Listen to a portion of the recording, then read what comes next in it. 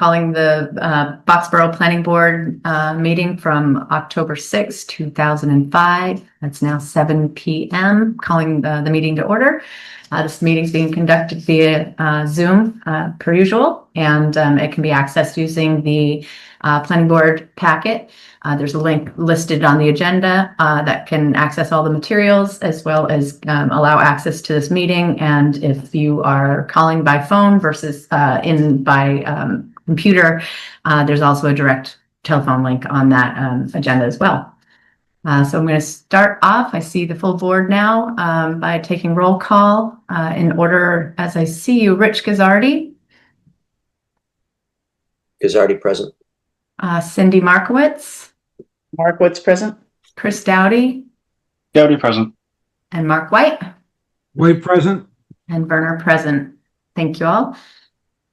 So 7 p.m. At this point, I'd just like to invite any members of the public to provide any comment or questions to the planning board that are not related to items that are currently listed on the agenda. So if there is an additional comment that anyone has to make, please raise your hand, or you can also push the phone function *9. Okay. I'm not seeing Abby's got her hand up. Oh, I'm sorry. I don't. No, it's okay. So I was there you are. asked to unmute. Go ahead, Abby. Yeah, all good. And I just lowered my hand. Thank you, Abby Reed, 205 Old Harvard Road. I just want to circle back to a comment I made a couple of months ago, and I wanted to ask the planning board to please consider conducting public hearings in the future in person. I do believe that engagement is better amongst the members themselves, but also with the public. There are people in town that don't like to speak to a camera or in front of the computer, and I feel like when members are present in a room, the level of attention is much higher. So I would like you to consider that for the future. Thank you. Thanks, Abby. Okay, so we are able to open the first public hearing. This was we had this on our last agenda, but it was getting awfully late, and the board agreed to push it to the beginning of our next hearing or meeting because we wanted to get at least a little bit of public attention on it. So this is footnote 5, a zoning bylaw revision. So with that, the Boxborough Planning Board will conduct a continuing public hearing pursuant with MGL Chapter 40A, Section 5, to consider amendment of footnote 5 of the table of dimensional regulations to provide greater flexibility for public safety uses in the town center district. Alec, do you want to go ahead and open that up? Absolutely. Just note, I'm opening this in PDF format. That's what I have it readily available for, but I can make any markups or notes here if needed. We want to just see if there's any public comment specific to this Article 2 right off the bat. Otherwise, we can open it up to the board discussion. Any members of the public have any comments right off the bat about Article 2? And so just to briefly explain this, that it's allowing a public safety building of up to 25,000 square feet in the town center district. So that's an increase in square footage to allow for a potential public safety building in town center. Okay, any board members have any additional discussion about this? Rich, I see your hand up. Yeah, thanks, Rebecca. Well, so I guess we deferred our recommendation to town meeting floor. We did not vote on this yet. Is that right? I think we don't if the public hearing is still open. Yeah. Is that right? Yeah. Right. Okay. All right. Yeah, from a hearing perspective, I have no additional comment. I think it makes sense. I think it just provides the flexibility I think the town needs. Go ahead, Cindy. Yeah, the version that Alec is showing, I think the version that's in the warrant actually includes the summary So this doesn't appear to be the latest. What you're showing on the screen does not appear to be the latest, but yeah, I think we had discussed this at length, and we may have even voted, but then we realized we hadn't opened the public hearing. So I would, I guess, suggest that we go ahead and have a vote. So I guess I will move to recommend Article 2 as written. Do I have a second? Second. Thanks. Moved by Cindy and seconded by Mark White. Any additional discussion? No, other than if there is a summary that's printed in the warrant that's not here, does that matter? I mean, the motion's the motion. The summary is. Yeah.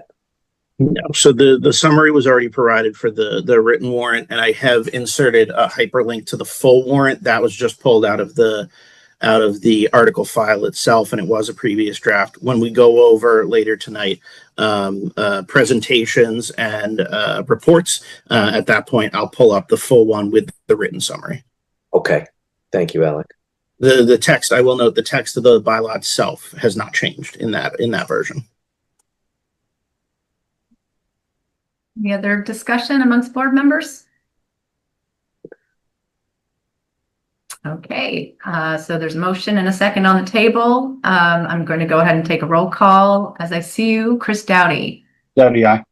Cindy Markowitz. Markowitz, aye. Rich Gizardi. Gizardi, aye. Mark White. White eye. Thank you. And Werner, aye. All right, we made quick work of that. Thank you. I did note that Attorney Costa joined us, which is right on time. Thank you, Adam. So I guess we're 7:07. We can go into our next public hearing at this point. Madam Chairperson, just real quick, you'll want to close the previous. Thank you. Thank you. Keep me honest, Alex. Motion to close the hearing regarding footnote 5 zoning bylaw revision. Second. And seconded by Chris Doughty. Thank you.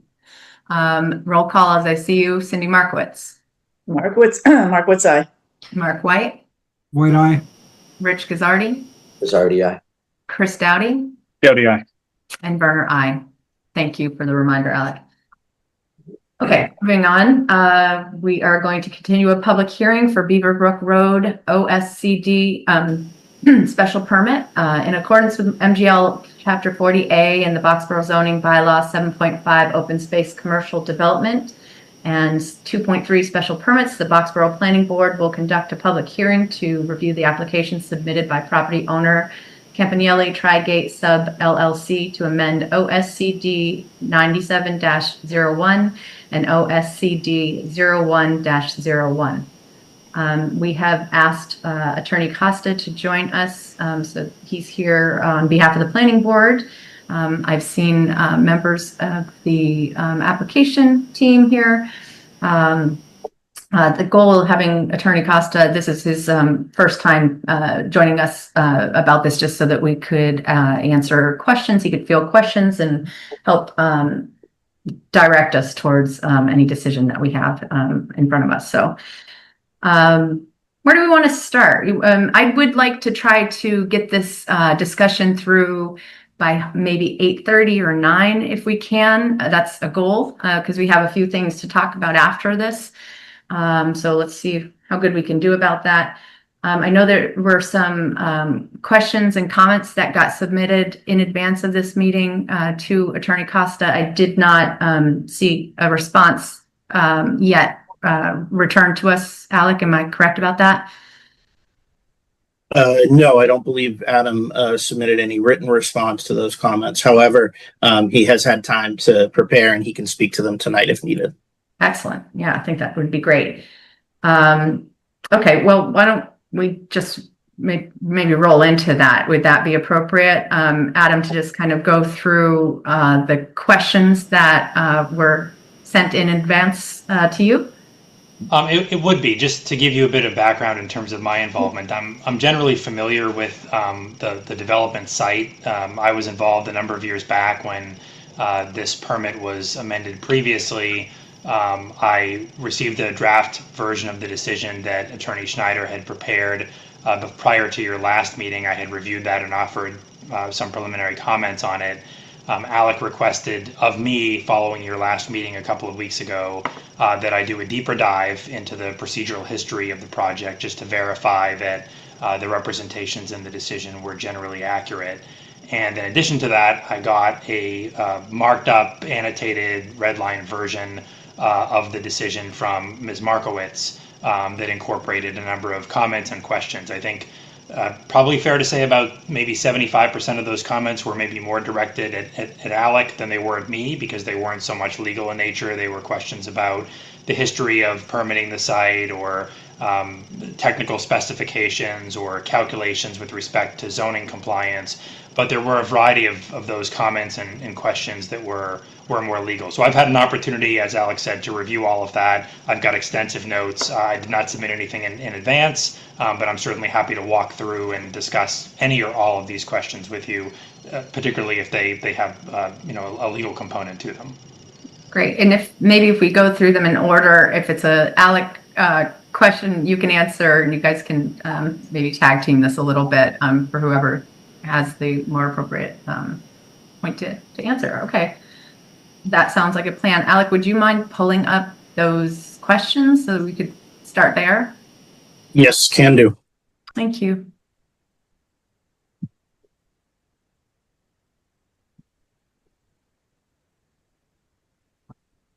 Cindy, since these came in from you, do you want to walk through these? Yeah, sure. Thanks, everybody, and thank you, Attorney Costa, for being available tonight. So as I was reviewing the decision and did a fairly extensive markup, and again, that wasn't necessarily all for Attorney Costa, but I was sort of reformatting the decision as I went through and had several questions, as you noted in the red line. But I tried to pull out the questions that I thought Attorney Costa could best answer. So I think there's 10 questions here.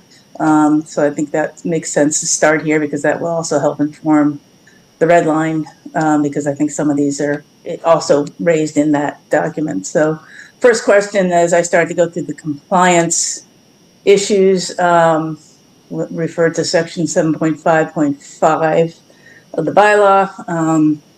We are, one of the findings I believe we need to make has to, can you make this a little bit larger? Yes. Thank you. Do you want it zoomed in or zoomed out? Zoom in, please.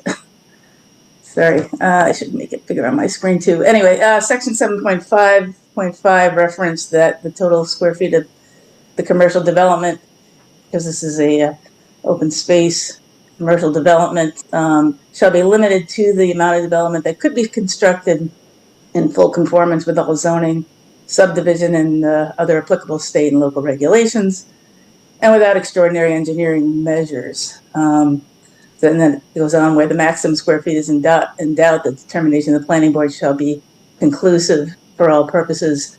I don't recall, I couldn't find in the record that the applicant had actually submitted to the planning board a amount of development that could be built by right, but I did identify figure 7 in the single environmental impact report that was submitted to MIPA of an alternative proposal showing 447,300 square feet, which in that schematic also included a couple of those buildings had were identified as being 2-story buildings. So my first question was, is that the base number, 447,300, that could be built by right? And if so, is that the number the board ought to be looking at? The applicant has indicated that in addition to a footprint of 446,000 square feet, the potential to add 221,500 square feet of mezzanine space was there. So I just wanted to make sure that the base number to ensure compliance with this, my question is, what is the base number to ensure compliance with this section? Is it the 447,300 or something potentially larger as proposed by the applicant?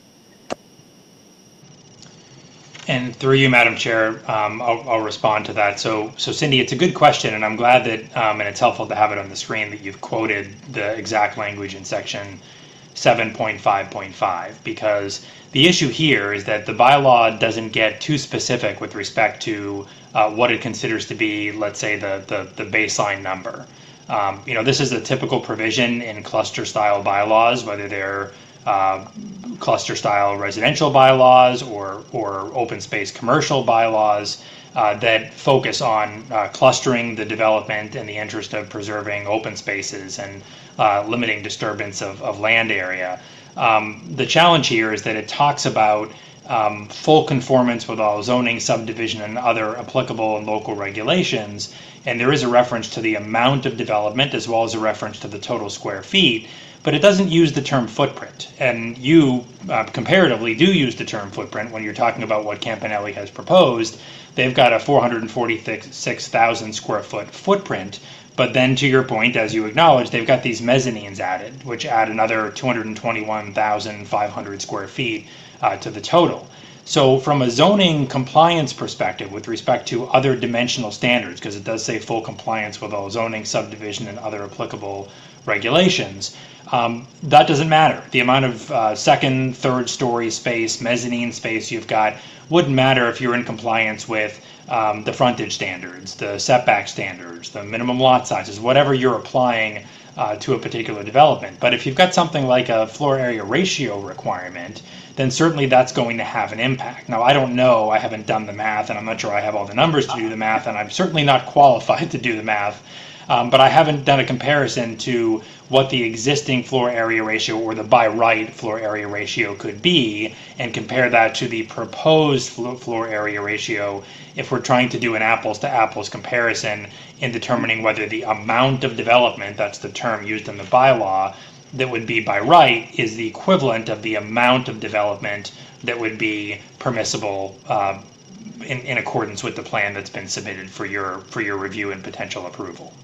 And it may be that the applicant can answer. I also dug through the materials that Alec had made available to me online, and I didn't see anything that was that purported to be some sort of a by right plan that had a side-by-side apples-to-apples comparison of by right development versus the proposal that's before you.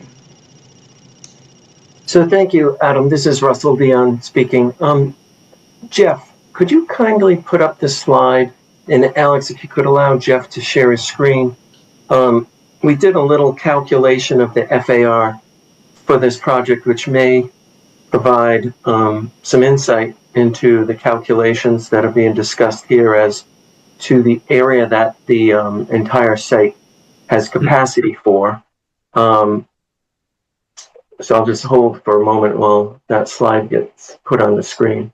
Madam Chairperson, are you fine with that if I take down my screen share? Yeah, I would just, if you could just raise your hand, Russ, if, so we can just keep some order to this. I'm fine with us pulling it up for that, but I'd just like to make sure we're going about this right. Yeah, sure. I'll raise my hand. I know Adam had asked if the applicant had a comment, so I just jumped in. Okay, so what we've done on the far left is the original calculation for FAR. The short is you go to total, there's 350 acres of land procured.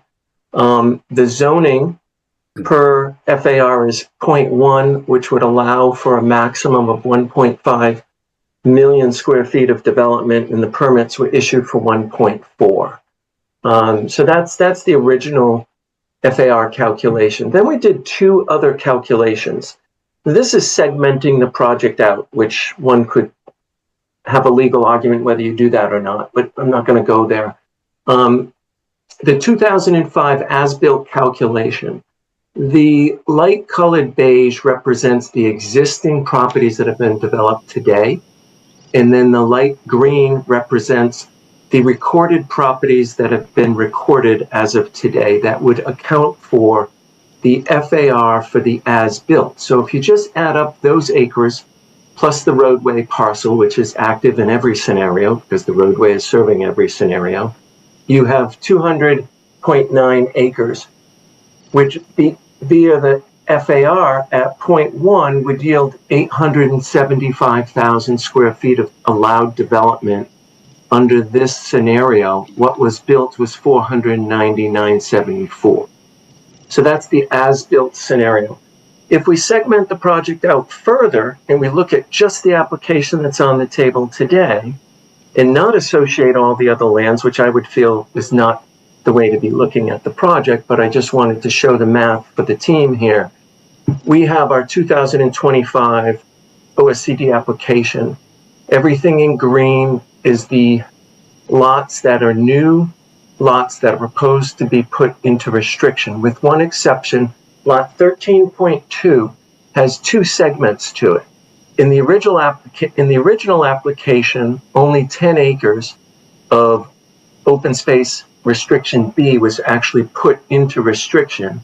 The other 18 acres was reserved for phase 2 of the development and never went into restriction. So that's why there's a duplication of that green from the middle column to the right column.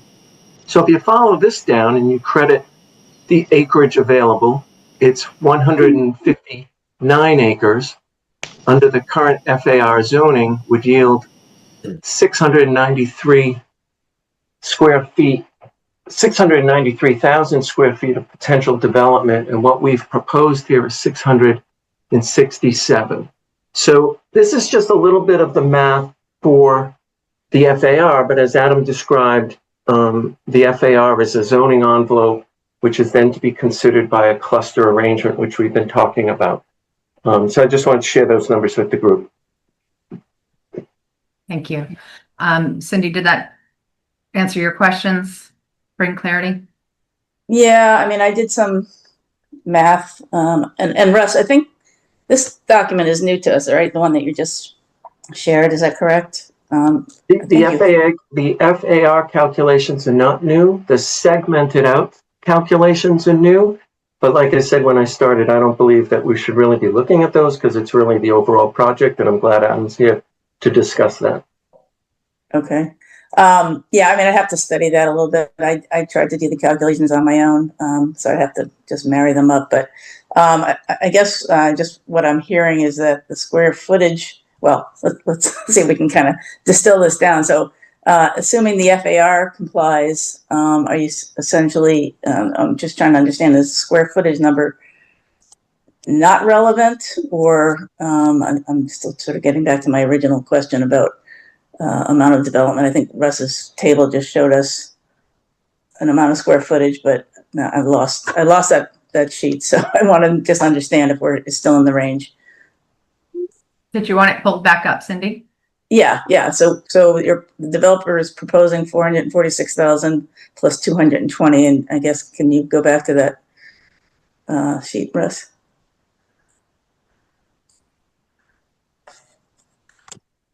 All right, and what's Jeff, could you zoom in on that, please?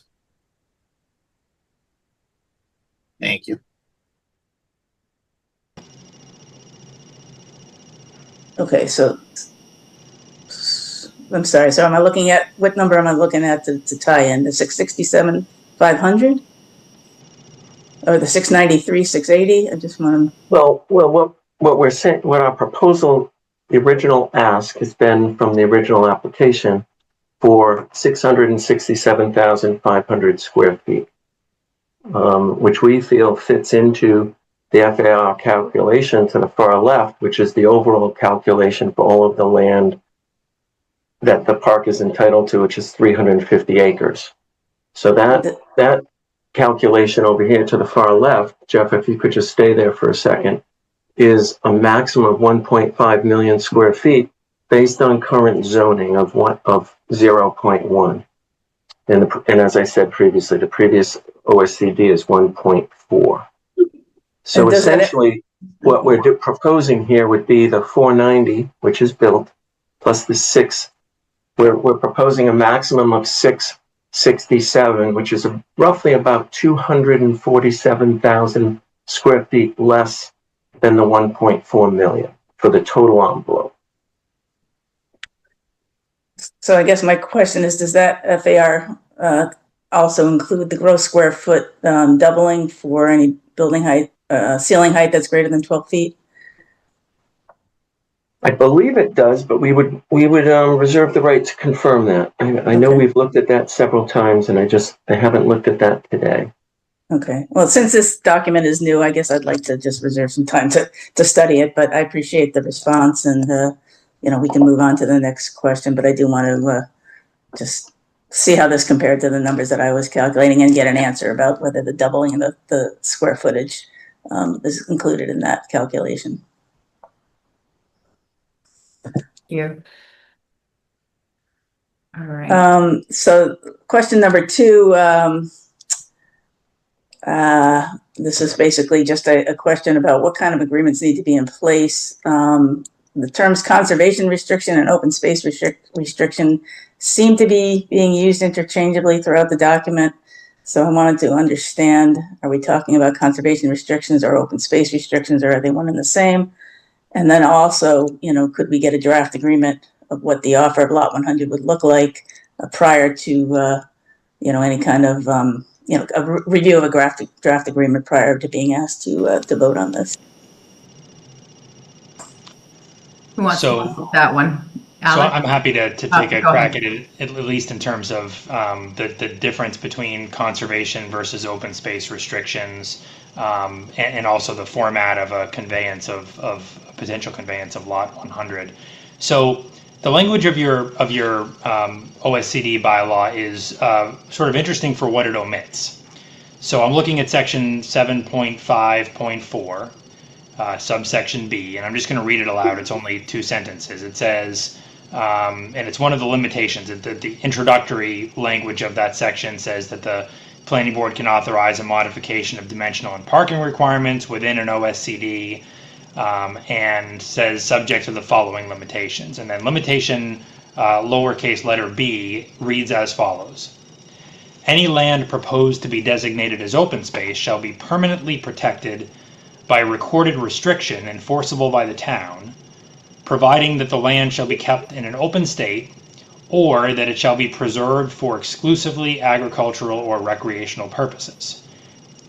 Any land proposed as open land shall be served by suitable access for purposes of recreational use, forest management, or agricultural cultivation.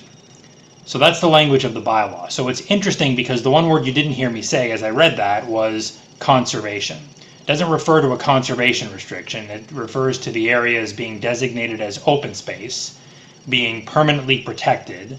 It does refer to a recorded restriction, doesn't say what kind of a restriction, and says that the land either has to be kept in an open space or, not and, or that it shall be preserved for exclusively agricultural or recreational purposes. And then also talks about any land that is open land needs to be served by suitable access for recreational use, forest management, or agricultural cultivation, whichever may be applicable to the use of the land. So I think you have some flexibility as a planning board to discuss and negotiate with an applicant the manner in which they intend to restrict land that is going to be the open space within their OSCD. And again, I won't speak for the applicant or the applicant's counsel, who of course is here tonight. She can speak for herself. She drafted, as you know, the initial draft of this decision. And I also noticed that the terms restriction, open space restriction, conservation restriction are used somewhat interchangeably. And the easy answer to that may just be that the intention is to provide some form of conservation restriction, which effectively preserves the land that is subject to that restriction as open space for conservation purposes in perpetuity. Or maybe that the applicant is simply deferring to the board to say what sort of restriction you want. They are not necessarily one and the same. Conservation restrictions typically require some form of state approval from an appropriate state agency. Open space restrictions can be private. But at the end of the day, the objective is still for there to be a restriction that is recorded in the chain of title to the property that ensures that the land is not going to be developed and is going to be preserved for one of those purposes that I read off in the language of the bylaw. With respect to the lot 100 sale to the town or conveyance, it's more of a gift, but refer to it as a sale, conveyance, gift, transfer to the town. That can come in a number of different forms. The way that it works with a conservation restriction most typically is the town or its conservation commission, if it's a conservation restriction, would be the holder of the restriction, but ownership may remain in the name of a third party. That could be the developer, it could be some other third party, and the town would hold the restriction and therefore the right to enforce and ensure that the property doesn't get developed and is maintained for the purposes for which it was restricted. That's different than a transfer of the term we use as lawyers is the fee, F-E-E, the fee interest. Fee interest is you actually own the dirt, so to speak, and I think that's a term, Cindy, that you used in one of your comments on the decision. Who owns the dirt? Well, when you're conveying lot 100 to the town would then be the owner of that property, and meaning that it doesn't just own a restriction or a right to enforce. It owns, again, to use your term, the dirt. It owns the actual earth. It owns the property in fee, meaning it has complete ownership, the same way that most of us own the property in which we have our homes. And that's the proposal with respect to lot 100. Relative to timing, I suppose to a certain extent I defer to the board as to when you want to see paperwork regarding lot 100 and its conveyance to the town. The only caution that I would offer is that it's really not for the planning board to say, what form that conveyance should take, what the deed needs to look like, the acceptance process. It's going to be accepted either by the Conservation Commission under statute with approval of the select board, or it would go through a town meeting process subject to select board action. So the planning board doesn't really have a role in the process of accepting title to property that is not going to be held by the board. But certainly you could get as specific as you want within this document as to what you want that deed to look like. What I typically see in cases like this, and they're fairly common because OSCDs, OSRDs, these are routine bylaws. I usually see a simple statement in a planning board decision saying that it shall be conveyed to the town in a form acceptable to town council or special council or whoever you want to defer that task to, because obviously the deed is going to get reviewed by council before it gets accepted by the town.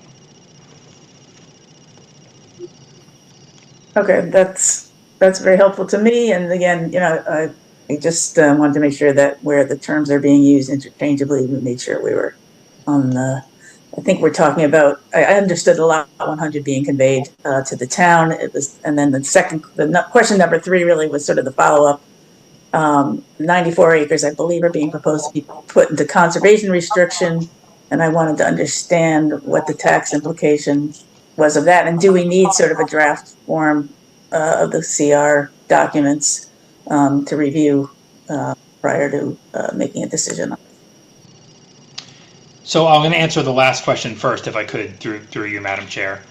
So in terms of whether you need a draft, I don't think you necessarily do. I mean, these forms of restrictions are fairly routine, particularly if it's a conservation restriction. The form is going to be, one of the 2 forms that the state offers. And obviously there can be adjustments to those forms, but typically that wouldn't occur during the land use permitting stage, at least not prior to issuance of a permit, but would be a condition of approval that you might want to include with as much specificity as you see fit, certainly reserving the right to review it and to have your legal counsel review it to ensure that it meets the objectives of the bylaw provision that this permit is being issued under. With respect to the taxation of land that is subject to a conservation restriction, land in Massachusetts is taxed at its fair cash value, and that is reflected a lot of different ways. It's reflected by the manner in which the land is available for development or has previously been developed. It's reflective of the quality of the land, sometimes reflective of the views or vistas from the land. And so it sounds to me, and I've done no independent research, I'm just sort of taking your question at face value, like several parcels are already listed in the assessor's records using this code UNDEV, which means the land is undevelopable. That would be a code that would typically, based on my experience, equate to a much lower valuation than if the property was available as the site of future development, which would yield a development potential and therefore a value that is many times higher. So I would imagine once there's a conservation restriction placed on the property, the consequence of which would mean that the property cannot be developed for any meaningful use, meaning with a structure of any kind in the future. That would certainly devalue the property if you were comparing it to a property that was today developable. If the property is already listed as undevelopable, it's probably going to have very little effect on the overall valuation. But again, I'm certainly not an appraiser or an assessor. So I can't speak with certainty as to what an effect it will have, but given my experience working with assessors and appearing before the appellate tax board, that's what I see when properties are restricted with open space restrictions, conservation restrictions, other restrictions that limit their developability. It certainly decreases the overall value and therefore decreases the tax revenue that's generated by the town. Okay, so I think in some, it sounds like the 94 acres are already being taxed at a reduced rate. It sounds like it's the assessor's determination whether that might be reduced even further. Then I guess I was trying to determine whether is there a third category of land other than undeveloped and developable that's CR that might be taxed at even something lower. But I don't know if anyone in this on this call can respond to that. It sounds like it's an assessor's determination. But if someone either on the Campanelli team knows that answer, I would be interested in just hearing that.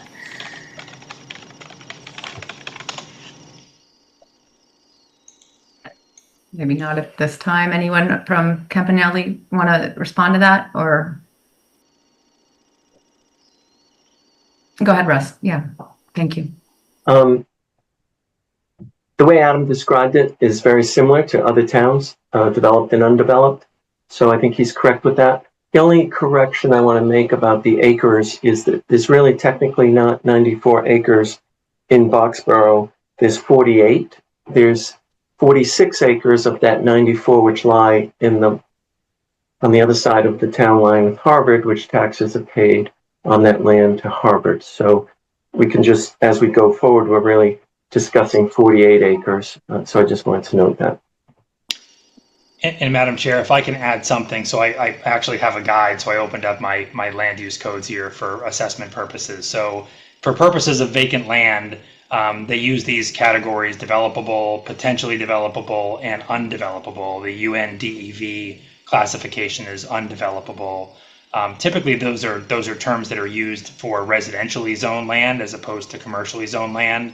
There are other categories of land that are open lands, recreational lands. This property, to the extent it qualified, for example, under Chapter 61B as open space, could be taxed at a reduced rate under that chapter, and there's a separate classification for that. So I can't tell you what your assessor may do or how it may be assessed. Certainly it could, the classification code that's being used, the UNDEV, could change depending upon how this land is restricted in the future, or whether there's an effort to seek a Chapter 61B designation. But my guess is that if it's undevelopable today and it will continue to be undevelopable, certainly the valuation is not going to go up, but it may not go down as significantly, won't go down as significantly as it would if it were a developable parcel today that was being rendered non-developable by virtue of a restriction. Okay, so I think the answer is the applicant is currently paying some tax on it at a rate lower than a developable parcel, and so they are still paying some tax on it, and that status may stay the same, or it may go down a little bit further, but they are getting a reduced tax rate now because that land is currently undevelopable. I just wanted to understand if it could go further down. It sounds like it could, but there's not a whole lot of room between where it is now and I guess on the floor. So I think that answers my question there. Cindy, before you move on, do we need to bring clarity to this document? Because I'm hearing that these terms are kind of interchangeable throughout the document. Should they, thank you, Johanna, I was going to ask you to speak to that, just to bring some clarity to where these terms are applied throughout the project, I guess is my question. Well, a lot of the reason that they're used interchangeably is that they've been used interchangeably in all of the prior permit documents as well. And if you look back at what has been recorded in connection with the 97 permit and the 01 permit, some of them were conservation restrictions. Some of them were merely open space restrictions. I have not been able to figure out why some are which. I don't think we feel strongly one way or the other, but to the extent that the terms are being used interchangeably here, it's really just a holdover from the permitting history of the site. Thank you. I'm sorry, Rebecca. Adam, well, I want to ask Adam, I mean, would it be your opinion that we I feel like we should have clarity about where these terms apply because they are different. You know, I just, what is your thought on that? I guess I understand where Johanna is coming from on this for sure. If she's trying to keep it similar to the previous decisions, but would it be good to bring clarity to that? I guess. Sure. So I always prefer to bring clarity to situations. It makes my job easier, and it makes your building commissioner's job easier in having to enforce and administer your land use decisions. I think that the challenge that exists here is the language of your bylaw, right? So to the extent that the board felt strongly that it needed to be a true quote unquote conservation restriction, understanding that those can sometimes be more complicated to place on property, a lengthier process, and the applicant didn't oppose that, then I think you could replace the references throughout by indicating your intent and the applicant's acquiescence to there being a conservation restriction on these parcels. That's not something that your bylaw currently says. The bylaw says it has to be a recorded restriction to ensure that the property continues to be used as open space, either kept in an open state or preserved exclusively for agricultural or recreational purposes. That's all your bylaw explicitly requires. So minimally, that's what the language of your decision should say. If you want to require something further, and require that it be a quote unquote conservation restriction, that's a discussion that I think you should have with the applicant before you conclude the public hearing process and proceed to finalize your decision. Thank you, Adam. I feel like I need to get my head around that and see, kind of line it up side by side where it is located throughout the document. Because I honestly didn't pick up on that like you did, Cindy. So. Right, and just looking at the map, I'm looking at this, you know, the master plan map. There are several sections that are listed as open space, passive recreation, and then there are sections that are listed as conservation restriction, and then there's sections that are listed open space restriction. So, you know, to the extent we can clean that up, or at least identify what the terms are, and I think, you know, it does make sense to have a discussion with Campanelli. I wanted to ask this Campanelli, I presume they want to continue to own the dirt. And I'd like confirmation on that before we move off that subject. Go ahead, Russ, please. Oh, you're muted, Russ. That question has been raised previously, and we have agreed to continue to own the dirt, all except for lot 100, but the rest of the open space or conservation restriction, we would continue to own. Not that it makes a difference, just changing the point about definition of open space and conservation restriction. Johanna talked about this a little bit earlier. When Cisco went through this, and I'm not convinced anybody on this call was part of that decision-making group, but it seemed like where there was a conservation management plan for the mitigation of the turtles, they called those two lots conservation restrictions. Every other parcel that was put into restriction was called an open space restriction. So that's a trend that happened in the previous permit. I just share that with the group, but Campanelli has really no real stake as to what the definition is. We know that this space will be undeveloped going forward, and it will be a wooded or a non-wooded area of open space restriction. So I just want to share those thoughts. Thanks, Russ. Yeah, and if I may just clarify, and Russ, forgive me if I'm misstating something, but it's lot 100 and the Harvard parcel that we will be deeding to other parties. The Harvard parcel we have agreed to deed to the Conservation Trust. So we're really just talking about the other currently unrestricted open space areas that could either be subject to a conservation restriction if that's the board's preference, or some other form of open space restriction. I think also just looking at the historical permit documents as well as, you know, our documents and submissions over time. I mean, I think that when we're using open space restriction, we're using it more generically, and it could encompass, you know, varying forms of restricting that land. I think, sort of to Adam's point, the bylaw is not super specific about what it needs to look like. If it's the board's desire that we use conservation restrictions, we're happy to do so. If it's some other form of open space restriction, we're equally happy to do so. Thank you. I think it would be helpful to look through and just, because I haven't looked at it through those lenses, I think, myself personally, but, so you're saying your team is open to either or as determined by the board is what I'm hearing, Johanna. Correct. Okay, thank you. Cindy, I'm sorry. Did that answer your question before I ask Mark? Yes. Okay, go ahead, Mark. Yeah, I just want to, I want to talk about this now while we're here before we go on to something else. In my mind, open space can easily become conservation area. But it's very difficult to go backwards to make it be conservation first and then later turn it to open space. So I think what I heard was they would deed us the land on lot 100. We have to decide how we're going to handle that. But the rest, unless it specifically needs to be conservation land, I'd be inclined towards an open space restriction. So if we get these two categories that we have to work with, then I have no problem kind of putting each parcel into one or the other, but I would lean towards the open space, except for the areas that we've clearly defined as high interest conservation areas, just so we know this going forward. Thanks, Mark. Okay. Are we going to be able to at least raise this again so we can talk about it, or do you want to flesh it out now? Because I'm still, Johanna indicated that the wetlands areas were more likely to, and the prior permits fall under conservation restriction. But again, I'm looking at the map and it's sort of broken up in different ways. Passive recreation versus active recreation versus open space. So there's just a lot of slivers here. I just want to make sure we touch on this either now or later to make sure we got it the way we want it.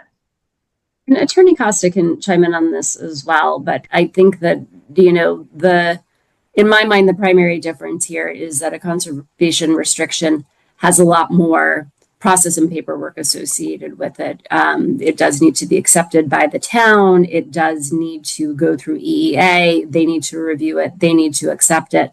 So in some respects, it's all, and as I said, we're happy to do whatever the board would like us to do on this. But to the extent that the town is not interested in, kind of coming along for the ride for the longer and more involved process, I think you can achieve the same result. Thanks, Johanna. Rich, go ahead. Yeah, I guess I'm sort of, Cindy, you asked the question, do we put it to bed, or do we flesh it out now, or do we wait? I'm inclined to say, if in both cases the land is undeveloped and it's protected as an open space restriction, I'd say go with the open space restriction and less paperwork. And if at some point in the future, it sounds like there's a pattern already, the way Russell described it, with certain parcels being, the parcels that are addressing the turtle habitat being identified as conservation. So I think personally, I think we can put it to bed now rather than flesh it out. I'm okay with open space restriction. I think the net effect is it's not going to be developed. The only thing comes to mind, Rich, is that I think it's like, how passive is the use of that parcel in my mind? Is our turf fields with pest management and stuff okay there, or are they, I'm just kind of fleshing out some thoughts that I have around that, or is just a boardwalk over some conservation land, better or whatnot. So I guess it's how passive is the use that kind of comes to my thinking, I guess. I guess that as a town, we'd have to decide that at some point, right? If we were going to put a soccer field in, we'd have to agree to that through a town meeting process.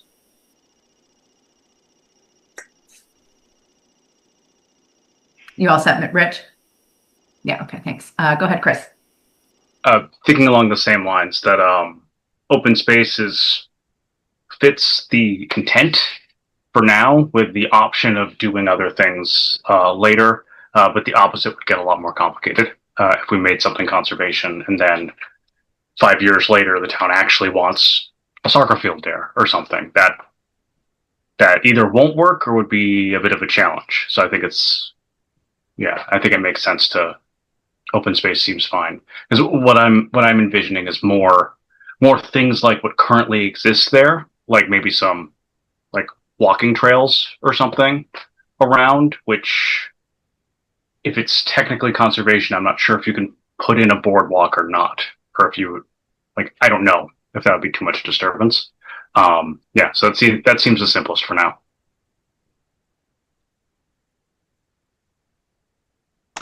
Just a moment, Liz. My feeling is that this, I would like to be able to at least assess it, I guess. I haven't even looked at it with these lenses on, and perhaps everybody's correct on the call right now. I didn't even pick up on this going through. So I'm wondering if there's a way to kind of identify where these, I don't know if Cindy, if you went through and you identified where all these things are occurring. Just because I do agree with, that we should bring clarity where we can bring clarity, and there's really no question about, what applies where, I guess. Yeah, for sure. Out of the 94 acres, 46 of it is going to be donated to Harvard, so that reduces that number, and then lot 100 is another 5 acres. So it's about 51 acres out of the 94 that are out of this discussion. But then that leaves this open space restriction D, about 15.8 acres. That looks very wet. There's some upland, I suppose, but I'm not sure that there's much room for passive recreation there. It looks mostly wet.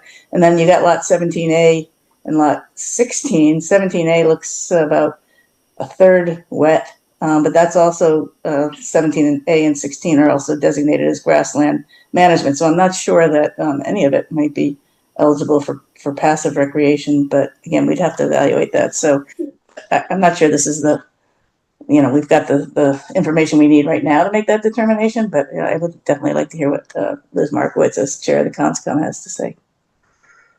Liz, do you want to go ahead and speak? Can we unmute Liz, please?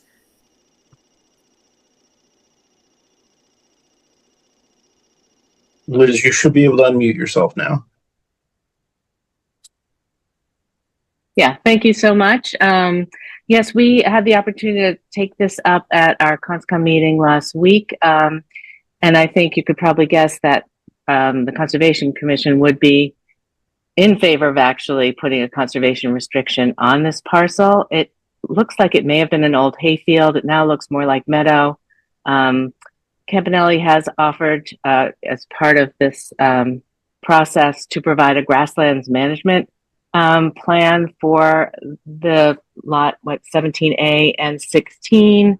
It is contiguous with the conservation restricted area that is turtle nesting area, which is always from a conservation point of view, having contiguous open areas is always a plus for just the way that wildlife travels through, through areas.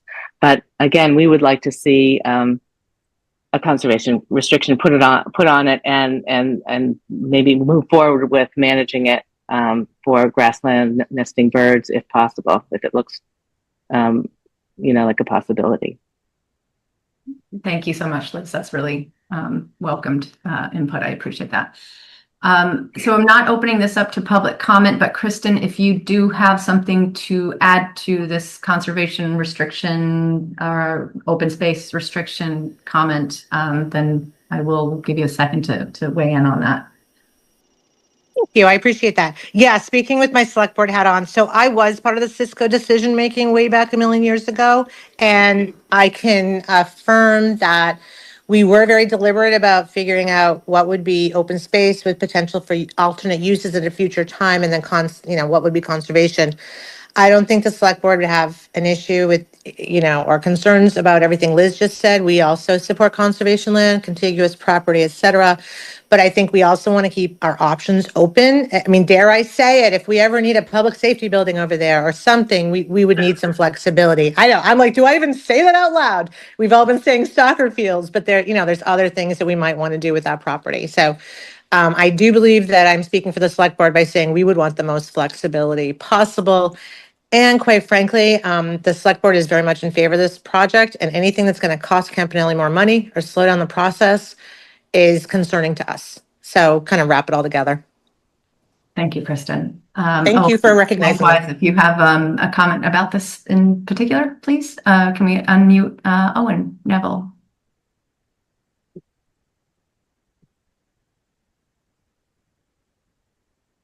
Thank you. I got on for something else, but just quickly with what Kristen just said, I think if a public safety building were to go in that neighborhood, that would be one of the things that Lot 100 would be used for. But I was actually delighted to hear Attorney Costa's comments earlier about directly from the bylaw, which in two places under 7.5.4 subsection B mentioned agricultural uses, called out specifically agricultural uses.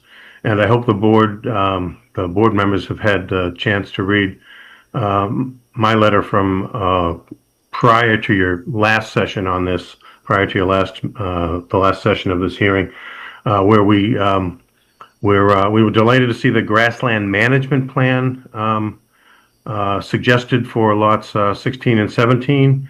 But we're hoping that it wouldn't be strictly limited to forage crops, that it might be open to something else as well if it became appropriate at some time in the future.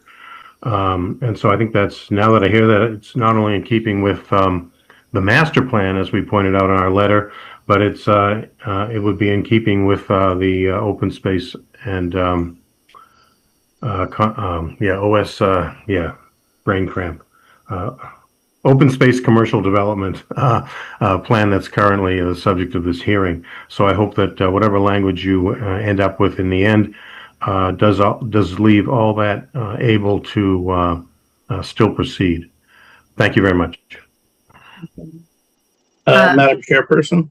Yeah, just a moment. I just want to clarify that an open space restriction does not include a public safety building on it. I mean, that would be counter to what an open space restriction does. So I just wanted to bring that point of clarity just to a previous comment. So Alec, what else did you have to add? Yeah, absolutely. So, Madam Chairperson, I think a solution to this, so you've received input throughout the hearing process as to what types of uses the undeveloped land should or shouldn't be. I think that's part of your role as the planning board to consolidate that feedback and ultimately be the decision maker. In this case, your applicant has indicated they are rather indifferent to what type of use type you would recommend. So what I would recommend is that as we go into the deliberation process, not necessarily even during the hearing process, we as a planning team can prepare for you a lot layout plan indicating by parcel, and you can ultimately make the determination. But we can just collaborate, take the feedback, and demonstrate which ones are offered for donation, which ones would be appropriate for certain types, and you can flexibly change that as needed. So ultimately, when you render a condition that says the following lots will be maintained for this purpose, then we can reference back to the plan. And then at that time, the applicant will have their instructions going forward, and they can determine how to prepare the specific easements or donations or whatever type of document would follow it. Thanks, Alec. Yeah, I would definitely like to just kind of give that a moment of consideration. And I'm very thankful to the applicant for their willingness to work with us as Foxborough sees fit. So thank you for that. So I guess I feel like we need a moment to look at this, but I don't want to eat up all the time on this particular item. So Alec, if there's a way to maybe highlight that comment, and if we need to come back to it at a later time, we've just spent a lot of time on that one particular item, and I just want to make sure we haven't even gotten to the decision or any of that. And she has a number of questions left, so I'd like to get through those if we could, but circle back to this if we can. Will do. Thank you. So carry on, Cindy. Okay, sorry. Thank you, everybody, for your patience going through this.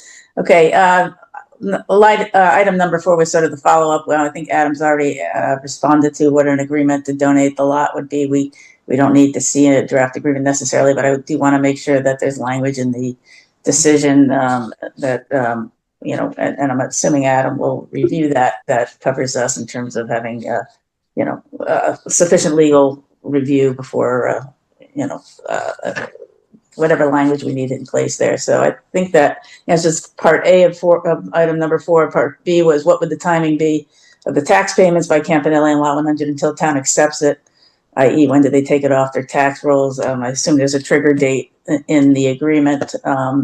And again, I assume that's something that we don't know right now, but is there anything, Adam, you want to speak to on that, or will it just be part of the agreement?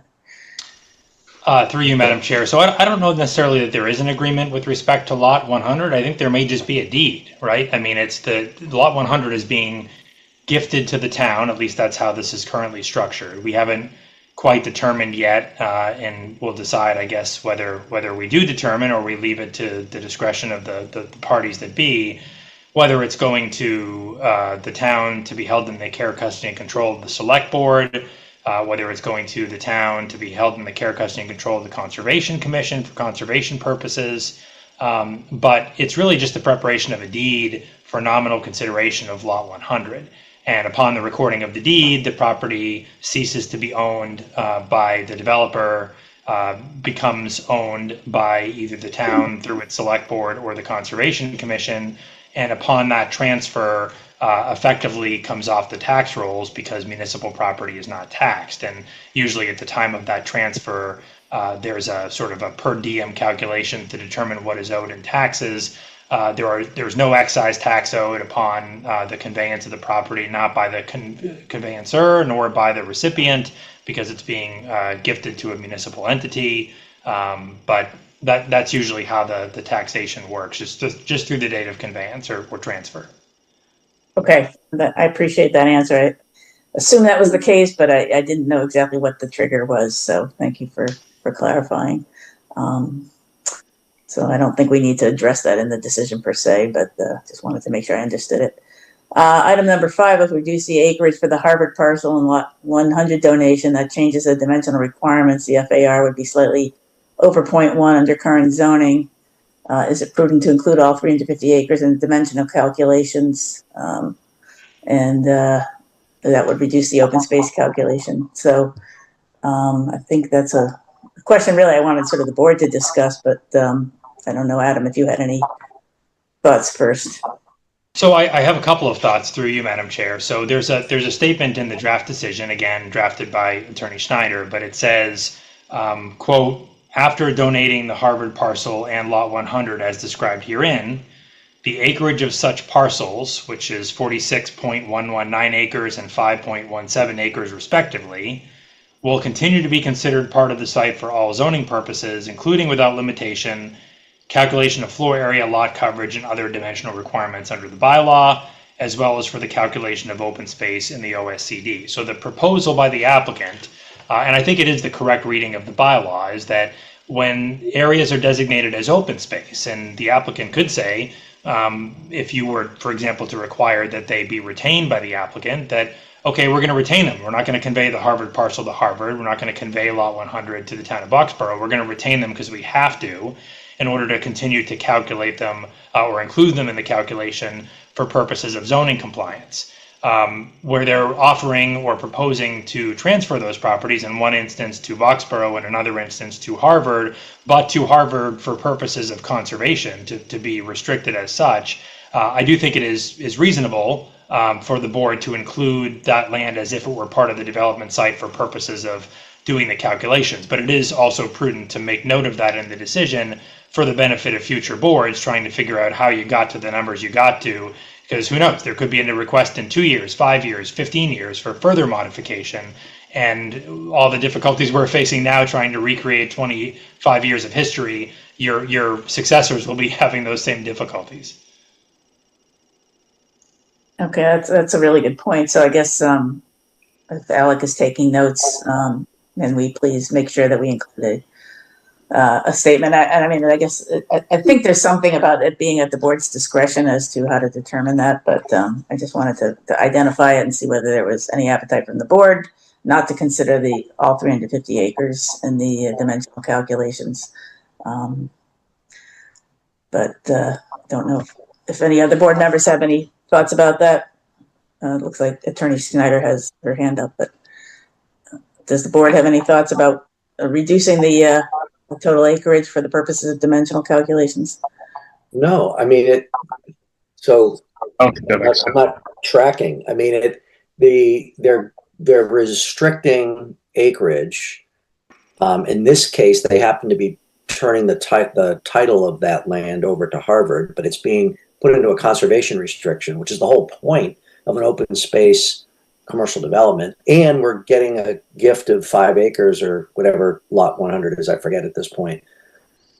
Yeah, I think that all should be included as part of the calculation. Is that what you're asking, Cindy? I'm Yes, sorry. yes. I just wanted to raise it to the board's attention. Yep, I'm good with that. Go ahead, Chris. Yeah, I was going to say, I think you have to keep it in the calculations. Otherwise, you start getting into a weird place with, you need to keep at least half of it open space for the open space, permit to even work. If chunks of it are, devoted to conservation, basically given away in a sense, and you then subtract that from the total, what if you're now 49.8% is left as open space? So it's like a catch-22 of, if you don't count it for the calculations, then you might end up, getting in a weird spot. So, well, if we didn't count it, it would mean they'd have to identify open space elsewhere that would increase the amount. But I just wanted to make you folks aware of that. Count it. Why would they give it to us? yeah, then you're basically forcing them. No, I understand. I'm just bringing it to your attention that that's a finding that we need to make, and I wanted to make sure everybody was on board with it. Yeah, I'm happy with keeping it counted for the purposes of this. Attorney Schneider, did you want to weigh in on this a little bit for Cindy? Yes, just thank you, Madam Chair. Very briefly, keeping it all together and having it all count is how this board handled it in the prior OSCD's decisions for this project as well. Thank you. Shall I move on, Rebecca? Yeah, I think so. It sounds like it. Thank you. Okay. Item number 6, just wanted to identify the entire property is located within the Aquifer Protection District. We do include use regulations and performance standards for facilities in the APD. I wanted to make sure that although the individual site plan applications may address that, I wanted to see if we could sort of comprehensively address it as part of this permit amendment, and try to understand what the best way to do that is without bogging down the decision too much. Are we pushing that to Attorney Costa for that? Yes. Yeah.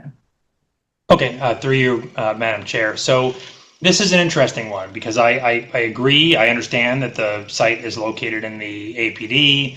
I understand that your APD bylaw requires a special permit for many uses. There's a handful of uses that are permitted by right, but many require special permits for the use itself.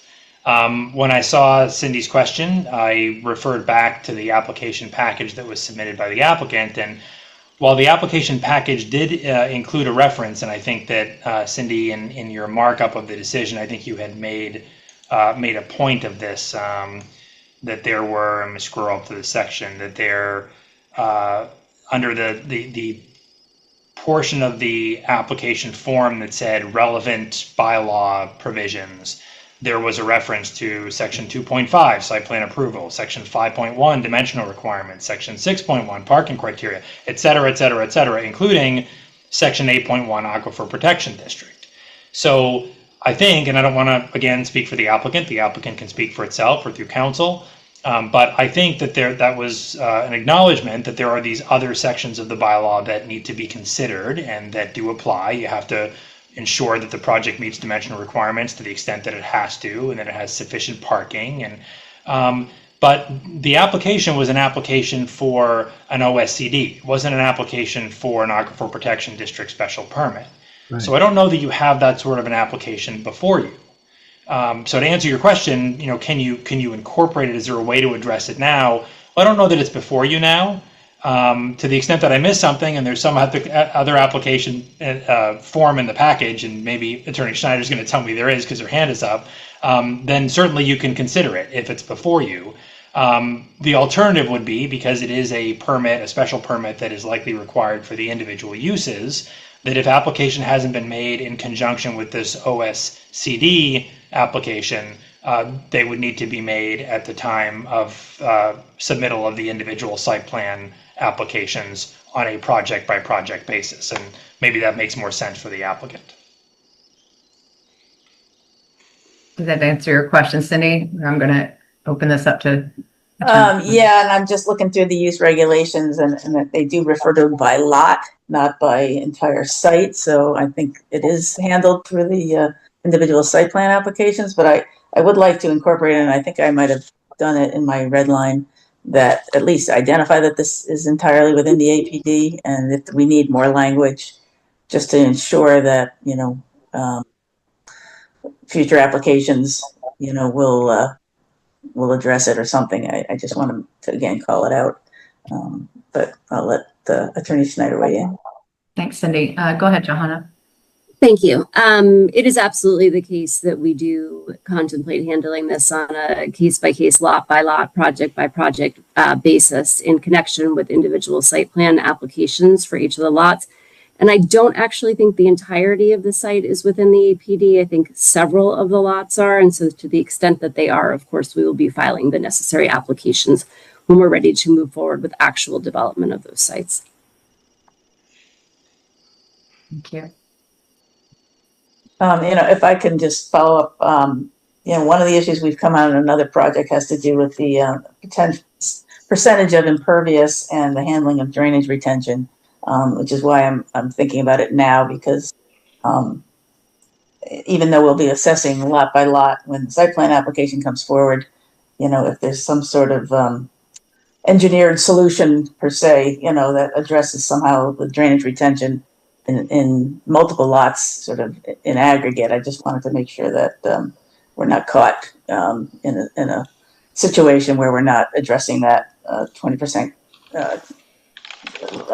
Reduction or 20% impervious issue. So that's why I'm raising it now. But I think it'll be handled as we do site plan review. I'm just, again, calling it out as a potential issue. Is there a way to just identify the percentage, Attorney Schneider, of APD on this particular lot? I mean, just to, if it's not entirely in it, maybe there's a percentage calculation that you have. I don't know that a percentage calculation is where we really need to go with this, as opposed to just identifying the lots within the park that would be subject to it. And we're happy to do it.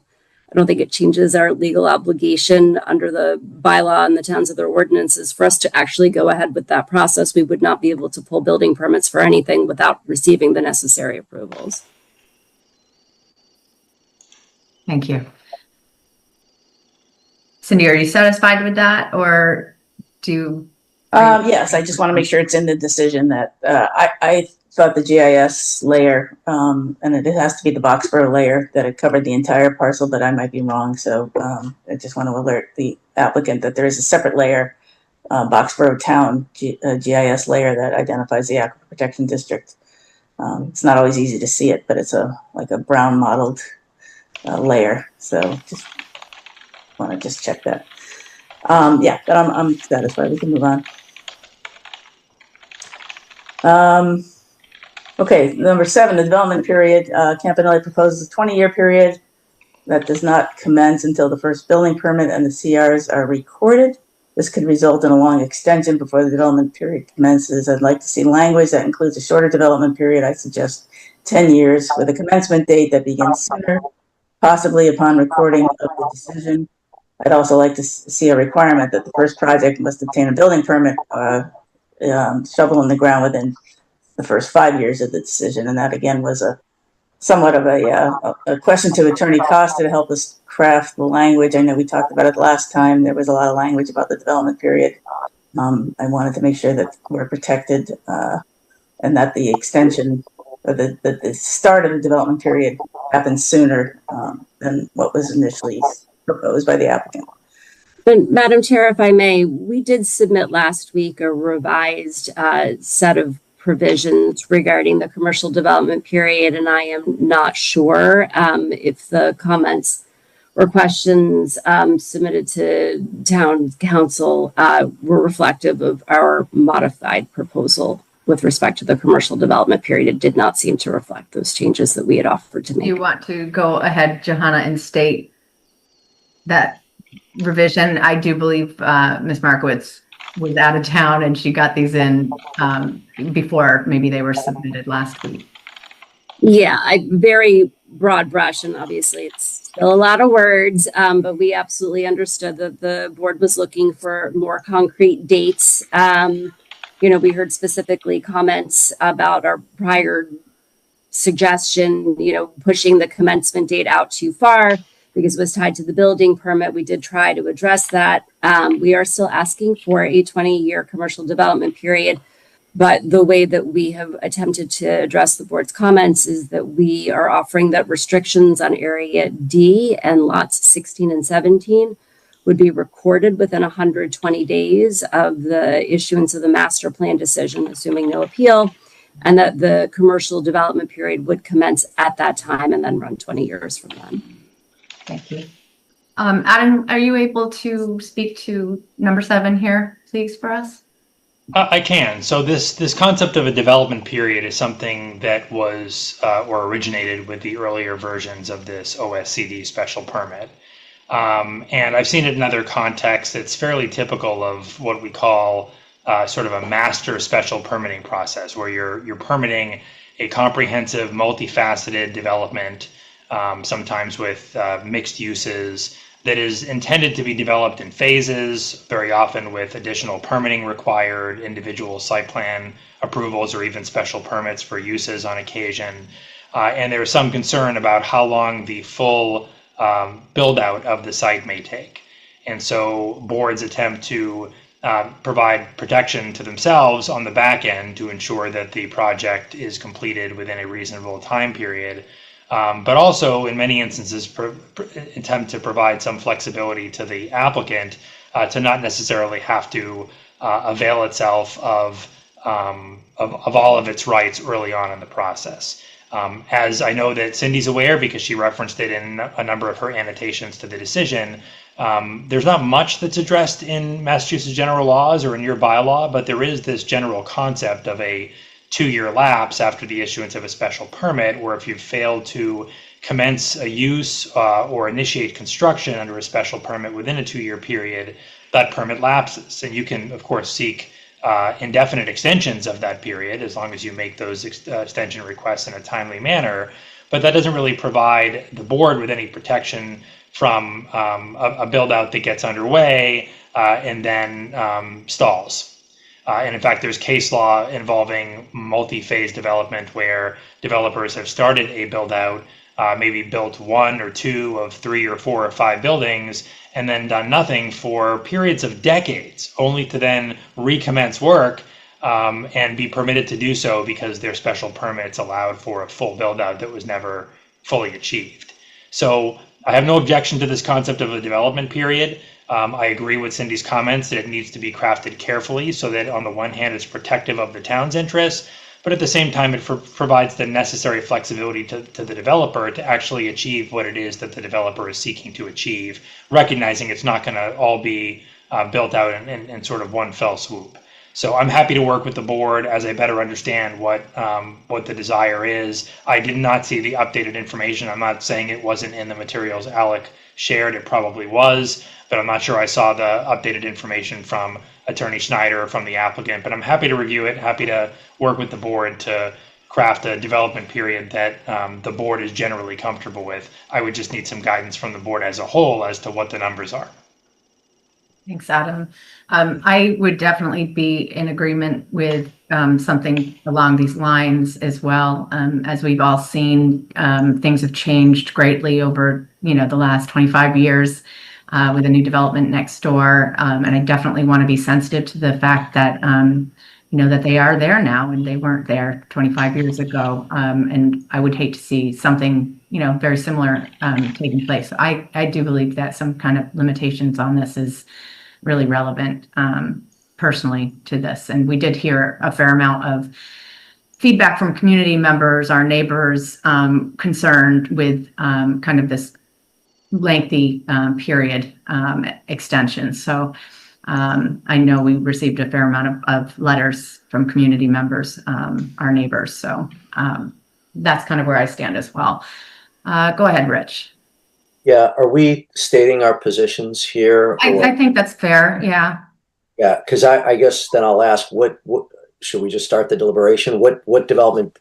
I did read the response that the applicant provided, so I understand that the clock now starts at a date certain anyway, which is effectively, if I'm reading it correctly, 120 days from the from now, basically from the, I believe from the approval. We can confirm all that, but assuming we have a firm start date, I guess I'm kind of okay with 20 years as long as we know when that 20-year period starts. But like, let's have the discussion. Is the proposal 10 years? Maybe we should, I mean, if that, I just don't know, Cindy. Those are the words you put in there. And then Rebecca, you said you wanted to have a discussion about it. So is there a proposal here?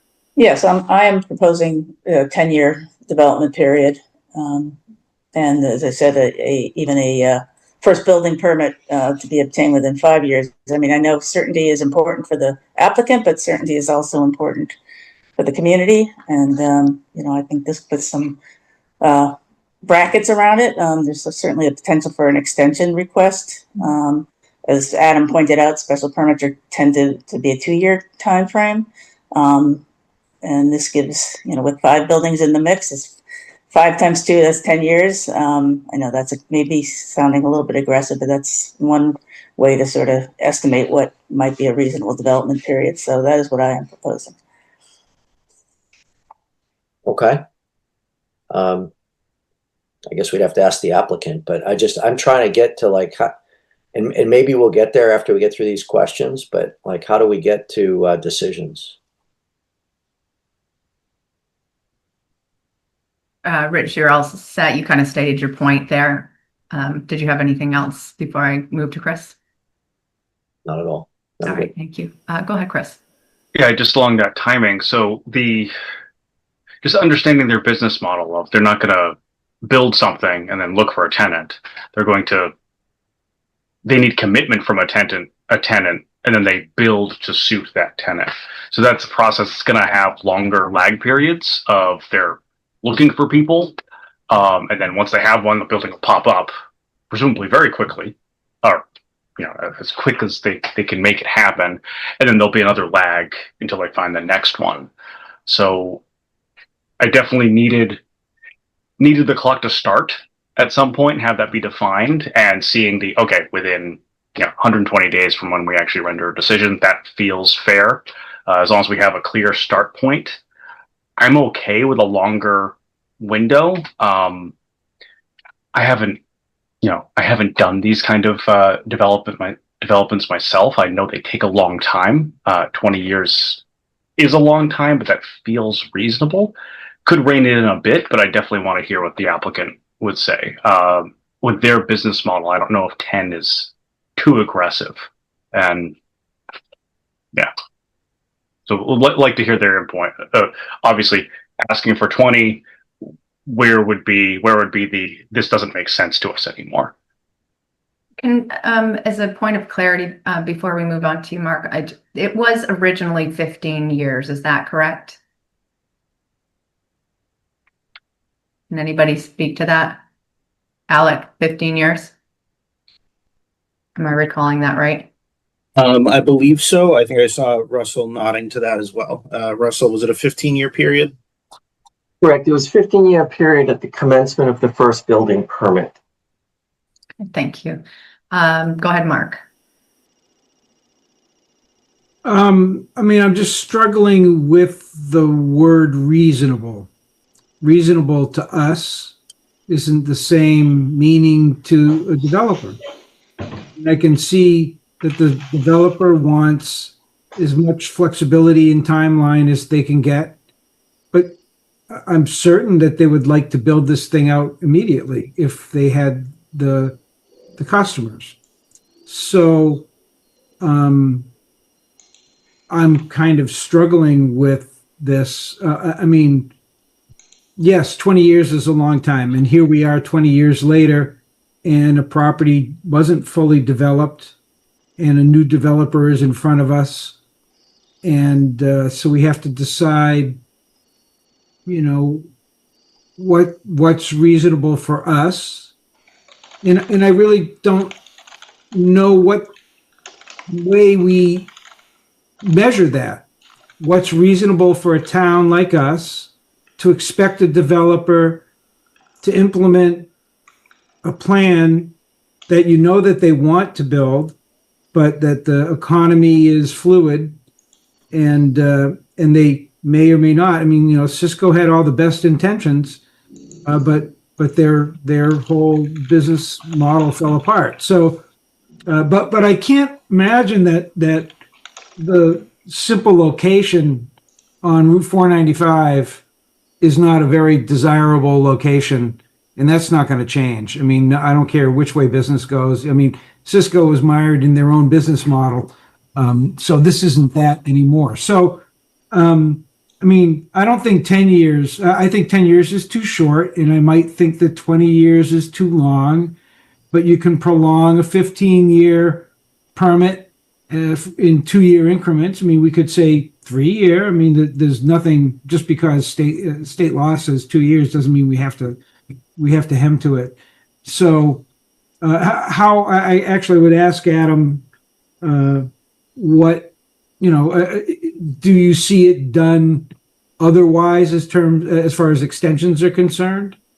Or is 2 years kind of like the magic number? So through you, Madam Chair. So the 2 years, I want to be careful to discuss the difference between the lapse period in the statute and a deadline. So what the statute wants to assure is that permits, whether they be variances, special permits, other types of permits, are not issued only for the recipient to sit on that permit indefinitely, and then a decade after the fact, when situation has changed, underlying circumstances have changed, to then act upon a permit that has been effectively dormant for many, many years. And so the statute used to say, in the context of special permits, that special permits would lapse, meaning they would become invalid, if it's a use special permit, if the use was not commenced, and if it's a special permit to build something, if the construction was not begun, within a period not to exceed 2 years as determined by bylaw. That's what the statute used to say, and that's, I'm sure, where Boxborough's 2-year provision comes from. The statute was actually updated a couple of years ago to now say a period of not less or not more than 3 years. But many municipalities have just stuck with the 2 years, which is still valid. But some have opted to increase that period to 3 years, consistent with the statutory change. But that's not a deadline to complete a project. That's simply a date by which you have to commence construction, if it's a permit like this one, to build something. Once you've commenced construction, state law provides no deadline for completing construction. And the state building code simply says you have to continue expeditiously to completion. And so that's a very ambiguous explanation of how you're required to proceed with your development. And so expeditiously is a matter of preference, interpretation, call it what you will. So I don't fault the board for doing what it's proposing to do here and what it did in the former permit that issued, which is define a development period, which is focused less on this concept of lapse and more focused on when the rights are going to be exercised and when those rights will expire if the project isn't built or the various phases of the project are not built. How to calculate that number? Should it be 10 years? Should it be 15 years? Should it be 20 years? Should it be more? Should it be less? You've already used the term reasonable. I'll use the term discretion. It's really left to the reasonableness or discretion of the board in determining what the right period is. Cindy's argument is if they had 2 years to commence construction of each building and there's 5 buildings, 5 times 2 is 10. Let's give them 10 years to finish the whole thing. You could apply a different rationale and say, well, maybe they need 3 years per building, that's 15. Maybe they need 4 years per building, that's 20. You could keep going. It's really left to the discretion of the board. There is an opportunity, and You could say it explicitly within the decision, but even if you don't, state law provides for it. There is an opportunity that that every special permit that issues by your board can be amended by way of request. Those amendments are discretionary, but they can be amended by right. By request and not by right. So there can always be a request if you grant the 10-year period, a 15-year period, for the applicant to come back before a future board and ask that period to be extended for 5 or 10 or 15 more years. So it's just a balancing of what you think is appropriate, but also recognizing that there is something to be said for a developer having some certainty as it proceeds with its longer term plans and not having to incur additional inconvenience and cost in coming back before the board to extend the permit. Okay, thank you. So that said, I mean, I want to hear what Mr. Dean has to say before I make any decision, but because you know, what they need is also as important as what we need. But I would be inclined towards like a 15-year development period with 3-year extensions to be granted by the board with, I mean, upon, I guess that's the thing is when we grant an extension, then the question is, well, are there criteria for granting an extension? I mean, just the fact that we can grant an extension, which I understand we can do anyway, then as long as we don't attach criteria to it, then I'd say that it's just kind of like they come back to us and tell us where they're at. So I guess my last question is, do there need to be criteria attached to extensions? And I think the answer is not. It's at our discretion. But that doesn't give the applicant much security. So, Adam?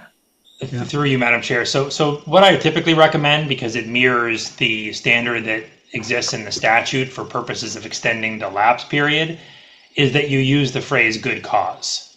And admittedly, that concept of good cause is, again, somewhat of an ambiguous and flexible term.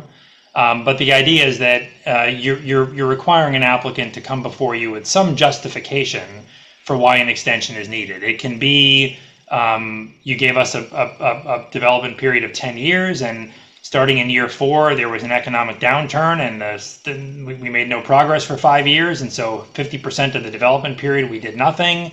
It could be we've been working expeditiously, but it's taken 3.5 years per building, and we've only got 3 buildings up, and we want to put 2 more up.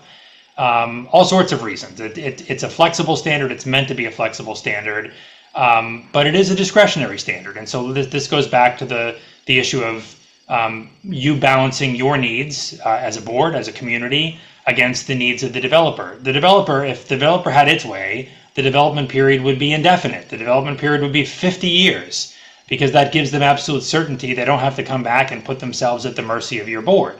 I'm sure if you had your way, you'd say come back every 2 or 3 years and we just check in with us and we'll extend your permit. But that places a significant burden on an applicant for a project of this size. So where's the middle ground? Where's the balance? And that's something that only you can decide through discussion with the applicant. Okay. Thanks. My questions are answered. I'd love to hear what the applicant has to say on this. Thanks, Mark. And just before Russ, I'm just going to hear Cindy out for a moment. Yeah, thanks. I know I should know the answer to this, Adam, but can you affirm or not whether the special permit runs with the land, and that if the ownership changes, does the special permit continue? It does. So as a general rule, through you, Madam Chair. So as a general rule, special permits do run with the land. They have the same force and effect as would a covenant or restriction in the chain of title to the property. You do have the authority as a board to include transferability or non-transferability provisions within a special permit, unlike, for example, a variance. So you could restrict the transferability of a permit. I don't see that done so often with special permits for development of this sort. I see it done more often, for example, with special permits for use. I see it often these days, for example, with things like marijuana establishments, where boards want some certainty. They want to know who the applicant is, and if the permit changes hands, they want certainty that the new operators, of the same, good reputation as the original recipient. With a development project, typically these are transferable unless the board says otherwise. So to that end, I guess that's another reason I feel somewhat strongly that a 10-year development period with potential for an extension request, is sufficient. If the owner does change hands, and we may hopefully would have a successor that would be a positive for the project. But if the successor was not necessarily a positive for the project, I'd like to be able to know that and have that additional ability after 10 years to determine whether or not we want to grant an extension. So that's just another reason I think 10 years is a reasonable amount at this point. Thank you. Thanks, Cindy. Russ, please go ahead. Thank you, Madam Chair. There's no doubt that we are standing on the absolute decision of discretion, and we're trying to balance so many things. And certainly from a developer's perspective, we, as we've spoken often, are not a speculative developer. So just to build one project here, we would go through a special permit process on the aquifer, would go through a site plan approval process with the planning board. We would go through an earthworks permit. We would go through a conscom permit if our drainage is flowing towards a wetland like it originally flows today. We've made a commitment not to work within the jurisdictional area. We also would have a building permit process. So all of those things after an OSCD could take anywhere from 8 to 14 months. So there's a process there. Just a few data points. Cisco came in here from a real estate perspective as a single tenant user. Over my career, we've dealt with a tremendous amount of single tenant users. Matter of fact, we've spent majority of my career buying buildings from State Street, Guardian Insurance, Ma Bell, and others, where companies have decommissioned or have separated, and a single tenant facility is no longer a single tenant facility. You go from one business plan to a multi-tenant park, which is what we have here. We purchased the land in 2021. There was one tenant when we purchased the land. We did a lease back to Cisco for their data center and for the power requirements that they require to run a variety of operations in different locations. We were successful to have one build-to-suit tenant come to town, which was TUV. We were successful to bring a life science manufacturer into town, and Medtronics, a medical device manufacturer, and we're successful to bring another electronic software company, Intel, here. So we brought 3 new companies to Boxborough in 4 years. That ratio is unprecedented in the real estate world in the last 4 years. And we at Campanelli take pride in that. We take pride in the fact that Boxborough is attractive. It's got a nice location on the Route 2 corridor and 495. We also take a lot of pride in the fact that we have to bring clean businesses to Boxborough. We have, prior to the Littleton water line coming in, which will be delayed until next fall, we have a well that is maintained up to DEP standards, public water supply, built in size for 1.4 million square feet. We have a wastewater treatment facility, which is sized and built and upgraded every 2 years with an investment for 1.4 million square feet. We're not building 1.4 million square feet. We've made a lot of investment in this park in the 4 years that we've had ownership, and we intend to make a continued amount of investment even after the investment of this OSCD. There's financial investment, there's land investment, there's goodwill investment. The type of development that we anticipate here needs more time than what's been outlined in this document that I'm looking at on the screen. And we've talked extensively about the development period amongst our entire partnership at very exhaustive and debatable levels. And essentially we have 2 fundamental offers that I would just like to share with this board. One offer Johanna has already outlined, which would be a 20-year development period commencing roughly about 120 days after the appeal period for this permit expires.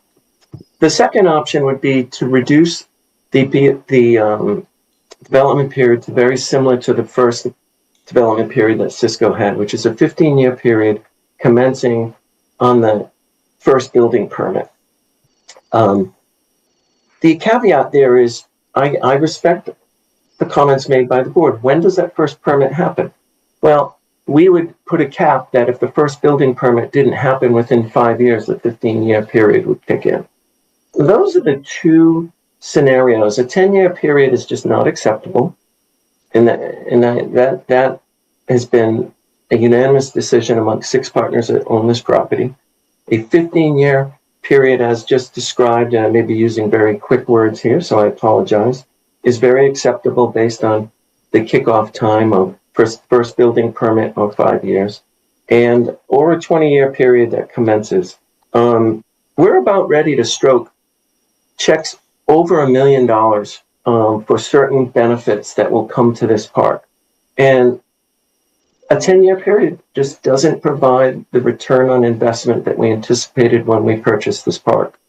So there's 2 options on the table as we see it. I'm happy to dialogue about those terms. I think Mark said it well. You know, extensions can be a little tricky. I certainly get a little nervous about extension periods. I think Attorney Costa summarized the issues about special permits having 2-year periods. Special permits and site plan approvals typically happen when you have an actual designated user and ready to go. Oftentimes the project is even financed at that point, and you're getting your permits and your entitlements to do the work. And that's why they have a much shorter period. They have a 2-year period because they're ready to go. Here, we're not ready to go. We are awaiting a tenant to do a build to suit. That is our mission statement here. And TUV was a build to suit. That we're not doing what Gateways is doing in Devon's. Devon's built 600 square feet of life science space, and they're waiting for tenants to come. That's not the mission here. So we do need an extended development period to support the investment that we've made to date and the investment we will do going forward. And I would hope the board considers one of those 2 options and is receptive to one of those 2 options. Thank you, Russ. You know, I do think that we need to consider that this is not the exact same site as it was when this first went through. It is a very different site. We have residences right up against that property line now where we did not have them before. So, you know, extending for 20 years, it just does not, in my perspective, does not seem fair or just to those people over there. So that's my 2 cents here. I think we really do need to be good neighbors with the people that we're neighbors with. So just sharing that. Chris, go ahead, comment. So I like the second option of a 15 that starts from, you know, something commencing, with the caveat that if nothing starts by X, the timer starts. I think that feels like a fair way to split kind of that difference in a way that obviously a builder wants to build something, so they want to start as soon as they can, as soon as they find someone who needs the space. But it also makes it not indefinite for us. And I get that, you know, just the permitting process of, you know, a site plan approval itself in Boxborough could take some significant time. So they need to be able to, you know, plan for that time happening. Yeah, so I'm hearing clearly from the applicant that 10 years from signing isn't going to, or from decision isn't really going to work for them. Okay, we need we need the guardrails. So 20 is too long for several members of the board. 10 is too short for the applicant. So 15, where the timer starts somewhere between year 0 and 5, that feels like a good way to thread the middle. Go ahead, Rich. Yeah, I guess what I'd like to see is like understand what all the language changes are, but fundamentally, I'm in agreement. I think we feel dates like this feels like a long period of time, but like we're not the ones that are doing the investing. We're not the ones that have to make it happen. We're the ones that are in the permitting process. And I think what the applicants described is probably not too far from the truth, 8 to 18 months to get a project permitted. If you just run that math out and you look at normal business cycles, 10 years is gone before, I mean, we're almost halfway through the 10 years and they've put one building up. And yes, and I'm not minimizing when I say one building. There's been a lot more activity happening at that site. It's amazing. It was essentially vacant. And now it's not at all. So they've done a tremendous job, but to develop 5 buildings with all that time period, and the amount of investment that goes in. So I'm okay either way. And if the 15 years helps, in terms of the shorter time period, I do think, there's probably a high probability that something happens before 5 years. Once this is permitted, it could happen. These business cycles are probably pretty long. I think there's generally a 20-year business cycle, right, overall, and in very big aggregate terms. And I don't know where we're at in that business cycle. I don't know if a building happens in 5 years, but if it does, it'll turn the clock on. So I'm okay either way. If Chris and Mark are good with 15 years, Cindy, we haven't heard from you. I could be good with 15 years. Thanks, Rich. Mark, go ahead. Thanks. I just 2 questions. How does delayed development hurt the neighbors? I mean, you made that statement as like some truth, and I don't see how, if this gets delayed for 10 years, it has a negative effect upon the neighbors. And then that led me to think, well, how does delayed development, how is that bad for the town? I mean, yes, we want the income. That's good. But what this particular developer brings is a diversity of development. I mean, Cisco was great. They made a big promise that they couldn't keep. But the diversity of development that these people bring, I think, is good for us, because in down cycles, you may not get the whole place empty out. And I think that's that for us, for this town, that's the negative, is a single use development getting wiped out by some downturn in their economic cycle. So the diversity, I think, is really important. And I think that that's what we want. I think that's what this town needs. And if that takes longer, I really don't think that there's a lot of downside for it, for us or the neighbors, that it takes longer. And I'd be willing to bet that if they said they won't develop anything there for 10 years, the neighbors aren't going to complain about it. They're going to be thrilled. Give them time to grow their kids and move to their next place. So I'm hearing the developer with their limitations, and I do understand there are, like Rich said, 20-year economic cycles. That is the truth.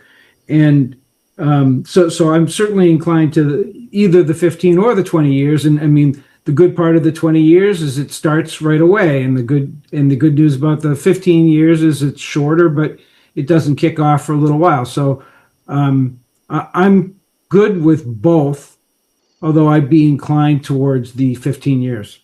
So that's it. Thanks, Mark.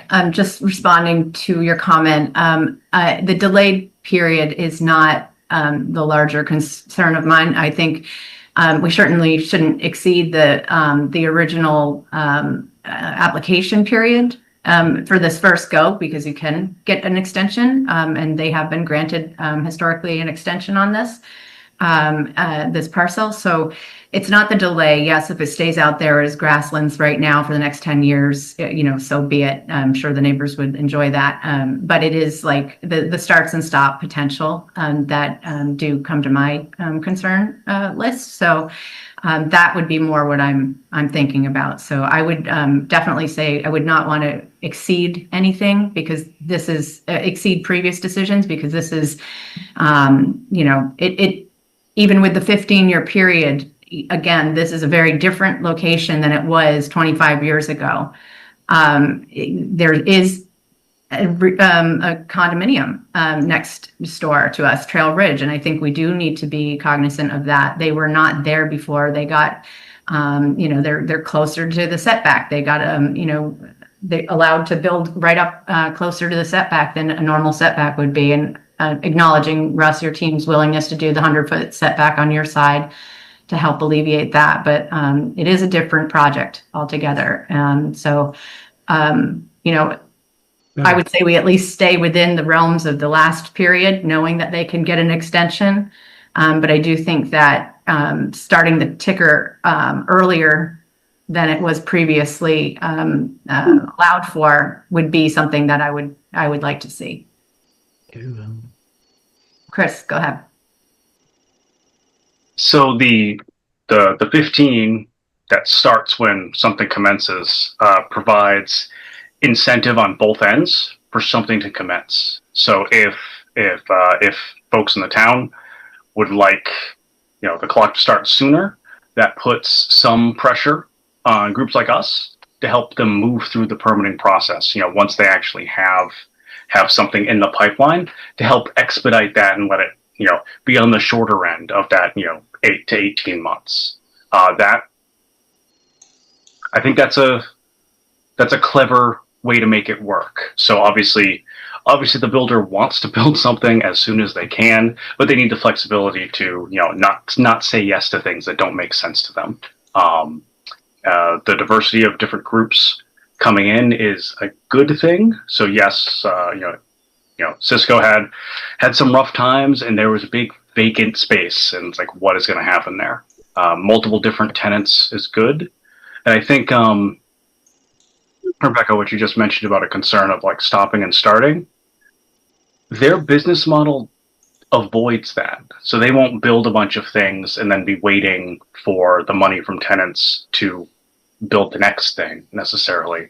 They will have a tenant locked in and then sprout a building, and it'll be occupied and they'll be looking for something else. So TUV went up very quickly, or at least from my perspective as a random resident who, walks a dog past there. Suddenly there was construction, and then not that long late, it felt like very quickly after, there were letters on the side of the building and there were people parked there, and there was an active business. So I don't think there'll be significant lag periods where there'll be like just an empty parking lot and a half finished construction. I think this process could work nicely, but I get they need some time to kind of find people and make it work with their model. And that model, I think, is frankly better for the town than like Devon's, where you might have a big bunch of open for lease space that doesn't look great and serves no real purpose. Because I'd rather it be an open grassland where you can play frisbee or something and no one minds while it's waiting to be a building. It's much better to have that than having a vacant office building.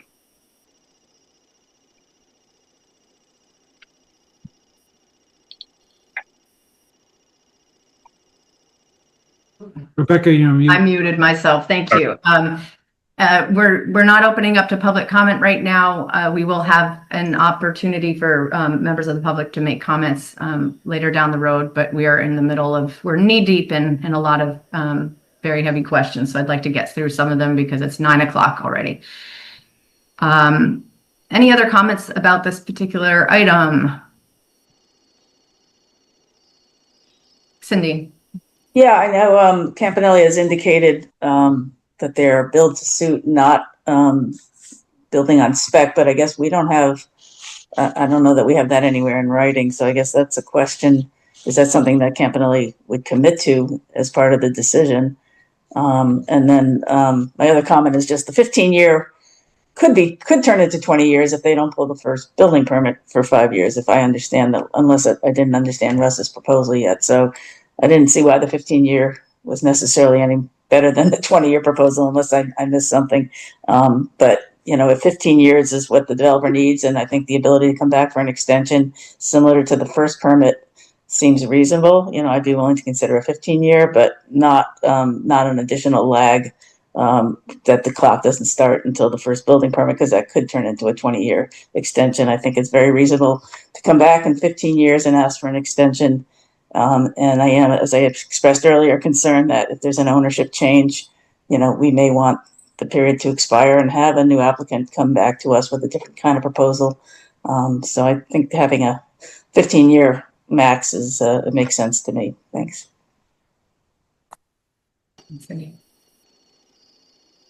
Additional comments? I'm hearing at least agreement on, I believe, the willingness to work within a 15-year period. With that is, I mean, would board members agree with that? I'm hearing that. I'm not sure we're coalescing around what the applicant has said they would be willing to do. So if I think what Cindy's suggesting is that the periods start now, and that's not what I heard from the developer, the applicant. I mean, I guess my proposal would be 15 years with 120 days of the recording of the permit and the CRs. And I'd be in agreement with that as well. Yeah, but with the applicant. So that's because his either or was, if we start today, you know, like if we start 120 days, then give me 20 years.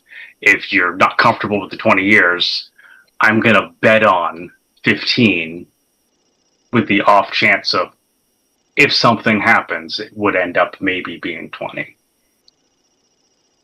And again, we have to look out for the interests of the town and the neighbors as well as the developer here. So I think we have to meet in the middle, Chris. So Russ, did you have something to share with us?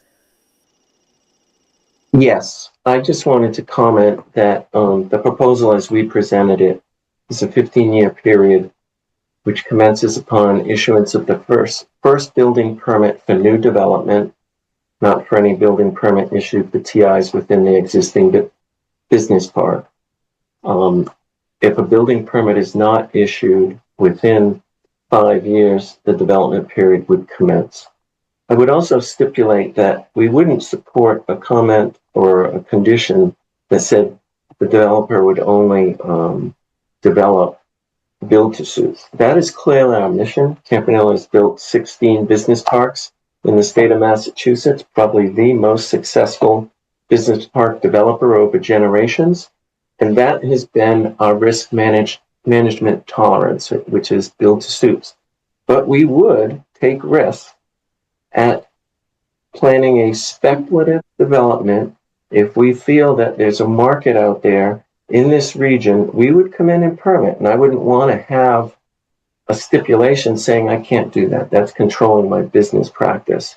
Mm-hmm. So I wouldn't advocate for that. We really want to create a good win-win for both the community, the land, and ourselves. And I think allowing us to build-to-suits and speculative development makes sense. I think Chris said it well, so I don't need to repeat it, but I think the 15-year option incents all sides. And we are incented anyways. I mean, I've said it over and over and over. The investment we've made in this park far outshadows investments we've made in other communities and other parks. And we are incentivized to be successful here. Okay, thank you, Russ.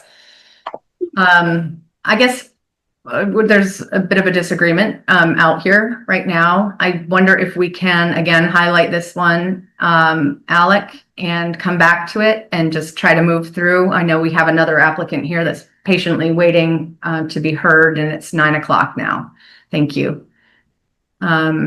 Cindy, are you okay with moving to the next? Yes, I was going to recommend the same. I know there are other folks, and we've got 3 more questions to get through. This next one, number 8, should go, I hope, pretty quickly. I'm just restating the language that the applicant had provided, and I wanted to understand this reference to a plan and rules and regulations for public access. We don't. I don't believe there are plan and rules and regulations for access, and if so, does Campanelli have that? And if not, can we see a draft version of what you're referencing? Just want to understand what that would be. Johanna, did you want to respond to that? Yeah, this is, again, I think, carryover language from prior permits. I don't know whether Cisco ever provided this to the board. We are certainly willing to provide it to the board, but we had envisioned providing it as a prerequisite to the issuance of a building permit, the first building permit, and not before that. Cindy, that answer your question? Thank you, Johanna. Yeah, I guess isn't it something we want to see sooner to know that, or maybe it's just a detail associated with the CRs or and it talks about access to the areas that are going to be restricted. So why wouldn't we have this plan at the time that we do the CRs or whatever the restrictions that get recorded are? Well, if I may, I think this is actually governing public access to the areas that have not been restricted. So I think this is, establishing the areas that are private space and then establishing the other areas. And again, I think depending on where the board ends up with the commercial development period and all of that, that has the potential also of pushing out the conservation restriction recordation in that process as well. Okay, I'm just going to keep this one flagged. I'm just not sure what we're looking for here. I guess you're offering to describe how the access to the private areas would be restricted, and that's the plan. Is that what you're suggesting? I'm just confused what this is supposed to be.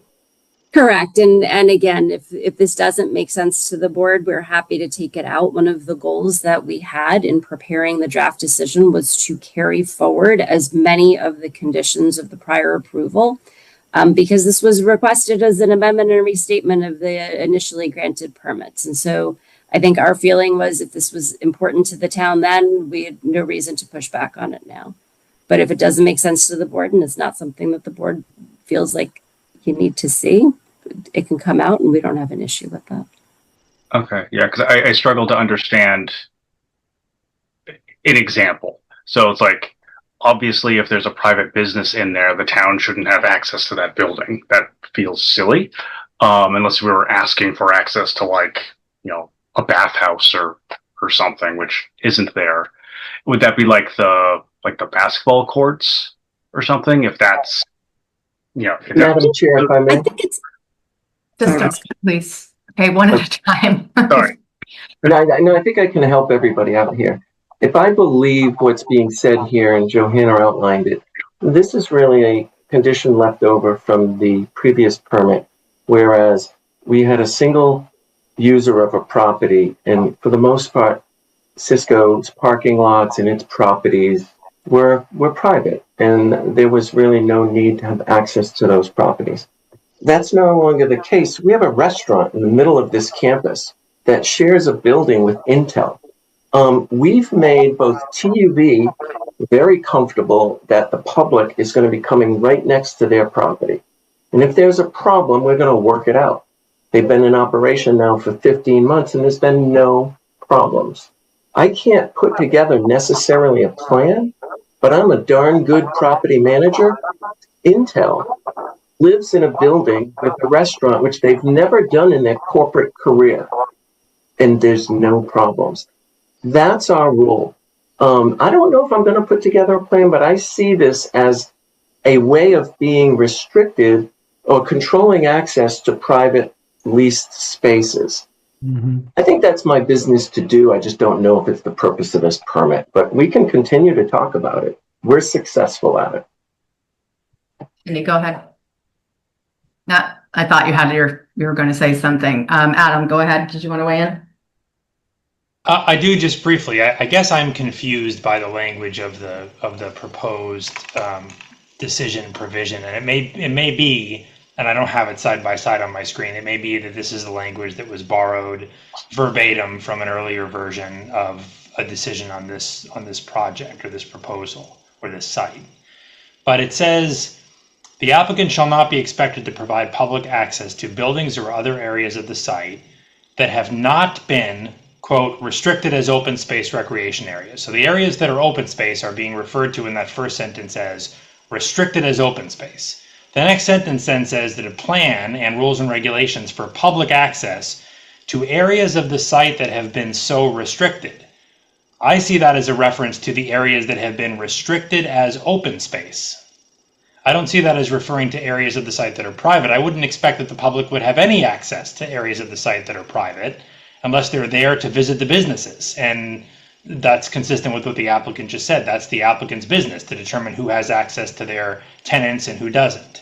So at the very least, when we finally work through what the applicant wants to see, what the board is comfortable saying, if anything, I do think we ought to clean up the language a bit, because I've heard several people now say that this is focused on areas other than the open space, and yet I think that it's referring to a plan and rules and regulations for public access to the open space, to the areas of the site that have been so restricted as open space per the prior sentence.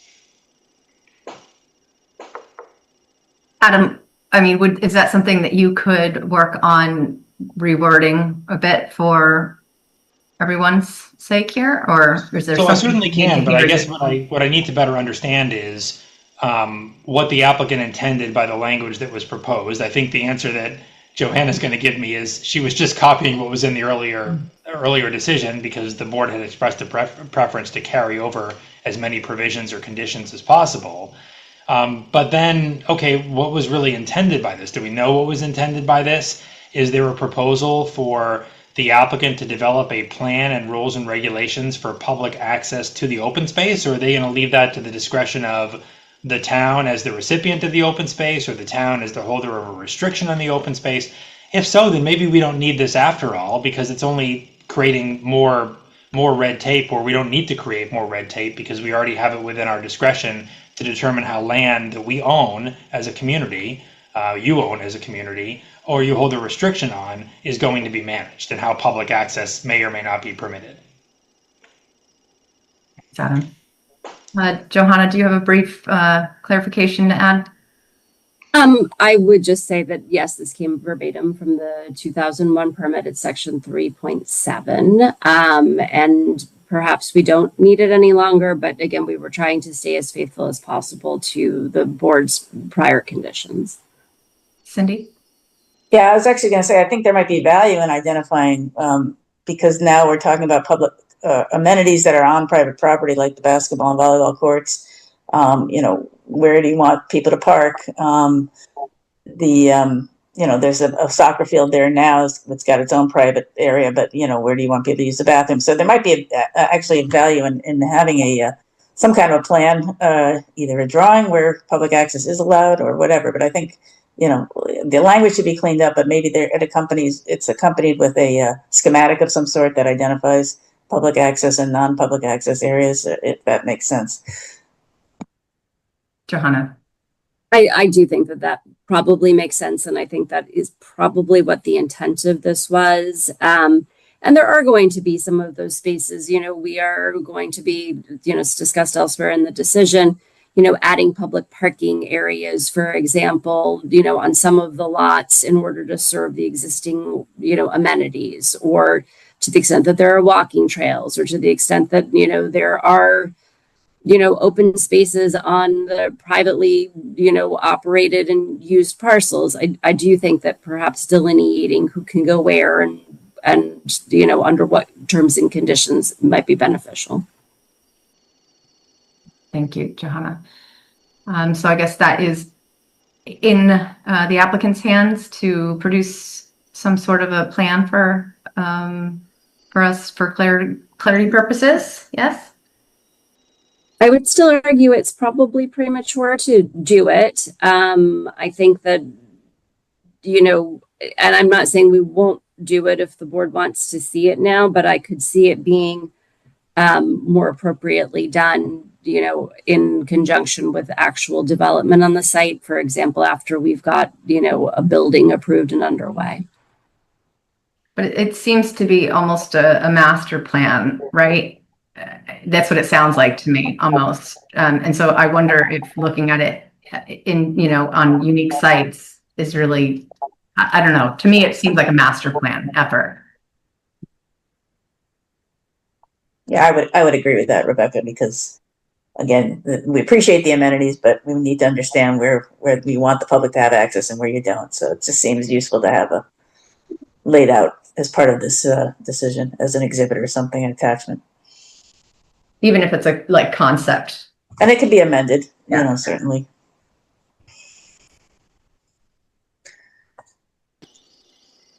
Whoops. Should I keep going? Go ahead. It's getting very late. So the last two items. Okay, number 9 has to do with the Trail Ridgeway condominiums located adjacent to the property at lot 800. These units were built after the original amended OSCD permits of 97 and 2001. Those residents have indicated concern about impact from the proposed development, including impact to their wells, noise, light, building height, and wildlife impacts. Can we require that Campanelli be responsible for mitigation of any demonstrated impacts to the condominiums and provide a mechanism for identifying how it would be triggered to protect the residents of Trail Ridgeway condos from both construction and operational impacts? And that, again, is a question for Adam Costa. Go ahead, Adam. Sure, through you, Madam Chair. So I think the answer is sort of maybe, right? Because, so here's the thing. I don't have too much of an issue with the board taking actions to protect the interests of individuals. My understanding is that Trail Ridge Way condominiums is not in the town of Boxborough, or at least entirely in the town of Boxborough. So I don't so much have an issue with the board acting to protect potential adverse effects of a project on neighboring properties that are not within the community itself. But I do have issue with the lack of specificity that is proposed in the description you see here in your screen, and also in the language that maybe was proposed by Cindy in the decision that was circulated with some markups. The condition that she had included, and I'm sure it was just sort of stream of consciousness. I don't know that Cindy was proposing it in this exact form, but the sentence that she included was the applicant will mitigate any demonstrated impacts to Trail Ridge condominiums, and then she has in parentheses water supply, light, or noise pollution, close parentheses, due to construction and operations at its own expense. And that's sort of similar to what we see here on the screen.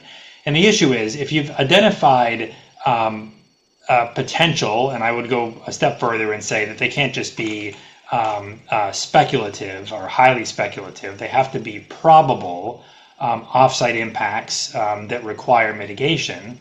You can specify that mitigation as a requirement of the issuance of a discretionary special permit. You do it all the time. You require on-site improvements, you require off-site improvements. But what you can't do is you can't include a generic statement that says, you're going to cause adverse impacts, we think, to some neighboring property, and so you have to mitigate those impacts and tell us how you're doing it. Well, that's what the permitting process is for the board to specify what those impacts might be. Sometimes you can do that on your own.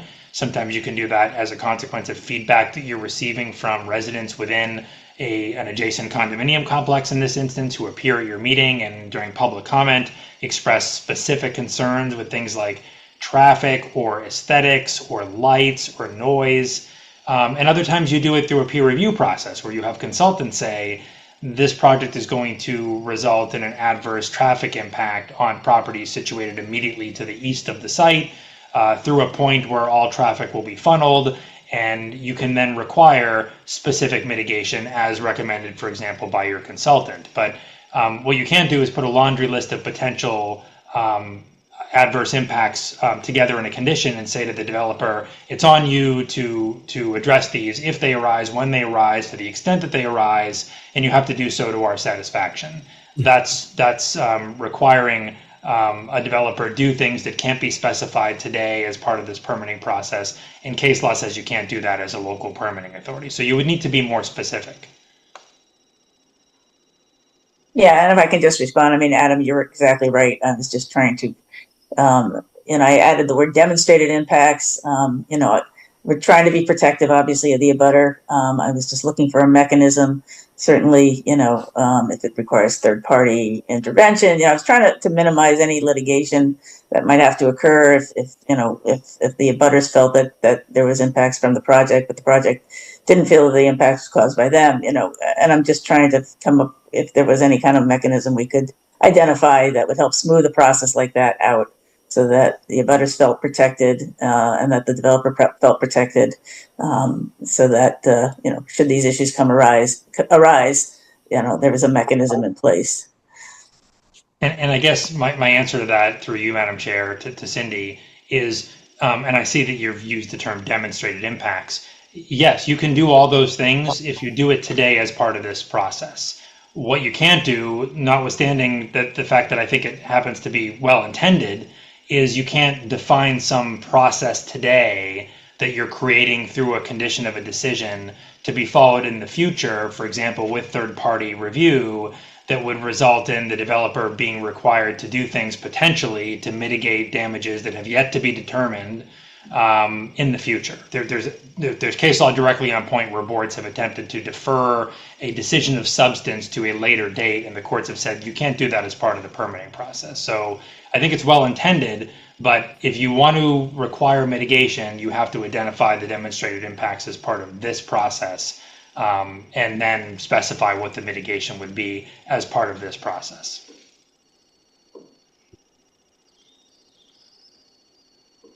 I guess I'm not sure how to go about doing that. And I know, again, we're getting long on here, but I want to, is that something that we can spend some time to work on as part of this? Or I'm just trying to understand, is it even feasible? Chris, I see you. Adam, I mean, is it something that you could help with, I guess? I think that's what Cindy might be asking. I don't know. I mean, I'm certainly, through you, Madam Chair, I'm certainly happy to help with whatever you seek my help for or with. What I will say is, when dealing with mitigation is prompted by a concern. It's a concern that a board member has, a specific concern, right? It's not. Case law, again, also says that speculative fear of what may become of a project or also is not justification for conditioning a project. And so when board members have specific concerns about issues, I'm concerned about traffic, I see the lighting you're using, I'm concerned about the glare onto adjacent properties or public ways. I see the type of operation you're proposing and you're going to be generating smoke or odors, and I have concerns. If those concerns are raised by if there are offsite impacts to abutters, to neighbors, to residents in the area, and those individuals attend meetings and during public comment raise those concerns, that's what prompts the discussion. So certainly I can help in crafting a condition, but I need to know, number one, what's the demonstrated impact, right? Because if nobody's come to the board and raised a demonstrated impact, and the board doesn't have any specifics as to what demonstrated impacts might exist, then there's really nothing to mitigate. But if either of those things is true, if you have those concerns or residents have raised things, well, then I can help you, number one, determine maybe what needs to be done to determine what the appropriate mitigation is. And then number two, how to craft a condition that would require that mitigation. That often involves a dialogue with the applicant to see what the applicant may or may not be willing to do. So I'm happy to help with that process, but I can't do it on my own because I need to know what the concerns are relative to specific demonstrated impacts that you're attempting to mitigate. Well, the residents have expressed concerns of future impacts, and they've identified these items. Well, impacts to their wells, noise, light, building height, and wildlife. That we have a document concerns. So that's what we're trying to address. Okay, I'm going to ask Chris what is your comment? Yeah, so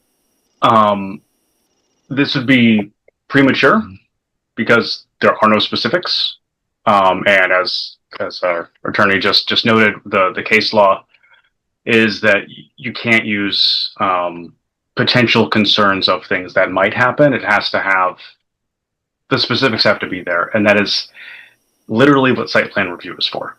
That we have the specifics of what they're planning to build, and we're, looking through the potential consequences and mitigation of that. So if and when buildings on that 800 lot come to us for review, that's when we'd be going through those specifics. Trying to think up something else this far in advance, it's just premature because we don't know what it'll be. We have no idea what it'll be at this point, other than very broad sense of there could be buildings there up to this, up to this many square feet, etc. So I think this chunk is just, doesn't fit to be in this permit. Rich? I was going to say exactly what Chris said, but I just didn't pull my hand down. I think these are site plan review items.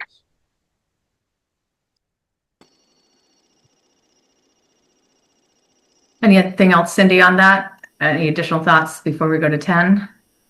No, we can move on. I'm going to think about that a little bit longer because, again, this is a master plan situation, and the permit is contingent on what we agree to. So I'm just trying to I have to think about it a little bit more. But anyway, number 10 is can we require in consideration of approval of the OSCD permit that neither Campanelli nor any of its successors request property tax abatements from the town nor appeal any decision to the state appellate tax board, given that the hope for property tax revenue to the town as a result of the hopefully the successful development of this property is important to the town.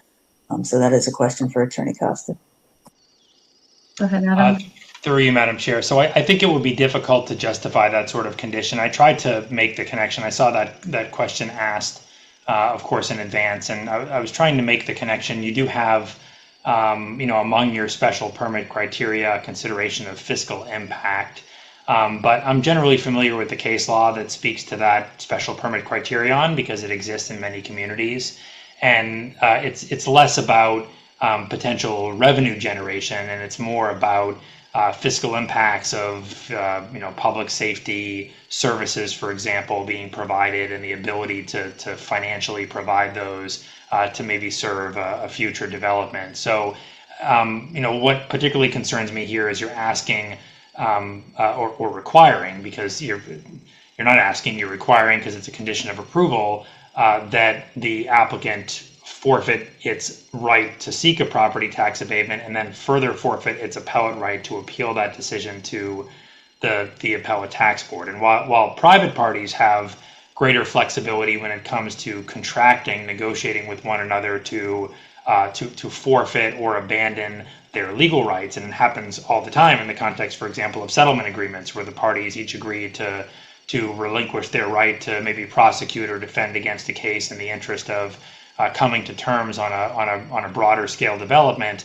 This is different. You're not functioning in a contracting capacity. You're functioning in a regulatory capacity. So this is just one where I would really have to say, in my opinion anyway, this is pretty black and white that this would be beyond the jurisdiction of the board. Okay, I appreciate the response. Thank you. Thanks, everyone. Is that the last question, Cindy? That's the last on this list, yes. Okay. So I'm looking at the clock. It's 9:23. We have another hearing, people patiently waiting for this. I just want to throw it out to the boards. Alec, you as well. I know there's a number of comments that Cindy prepared in another document. I have other items too.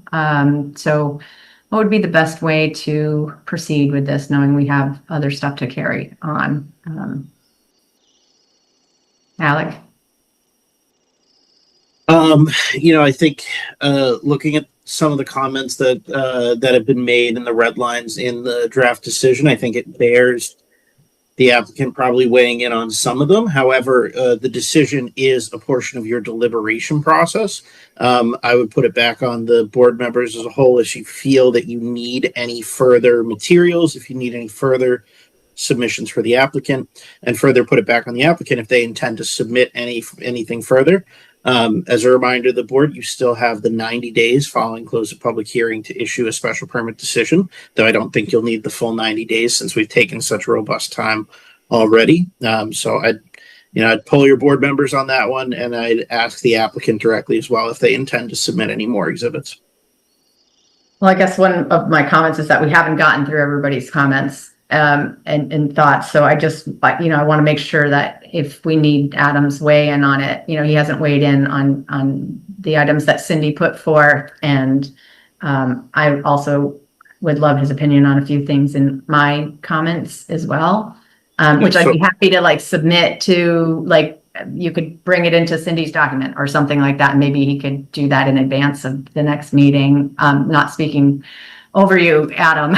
Just maybe we could just try to expedite something in that fashion. My apologies, Madam Chairperson. I should have clarified further. You can still, throughout your deliberation process, speak with me, speak with Adam, speak with, if you needed Sue Carter to weigh in on anything. You can still speak with your contracted employees and consultants. So if you needed further clarification as you're preparing the decision, or you needed Adam to weigh in on something, you could still ask him or I questions throughout that deliberation process. It's most impactful to your ability to speak with the applicant if you choose to close the public hearing. I guess that's what I'm saying is I'm not, it's getting late. I'm not completely sure that I'm comfortable not being able to speak with the applicant at this point. Just to make sure that they have an ability to talk to any of these additional comments that we have. So I think that's fair to, I don't know, my 2 cents, and I'll talk to the board members in a minute, is to keep it open just long enough for them to be able to bat comments back and forth with us. Another hearing, maybe. That's my feeling. Would love to hear people from the board, though. Chris, go ahead. You're up. Yeah, so I just have a question on process because it's the first one I've been sitting in on. So I don't know if typically do each board member go through and do track changes, edits? Do we have one master copy where we throw a lot of things together? Because I think that would be probably more productive. Because if Cindy made some edits and you made some edits and you both edited the same paragraph to say roughly the same thing, then you don't need to duplicate the work. If we both edited the same paragraph to say different things, well, that warrants discussion. So I'm just not sure historically done to kind of to work through it, because Alex has typically gone and combined comments into one document because it's too difficult to go side by side and dig through things, and so it's always been a multi-comment document that we can just look at in one place. Yeah, you could just have a rainbow of track changes of yes. It's not easy, but it seems to be the most effective. Yeah, and then the things where there's obvious consensus we just go with, and then I guess the only sticking point would be when we close the public hearing, the timer starts for us. That's fine. That's our job. If there's anything we need from the applicant, finding, I guess, consensus on what, if anything else, we need from them. Because if it's a minor nice to have that, I'd like to see, but nobody else cares, then I'll let it go. That kind of thing, to kind of just help expedite the process and get through it. We want that, 15-ish year timer to start as soon as we can, or that 120-day clock to start, before, January, if we can. So we'd like to see what we can do to help move it through, and I'm not sure what historically the board has done. I think if anybody, I haven't gone through my list being on the spot right now, but if there's anything that people are asking for additionally for documentation or something that the applicant should be thinking about providing, I think that through you, Alec, we could probably, can we take and just, if something comes up that Cindy needed something she's asking for, can we send that to you to discuss with the board or no? I No deliberation. I hear what you're saying. I know where you're going to go with this, and I don't mean to complicate it. I guess we could generate a checklist of items or items of that would require or that might require some discussion with the applicant. And then by the next time we meet, we could just run through those of, if the majority of the board wants more feedback from the applicant on 1, 3, and 7, but not the others, then we just move forward with that. I'm just trying to think of a way to structure it to get so, to give us deadlines to, make us do things. Rich? Yeah, a couple of things here.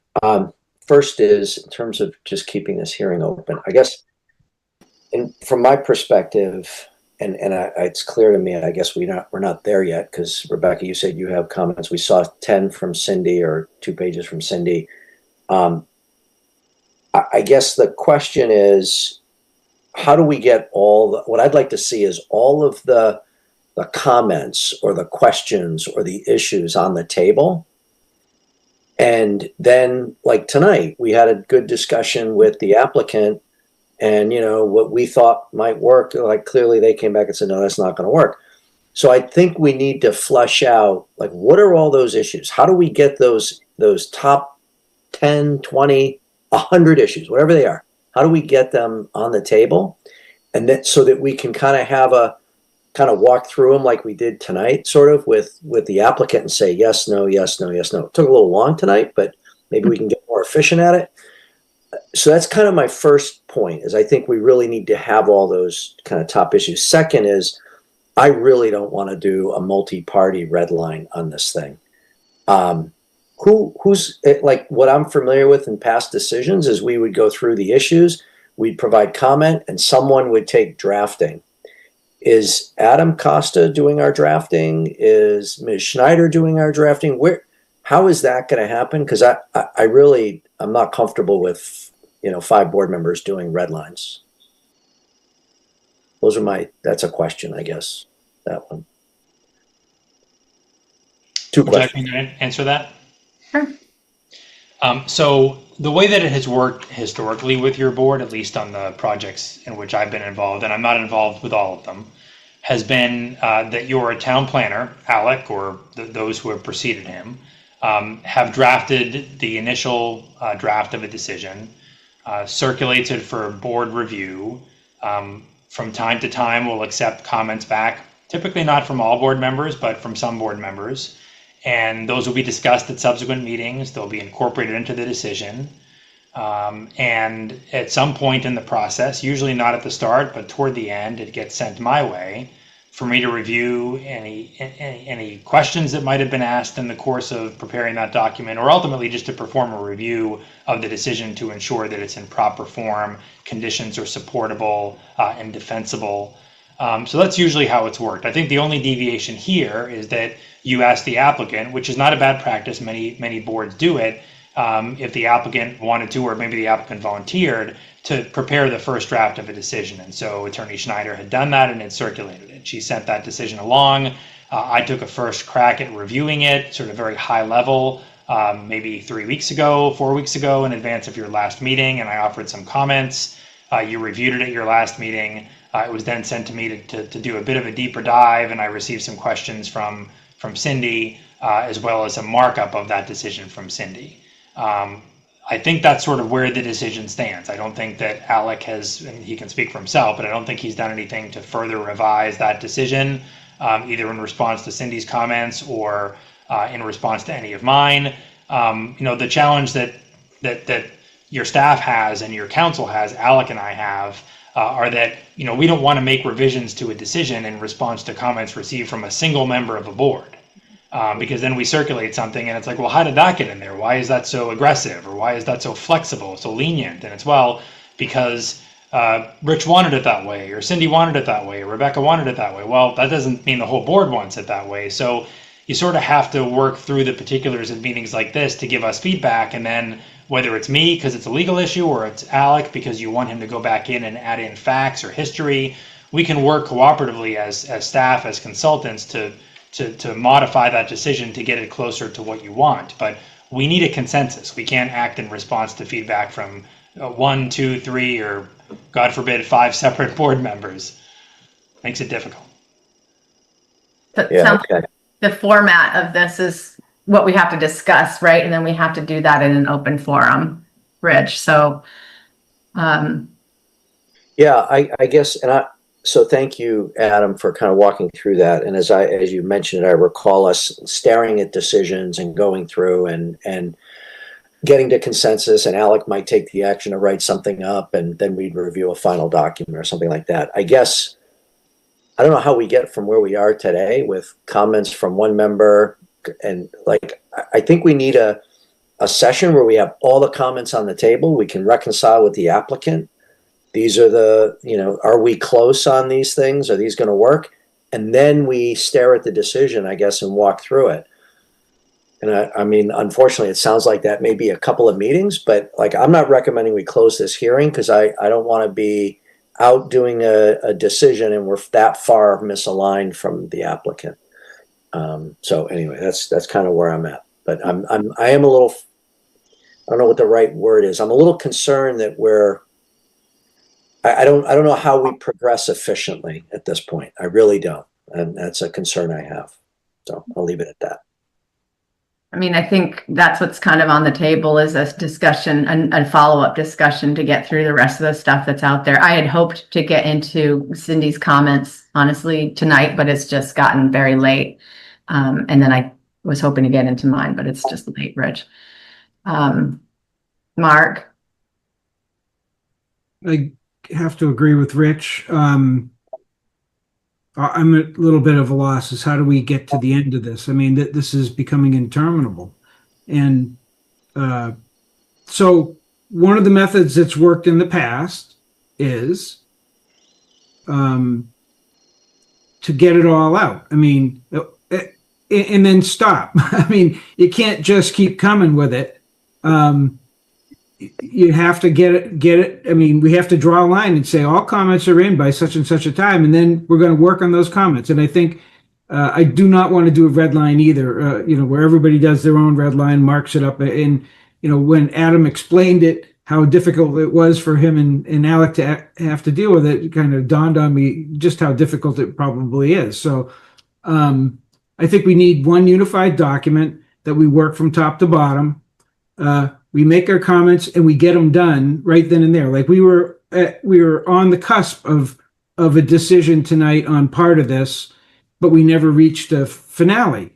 And at some point we have to make a decision. I mean, we just cannot just keep going back over it and over it again. So when we come to that item, we get to the end of it, we take a vote and we move forward. I think that's the way we can move forward. So I do not recommend we close the hearing because I think the applicants being here has been helpful, and they have certainly they have an interest in what this final decision looks like. So I'm sure that they're in it to win it, and they've been in it this long. They're going to stay with it some more. So I don't doubt that they'll give us an extension, but.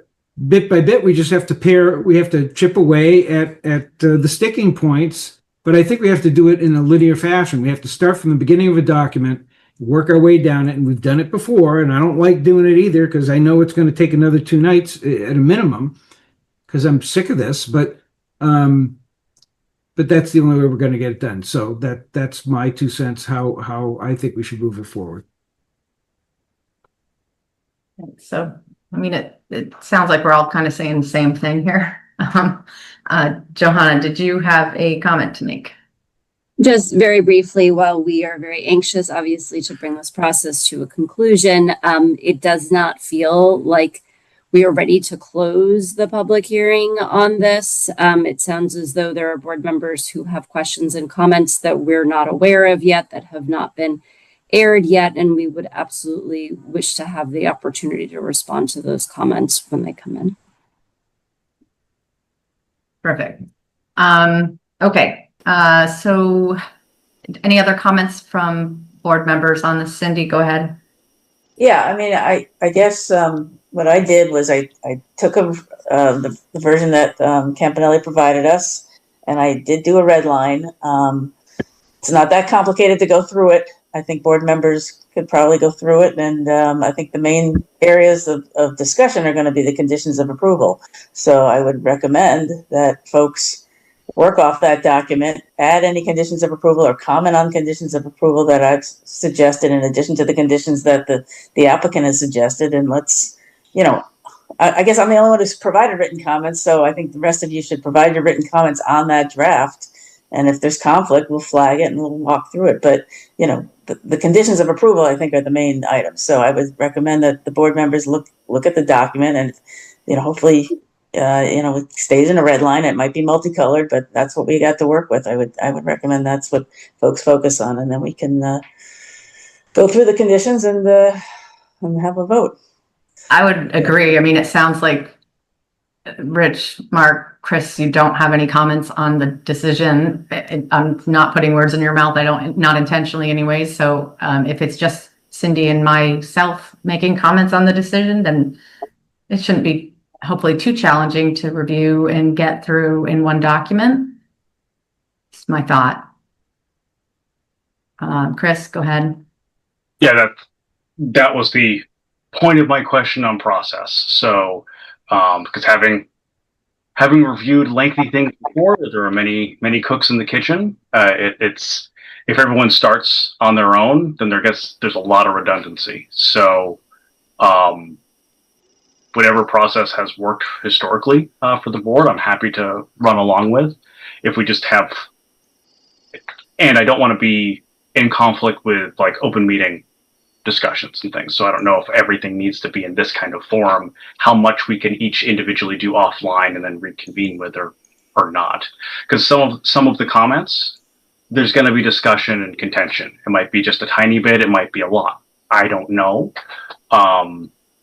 And how to flag those. Because there are some things, when I read through a lot of Cindy's comments, there's things in there that seem obvious and fine. There's things that I wouldn't, either like subtle things where I would word it slightly differently, and that's a maybe who cares, or it's I don't agree with that. Something completely different. So Chris, I think the purpose of the red line would be for you to input any things that you take issue with or want to add. It would not be at all to deliberate on Cindy's comments. That would all have to happen in public session. Okay. Does that make sense? So that's what I'm saying. We push this to another hearing date, and then at that point we go through those comments and flush it out between board members. Okay, so I guess would we each only be rendering commentary on the original? Yes. Or, so not speaking to any other potential red lines that are already there. Right. I mean, out of ease for this, and Alec, you tell me if this is good or bad. I mean, Cindy's already got one out there. If I just went in and weighed in on her document and put my comments in only about the document, not about Cindy's comments, I don't even need to say anything about her comments, or would you like to combine the document? So I'll speak to that first, and then Alec is going to do much of the work if it's substantive and not legal. So I'll defer to him. But I will tell you this legally. You're not permitted. Now, Cindy's document has been referenced in this public meeting. We haven't really looked at it, but it's been referenced. So I suppose if that were circulated after today's meeting, that could be okay. But generally speaking, had that not been the case, and had Cindy prepared a document, she couldn't send it to you to review. Even if you didn't comment on her comments, the mere one-way communication of her comments to you and you reading them or seeing them on the same paper is an open meeting law violation. It's the expression of her opinions to another member of the board.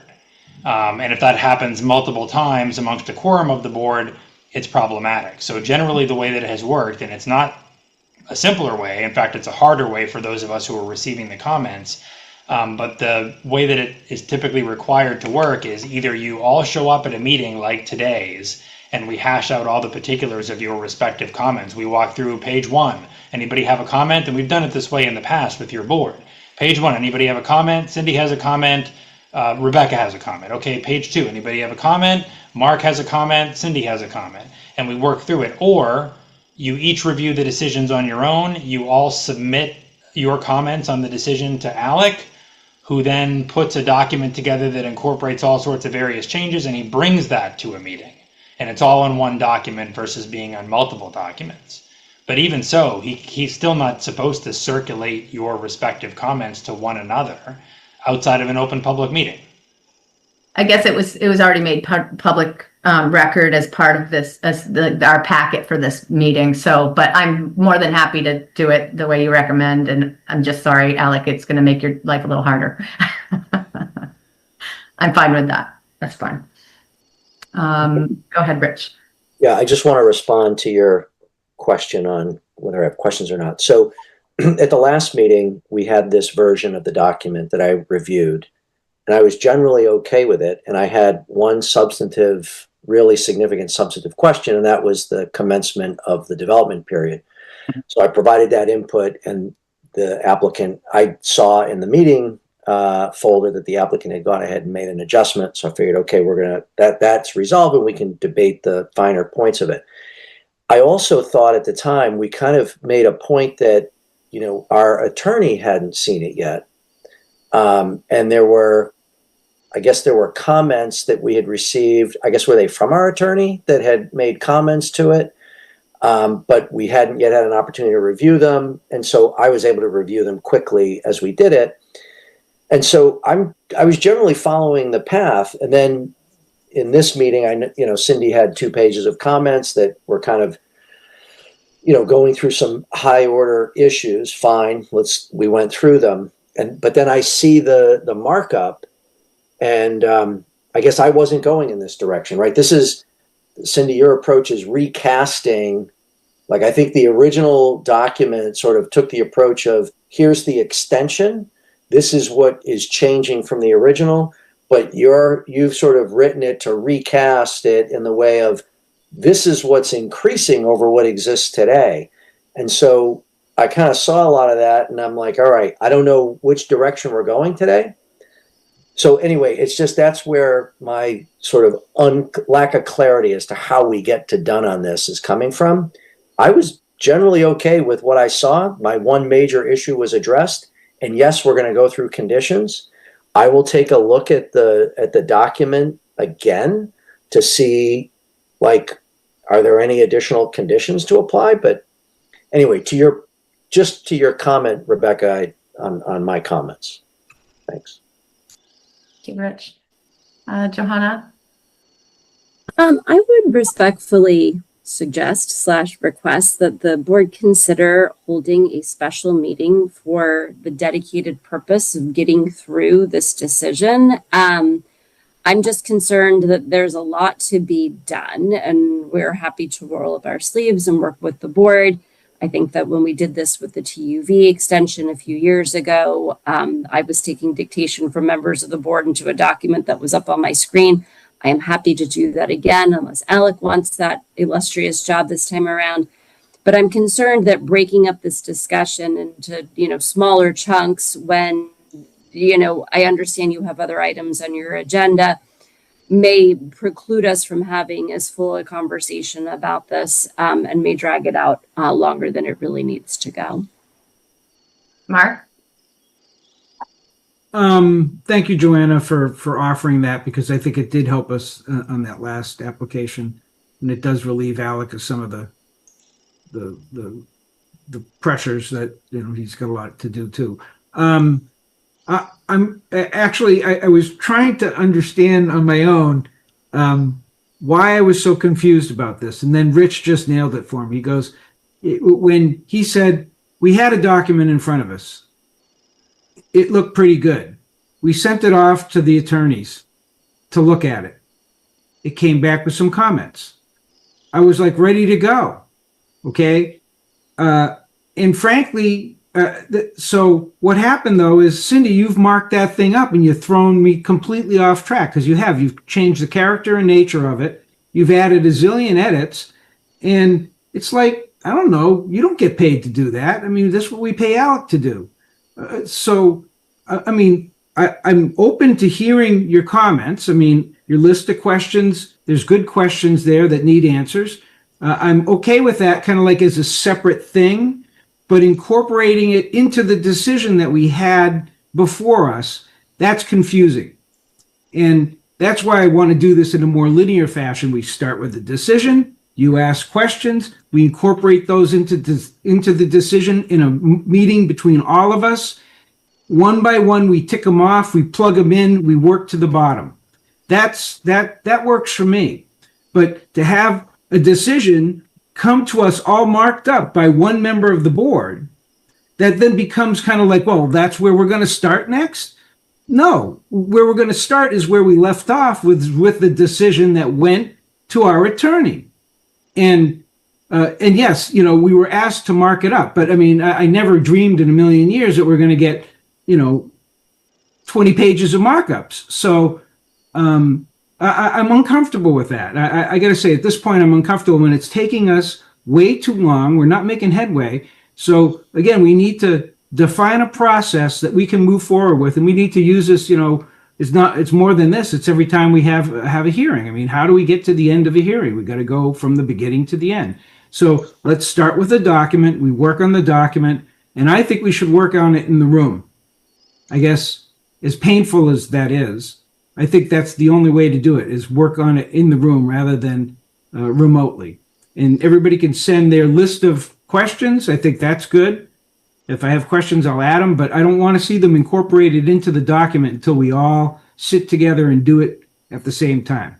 That's how I want to do it.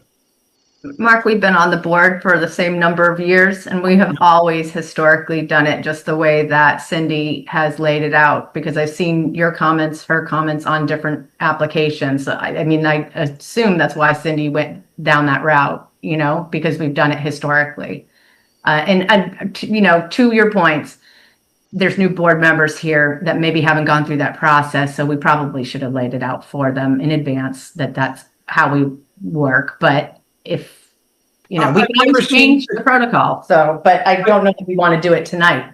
I've never seen a document come back rewritten. I mean, that's the thing is. I'll send you one. Okay. I shouldn't say never. Okay. It's not often that we see them come back wholly rewritten by one member. Okay. So anyway. Can I comment on that, Rebecca? Go ahead. Yeah. I guess, it came as a surprise to me that so initially Alec started a draft, which I didn't get through because I think then the applicant provided their draft, and that came as a surprise to me that the applicant took a first cut. I think we were advised that we can use it or do something else. You know, as I read through the applicant's draft, which essentially you know, mimicked their application, which is fine, it had the same information in it. You know, I didn't feel that that was the way the decision should be structured, because I knew we had to make findings on the various sections of the bylaw, and I didn't think it was structured quite to do that. It had a lot of good information in it, but I didn't feel that it was structured the way I would like to see it if I were reading this today, because I reread the prior two amendments, and they're confusing, and I was trying to put some structure to essentially, you know, clarified a lot. So, you know, I believe we were instructed to provide comments. Many of the comments I consolidated into those 10 questions that Attorney Costa responded tonight. That helps me with my edits. I'll certainly reduce some of the comments based on some of the responses. But I thought we were advised to provide comments, and I thought everyone was going to do the same, and that we would come up with a consolidated draft. So I don't think it's out of bounds for me to have taken a swipe at it, because I thought that was what everyone was going to do.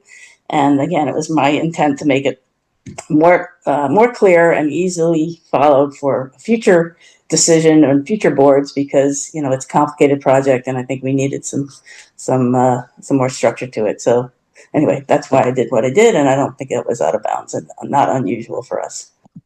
Thank you. Go ahead, Alec. Bring some clarity here.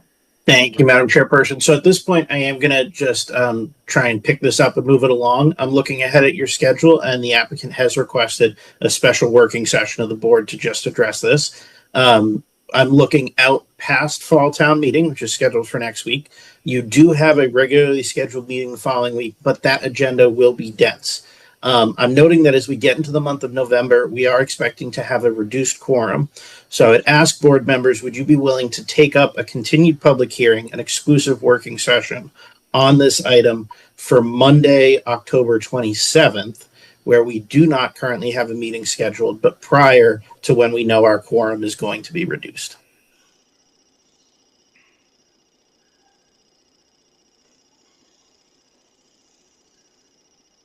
And Adam, I'll pose the question, do you happen to be available Monday, October 27th as well? Well, unfortunately, it's special town meeting season, so it's a bit hit or miss, and I happen to have a special town meeting which wins out in the event of a conflict, as you can appreciate. So I am booked on the 27th. I've actually booked 3 nights that week with special town meetings. Just so happens my schedule opens up a bit in November when it sounds like you've got quorum issues. So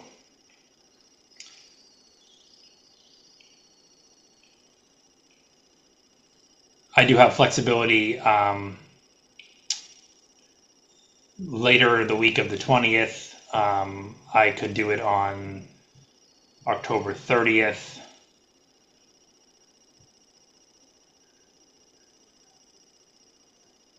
We have been known to do Wednesday meetings in the past. Where do board members stand? I guess that's a Thursday meeting. We've done those too. Do board members happen to be available Thursday the 30th? Yeah, as of right now, it's on the hairy edge, but maybe. Okay. Probably maybe. Yeah. Yeah, I think so. I'm going to request that we cancel the 3rd if we do that.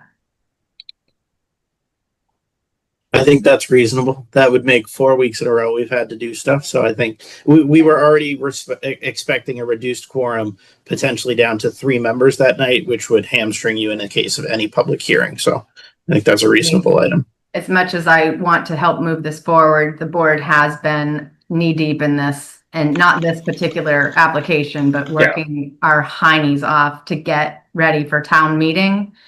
And it's been a lot. So I'm willing to do the 30th if others can be available for that. But I would request that we drop the 3rd of November. Cindy, are you available on the 30th? Yes, I can be available. Okay. Johanna, would you and your team be willing to accept a continuation to the 30th to work on this exclusively? I believe so. Russ, are you all right with that?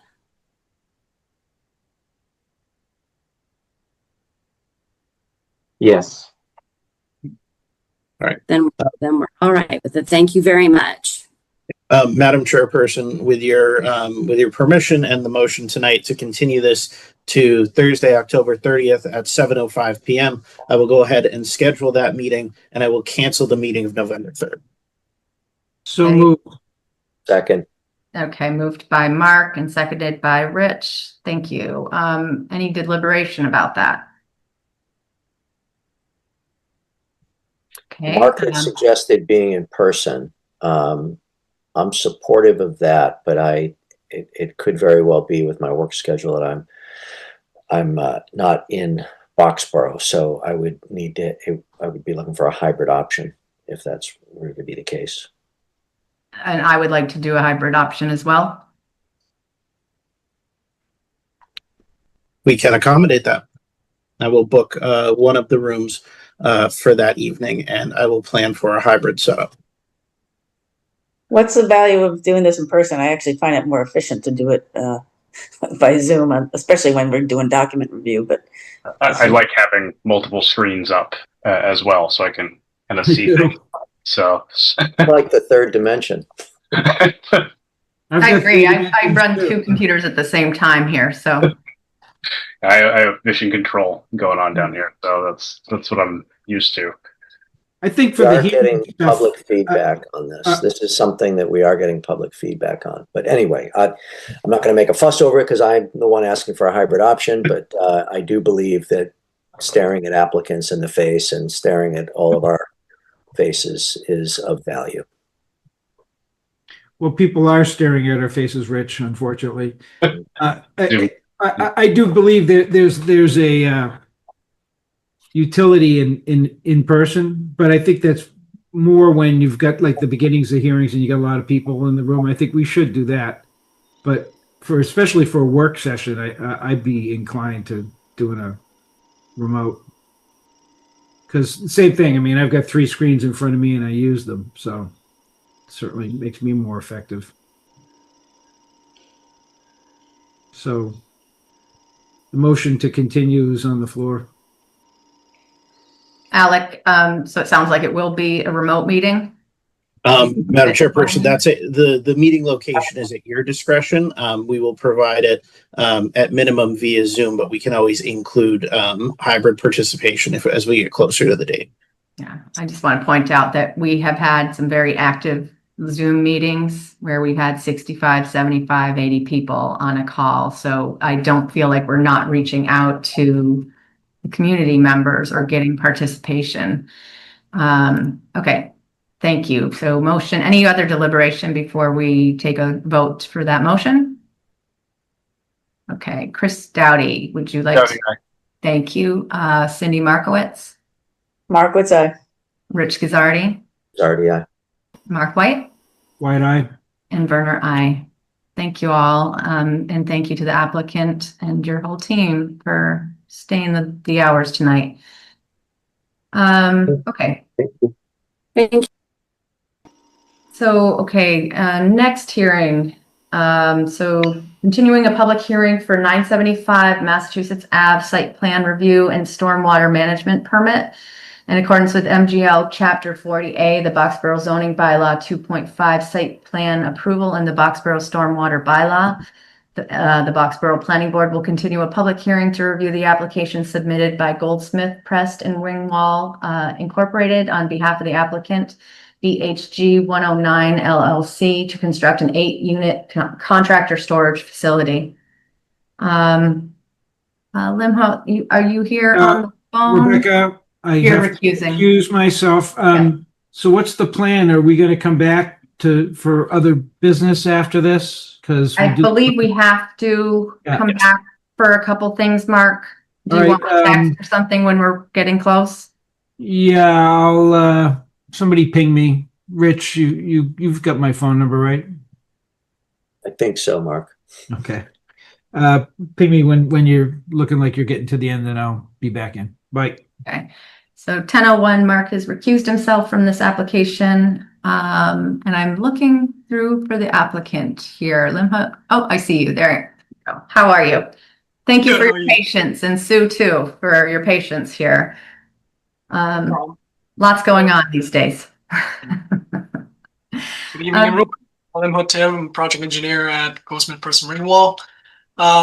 So continuing off from the previous meeting, I believe during the previous meeting we had discussions regarding the addition of 2 additional oak trees to provide as compensatory planting for the 2 trees that we're taking out at the front.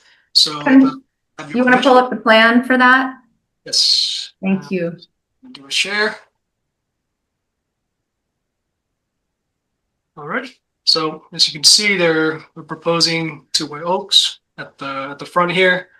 Obviously, with the 2 on either side of the driveway, they're placed in a fashion so that they're far enough into the driveway so that when you have a parked car about 15 feet out from the edge of pavement, we're not blocking line of sight for vehicles coming in and out of the site.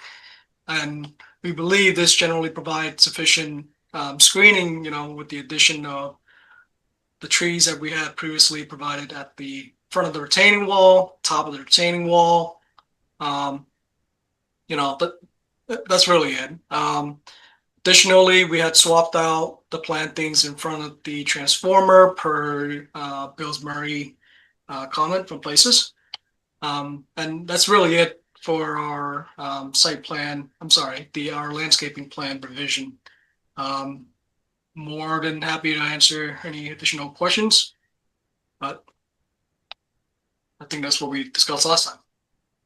Thank you very much. Board members, do you have comments? Actually, Sue, did you want to weigh in? We've kept you this evening too. Let me get you talking first. It appeared, my notes from last meeting were it was mostly for the board's input after you got to review all the review comments. So I don't really have additional comments. The other than the one thing is I really want to make sure that where you're showing the limit of work is where you absolutely need to have it limb hut. My main concern there is, you know, we have multiple large trees out in the area. We don't know where they are relative to the limit of clearing. And typical tree clearers, if they're told to clear to a particular line, they're going to clear to a particular line. And I would rather not see it any further out than you absolutely need for your grading and stuff. It looks like you've got what, a 10-foot offset from the toe of fill? I would say roughly, but I believe we already had a discussion requiring a pre-construction meeting once the erosion control line has been staked out to have a further conversation on site about which tree we could potentially save by shifting the erosion control one way or the other. I believe that was the plan for construction. You're right. It is, you know, we're not able to tell just based on line on the plan here. So it makes a lot more sense to have a pre-construction site walk to kind of confirm and protect the trees that we do need to protect on site. Okay, if that's the case, I would recommend that the board make that a condition of approval, that no tree removal is to occur prior to the pre-construction site walk, where the trees along the perimeter of clearing are to be individually evaluated to see if they can be saved. I agree with that as well. But is there value in actually just bringing the limit of work to the bottom of the grade? In my opinion, yes, because it protects you against the tree clearer from getting a jump on the schedule, because sometimes they have time and they'll do a jump on the schedule to get started. But that's really a board comment, board decision. I like almost want to do a hybrid of the both of them, frankly. Okay. I'd be good with that. Anything else, Sue? Or we'll move to board comments. Okay, go ahead, Cindy.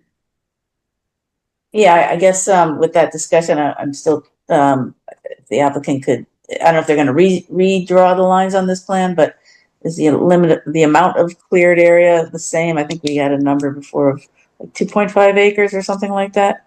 Is that still the amount of clearing? Roughly, yes. We did tighten up some area. I believe we went through and, you know, I believe Sue made that comment before, providing, you know, pulling in the erosion control, at least on this portion here, where we're within the 50-foot buffer limit. So we did try to limit that quite a bit, but, you know, we wanted to leave it out a little bit, so just so that, you know, the people who was working on the site, who's doing the site grading, has a little bit of room to kind of move around. That's the kind of the goal of leaving a room around the total slope, I guess. So is the 2.5 conservative, or is that the upper limit? It is the upper limit. Okay. And then I guess, Rebecca, I'm just would defer to you and Place Associates about the landscaping plan. I don't know what, you know, the dimension of those trees is it sufficient to provide initial screening, or is it going to take years before the screening really develops? So I just kind of want to hear the commentary about the proposed landscape plan and how long it will really be before it provides sufficient screening. Yeah, I have several comments about that. I'm wondering if it might be easier for me to share my screen, just because I have a bunch of comments and just kind of laid some stuff out, and it might graphically be easier to understand if I do that. Would that be okay with you? Yes. Awesome. So I just pulled something up so I could do that. So I'm on twice. Can you, Alec, make REBEC, Rebecca, able to share, please? Yes, if we could have REBEC promoted, that would be great. My second screen. Thank you. Okay. So I started looking at the size of the trees And they're going in at 2.5 to 3, like deciduous trees are going in at 2.5 to 3 inches, which is not huge. It's not going to do a lot for many years, to your point, Cindy. So I wondered if we want to, and I know that there's been some waiver requests for reduction of trees on the site. So you're seeing these little smaller pink circles that I just started kind of laying out here, where I thought maybe they're grading wise might be the ability to do that. And I'd love to hear your feedback on that. But you know, these trees are they're shown at full size, right? In the plan, but they're actually going to go in much smaller and take a long time to do what they're doing. So I started showing several more trees maybe running up along this roadway where it felt like maybe there was the ability to do that with the grading, not dipping into your detention basins and such, but just to provide some shade trees along the roadway. So that was one comment there. I thought maybe we want to add one more over on this side, so you have this rhythm of 4 along that face, because again, you're dealing with that wall over there. And I'm happy to send this to Alec if you want, versus you having to do any like scribbling on your own plans. So I'm happy to share it. Yeah. If I may, yes, please. Would it be agreeable to have this as an approval condition to provide an updated landscaping plan? We're certainly agreeable to the changes shown here, with the exception of the two pink dots, middle upper of the screen. Those two right there in particular, I don't believe we're able to plant those just because we need to maintain a certain width for access to the actual detention basin. That'll be the only two. We can put them, I guess, if it makes sense, on the left-hand side instead. If we're just trying to meet a certain number of trees on the left-hand side of the driveway. Yeah, sorry, I just grabbed the wrong tool. Gotcha.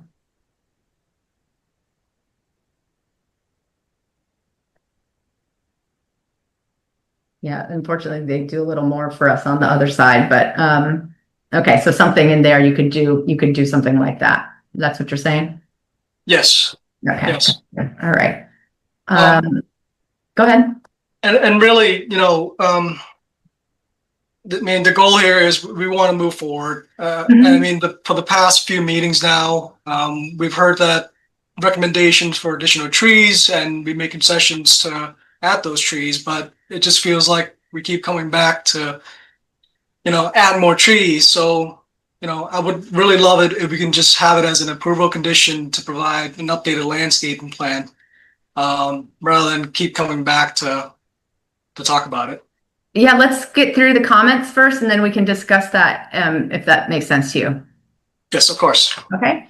All right. So my comment here was that there's like 15 feet of grade change. So that's a pretty steep hill. Can you remind me what I couldn't find a scale on the plan, but I'm assuming that is like is it 2 to 1, 3 to 1? Is it reinforced? Is it riprap? Is it something that can be, it's shown with seed on it, but is that likely, I guess is my question. Can you just remind me? I know you addressed this earlier, but I've forgotten.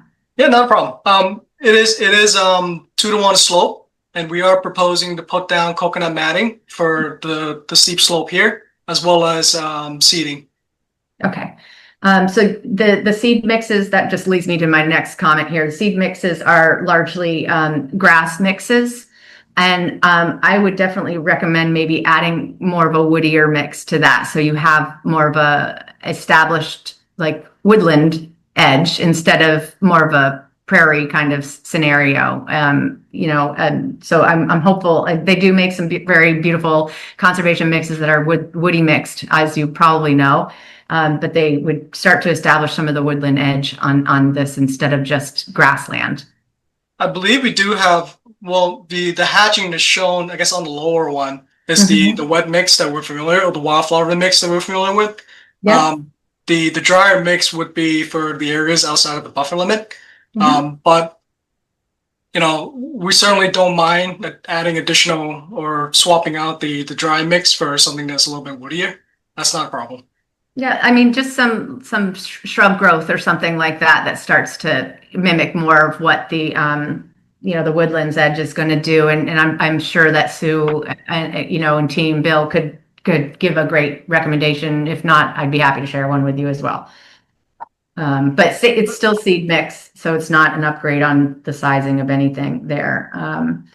Then let's see.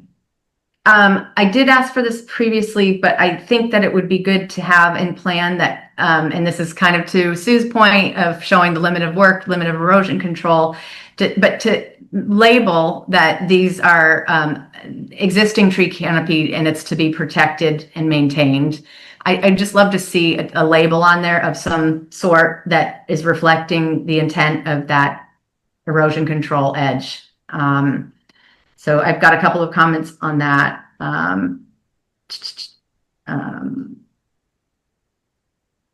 Okay, and then the sizing of the plants, we started talking about that a little bit. I'm suggesting slightly larger in this thing, and all deciduous trees should be done by caliper inches.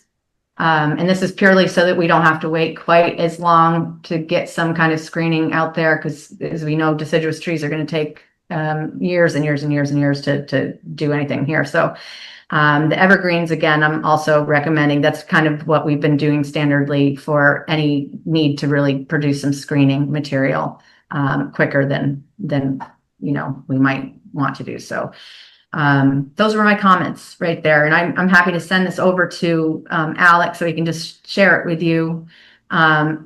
And then to your point, and my opinion, and this is, I'll open it up to the board discussion, but I would want to see a plan, but I'm not sure that I would, you know, if we have this in the record and we're saying you're going to, you know, condition it appropriately to meet this requirement, I think I'd be feeling comfortable with that.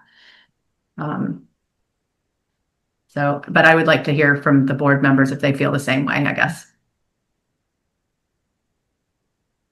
Good here. Was that you, Chris? Yeah, you're good. Mm-hmm. Yep, I'm good. Cindy? Yeah, I think if the condition is very specific to what you're asking for, Rebecca, because, you know, yes, they can submit a revised landscape plan, but you want to be specific about what you're looking for in that plan. So previously, Alec has given me a call. He's raising his hand now, and they have submitted a plan, and then he's had me come down and just say, yep, they did exactly what they were supposed to, check the box off, right? So, but if they have this plan and these comments, then they have a clear marching order, right, of what they need to be doing. Alec, would you agree with that or have something to add? I would agree with that. I would also further. So, Limhote, are you in agreement with are you in agreement, and are you and your client willing to make those revisions that Rebecca's just noted in their entirety? Absolutely. We don't see any reason to push back on any of those. They're very reasonable. Yeah, so if the board was prepared to otherwise at least find conditions tonight, we could reference the exhibit you've just prepared and shown, Rebecca. We could reference it by letter and say that the applicant must revise their landscape plan concurrent to that by a date certain. Usually that's prior to issuance of a building permit. That way Limhote can get working on that in the meantime, but he and his client can have the assurity that they're moving forward to the next phase, which still includes ZBA and Conservation Commission approvals. I feel comfortable with that personally, and I would suggest that maybe the next time we talk, we're talking a decision potentially. So, right? Is that our next, would that be our next steps? Yeah, my recommendation for the board tonight, I've had Ian populate a document with a variety of the conditions we typically use. I've also been having him track certain conditions, potential conditions, as we talked through tonight. And while we have Sue here tonight, I would recommend we go through those. And then at your next meeting, we will prepare your final form of decision if the board's prepared to move forward at that time. But depending on if you find that you're prepared with conditions tonight, you could close the public hearing, render a decision decision subject to a final form of a decision, and we can have that prepared in 2 weeks. But we haven't seen the decision yet, right? I mean, we could look at it live, right? But we haven't gotten a chance to see it. Correct. We've only started preparing a running list of conditions. Okay. Cindy, what say you? Yeah, I guess one thing I brought up last time was section 4.72 in the site plan rules and regulations that had to do with the Route 111 trail sidewalk and or donation in lieu of trail fund. But Alec, did you do any more homework on that? And did the applicant provide anything to address that? No, we haven't been able to dive into that. My apologies, everybody. We've just been too far invested in fall town meeting at this stage, but we can look into that further and finalize that item at your next meeting at the time we work through a draft decision. Okay, because I guess I would suggest that be a condition of approval, but we don't know yet. We haven't talked about it yet, so needs to be addressed. Yeah, and well, okay, you wanted to look at a document live tonight, right? I really do prefer being able to look at those documents beforehand and then like weigh in advance, because it's 10:30 at night right now. So I would not be inclined to like close anything tonight, would be my feeling, Alec, just going into that. Entirely understandable. Okay. I will also note, Madam Chairperson, my apologies to go backwards. So Cindy, as you raised the last item, sidewalks and walking paths, I've pulled up the section 4.7 and I'm looking at it, and I'm happy to bring it up on screen if people would like. Candidly, this is incredibly hard to enforce, in large part because we don't define what the contribution needs to be. So, Madam Chairperson, would you like me to pull it up so we can kind of workshop this item specifically? That's fine. I know what we've done historically. Okay. We've worked with Sue to kind of get, like, basically take a footage calculation and basically apply the going rate, right? Something like that. Sue, go ahead if you want to speak to that directly. I'm sorry. My comment was, I think we require this on 1414 Mass Ave. And I don't remember what numbers we used. It was just long enough ago, but I think that was the last one that we had where we discussed the contribution in lieu of construction. Yeah, so my question, because we can calculate that certainly, and that's a number we would need to bring back to the applicant. So at this stage, I would agree, don't close the public hearing, but do schedule the next meeting with the intent to wrap all this up. We would need to calculate that and bring that back. So am I doing this as a one-to-one calculation? Who are you asking? The board and Sue. Board members. Many towns. One to one. What do you mean, Alec? I'm sorry. So some trying to come towns up with a number, or are we just trying to say we want sidewalks? So in reading this, when there's a scenario, which I would agree with in this case, where sidewalk isn't feasible, you don't want just a strip of sidewalks to nowhere on either end. It's entirely feasible to do a donation in lieu of the sidewalks. That's a typical process.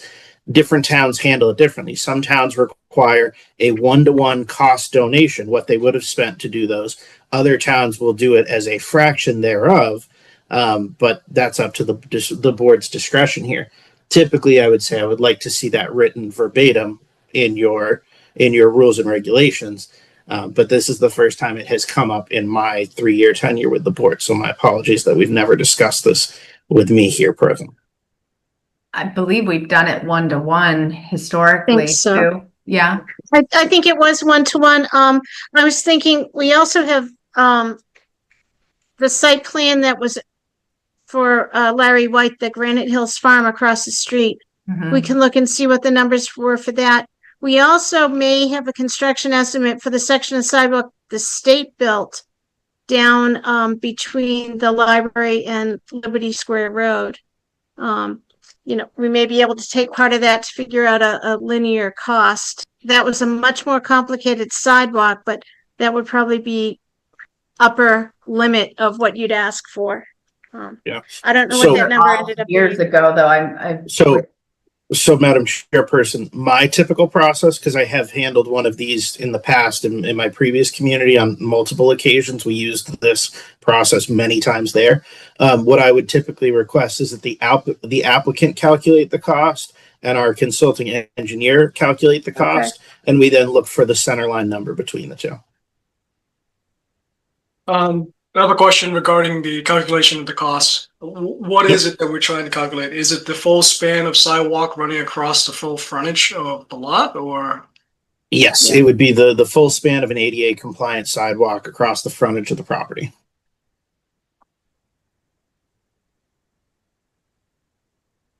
One question I would have for you, if they were to have built it within the state highway right away, they would have had to go with vertical granite curbing. That adds a huge cost to a sidewalk. Is that the criteria you want us to use in evaluating potential cost?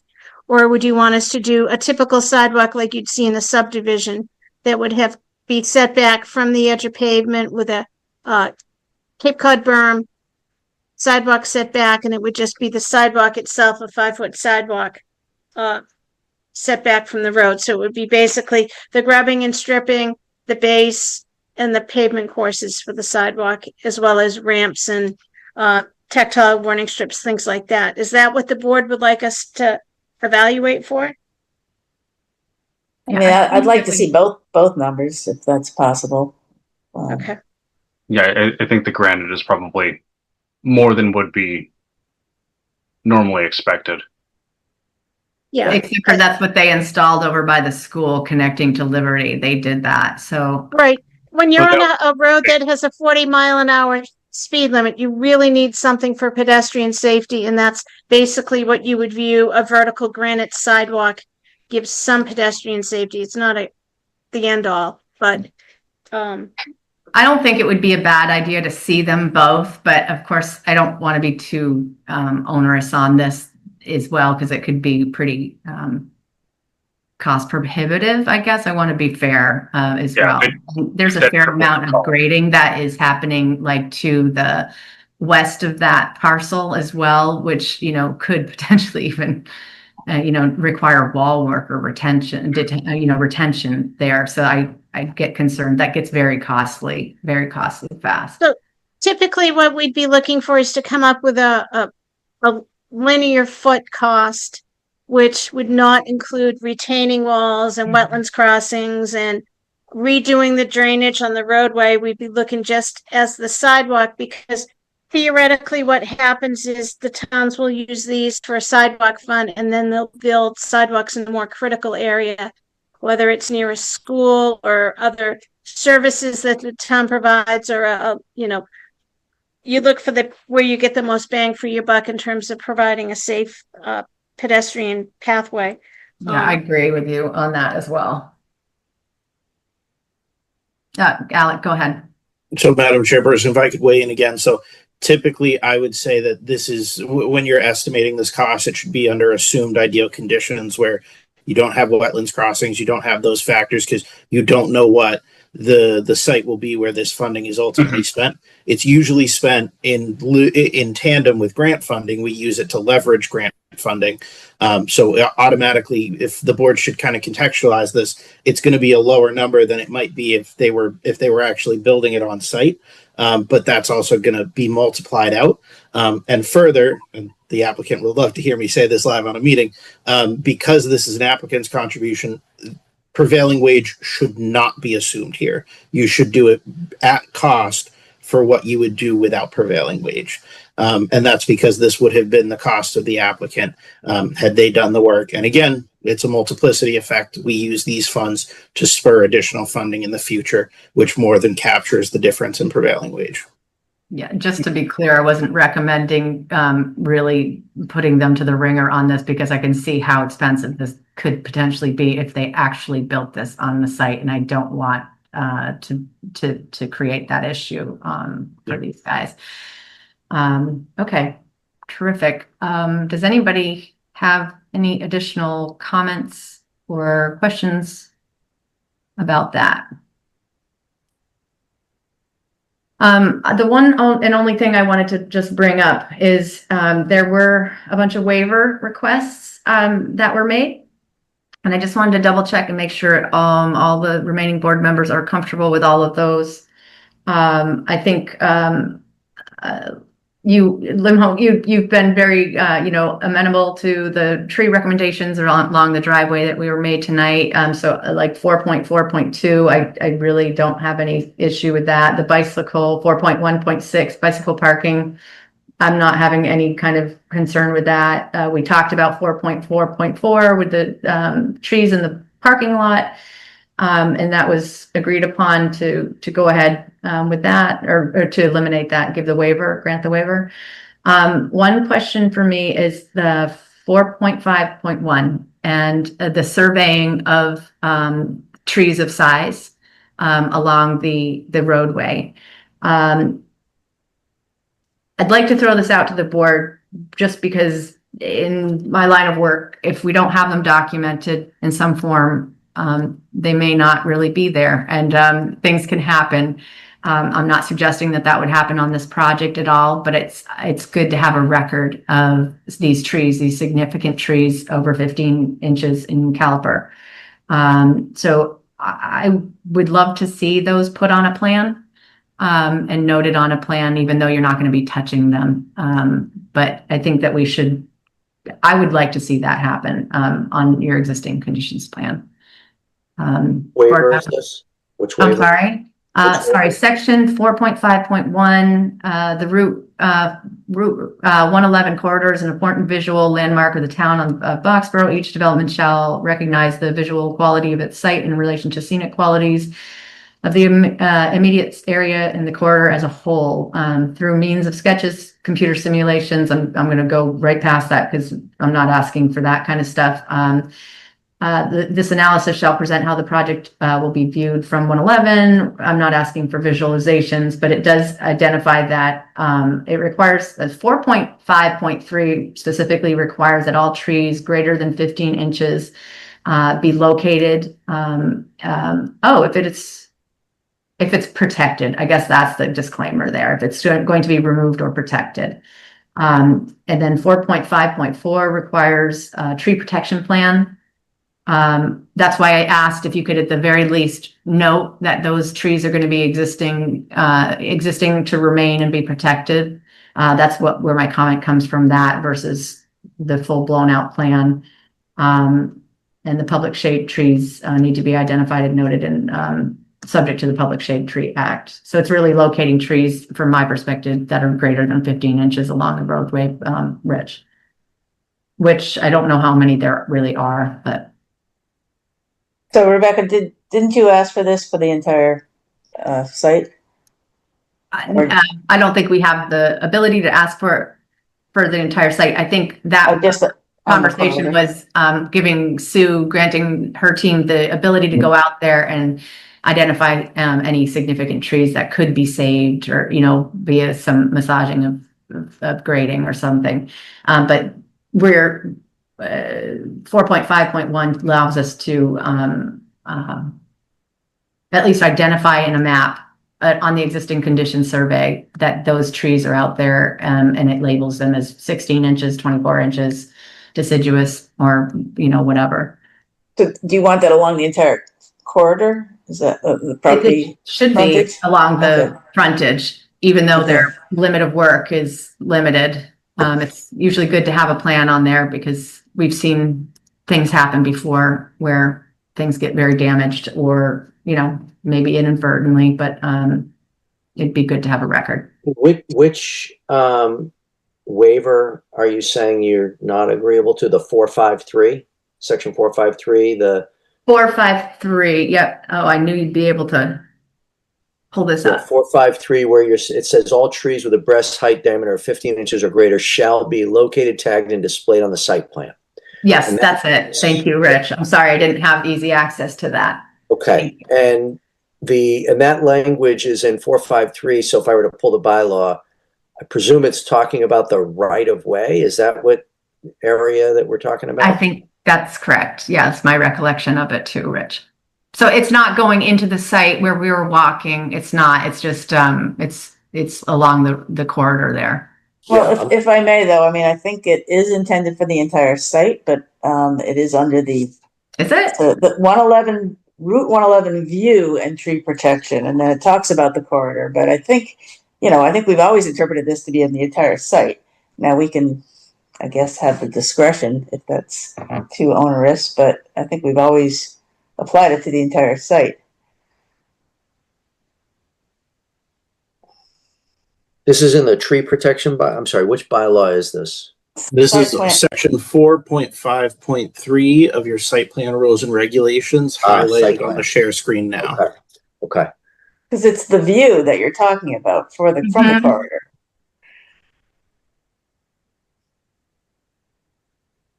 Proposed developments will be designed to minimize the disturbance and destruction of existing healthy trees on the site along the corridor. I mean, it to me, it would seem to read anything that's along the corridor, kind of at least in front of the building. If you were to say beyond just the right of way, it'd be trees, and like if it's a tree behind the building, or like, I don't know, it sounds like we'd have to start making interpretations. Madam Chairperson? Yes, go ahead. Could I offer a potential solution here? Mm-hmm. So if the board is amenable to reducing the amount of survey work that's necessary, I heard you mention, Madam Chairperson, your priority here is the corridor itself. You could do a partial waiver where you don't require the entire site to be surveyed for trees of a certain height or size. You could reduce the area, say a 50-foot buffer inward to the site, something to that effect. That would be the typical front yard area, I believe, by our zoning. That could be a potential solution here to reduce the overall cost and burden of this item while still preserving the priority being that corridor. That's within your jurisdiction as a waiver. What have we historically done? Like, this isn't our first rodeo on 111, is it? It's been a while since we've looked at one of these, but I do recall this, so it has been a little while. Sue, can you recall on our last application how we dealt with that? Or Cindy, you were there too? I believe on across the street for Granite Hill Farms, they did locate all the major trees along their frontage. So I think 50 foot? For 1414, Rebecca, I think we went all the way to the building, as I recall. Remember we had them identify the trees. Yeah, the 1414, we had a lot in and around where they were doing the work area, but I don't think they did a lot of trees outside the fringe of the work area on 111. So what was I'm sorry, so you were saying that we did it for Granite Hill Farms? Yeah, we located all the large trees that bordered 111 were shown. And if you recall from sidewalks, that was that steep slope going up from Mass Ave. So those are really important ones to show, because if one came down, it impacted the others. And then on 1414, I remember we had them located, but I don't think we had the whole distance along Mass Ave, but I think part of that was not as densely vegetated in places. But I do remember some of the bigger trees in and around where they were doing their subdivision road and realigning the intersections. But we can go back and look at that. Yeah, I'm supportive of, like, for the most part, to your question, Rebecca, the waivers, I'm supportive. I do agree with you that, we should look at what we've historically done. I mean, we ought to be really focused on that tree canopy along Mass Ave, and that shouldn't mean the whole site, but it's probably more than just, the 2 steps, right? It's probably whatever that 50 feet or whatever the right front. What is the frontage setback on Mass Ave? Is it 50 feet? Not this specific building. I'm sorry, I can pull the bylaw. Yeah, I'm not sure right off the top of my head, unless somebody else can. Limholt, what district are you in? Can you remind me? B? In the B district, the minimum front yard setback is 50 feet. So it'd be a 50-foot band from road's edge. That seems like a quantifiable, consistent thing we could sort of track to and measure. I think looking up our previous discussions or how we approached this previously would be good to do, but with that note that there's a condition that Places gets the opportunity to go out and look at the other trees and weigh in on, whether shifting grade just a little bit could save the health of, or save one of them, if it's a significant tree beyond the 50-foot. I think that feels a little more comfortable to me because, like, Sue, you'll get a chance to go and say, oh my God, this is a 75-foot oak. We can't, or 75-inch oak. We can't take it down, right? Yeah, 50 feet. There are some significant trees on site. Yeah, there are. 50 feet, you have to, the requirement is that you go through this locating, tagging, and displaying on a site plan 50 feet. I think, to me, that sounds like in my mind, what we should require. Then, Rebecca, I think what you're saying is, in addition, there's going to be this sort of pre-construction meeting where we may identify other significant trees that are beyond the 50-foot mark, right? Is that right? Which has already been discussed and agreed upon. So I feel like that feels reasonable, right? But it would be good to find out what we've done before, because I think we should be buttoning up some regulations if it's loosey-goosey and it's not clear. You know what I mean? I feel the same way about that sidewalk fund as well, because we should have some really clear perimeters around that so it's pretty crystal. Okay. Sue, are you on task with that? You're going to go back and see what we did on those? I will see what I can find in my files.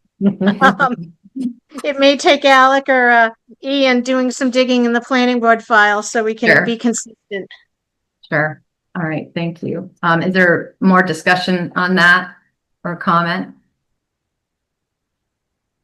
I just have a quick question, I guess. So, just trying to understand what it is that we're looking to do here. I mean, the full frontage of this corridor for the project, we're staring at nearly, I guess, 700 feet. And the waiver that we're asking for is trying to limit the amount of survey for these trees that we're protecting or taking out. We did locate a good portion of it for the areas that we're out working in. I'm just trying to understand what purpose does it serve to locate all these other trees, because it just feels, not needed. And that's the reason for the waiver. So I just want to understand, what it is that we're trying to accomplish. I think we're trying to stay consistent with what we've asked from your very neighbors across the road and just be, fair and consistent with what has historically been requested of applicants. Yeah, I think the general purpose is to try to save as many of the larger trees as possible within that reasonable distance of the work zone. So identifying and labeling them helps make it clear that if we nudge something a foot this way, then we can save this giant tree. Well, I'm sorry. Did I misunderstand? Because is it 50 feet from the limit of work, or is it 50 feet along the entire frontage of the lot? Frontage of the lot. Okay, so we're talking about areas that we're not even close to working in, that we need to locate these trees. I think Rebecca's point was to establish a historical record of what's there, in case there's any errant activity that might impact some of the trees that we want to make sure that we have a record of what is there. I think that was part of Rebecca's comment. If the building is sold, or then somebody else purchases it, and they're not necessarily familiar with what's happening, and then something happens, and then we can go back and look at the historical drawings. I hate to have to go there, you know, on this, but it has unfortunately happened historically with us. So I'm looking at the street views. It doesn't, because of where the wetland is located, it doesn't look like there's a ton of material out there to cite, because the wetland, everything in that, or not the wetland, the stream that's going through there, whatever we want to be calling that, proper terms are escaping me. That's all got small material in it. It's really just along, it looks like it's largely along the roadway here. From what I can see. And there's been a lot of trees that have come down. There's a lot of stumps. So, okay. I guess I would ask that whatever determination is made historically, I would love if we can get that, if Alex could provide that through an email, just so that we could get our survey crew out there to locate what's needed. Again, just trying to push things along, but you know, we already had our survey crew out there a few times, so I would love to just, you know, get it all in one and wrap this all up if possible. Totally makes sense. Alec, you can do that for him, button it into an email. Yes, we can look for past decisions. Sue can remind me of a couple, and I can forward them along where the waiver was granted in part only or not at all. Perfect. Thank you very much. Okay, 10:45. Anything else for this discussion? Otherwise, are we going to pull up a document now?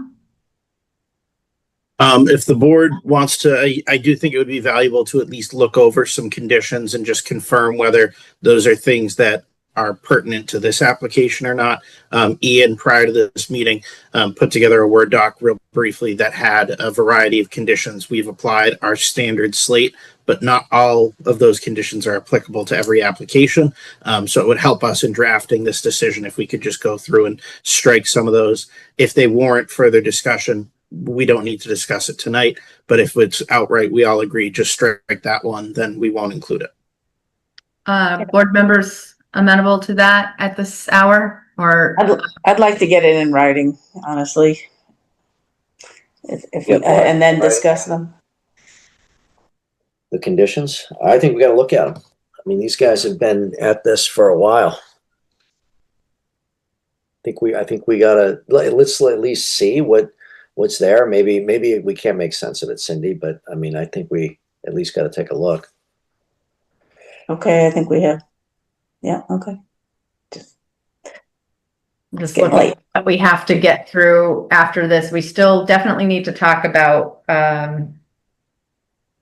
maybe committee reports and at least BL staff, and then we have, well, we can punt the MBTA, right? We have to talk about town meeting. Maybe, and we have to talk about recommendations on additional FTM. So we still have like 4 topics. And while Sue's here, are we going to get the enclave discussion also? 5 topics. Yeah, so that's why I wanted to see these in writing, but you know, because we start going through them, we're going to go late, really late, but whatever the board wants to do. Okay, maybe we take and give it like 10-minute high-level review, Alec, and is that okay, Rich, with you? Just do a high-level review, then we share it with the board members, and people should provide written comment to Alec for our next meeting, so that that's in advance, right? So that it's in the works. If you have questions, comments, leaving this meeting, give Alec comments before the next hearing so that that is underway to keep things moving. Does that sound like a plan? I think that works. Ian, do you want to go ahead and pull up the conditions, draft conditions?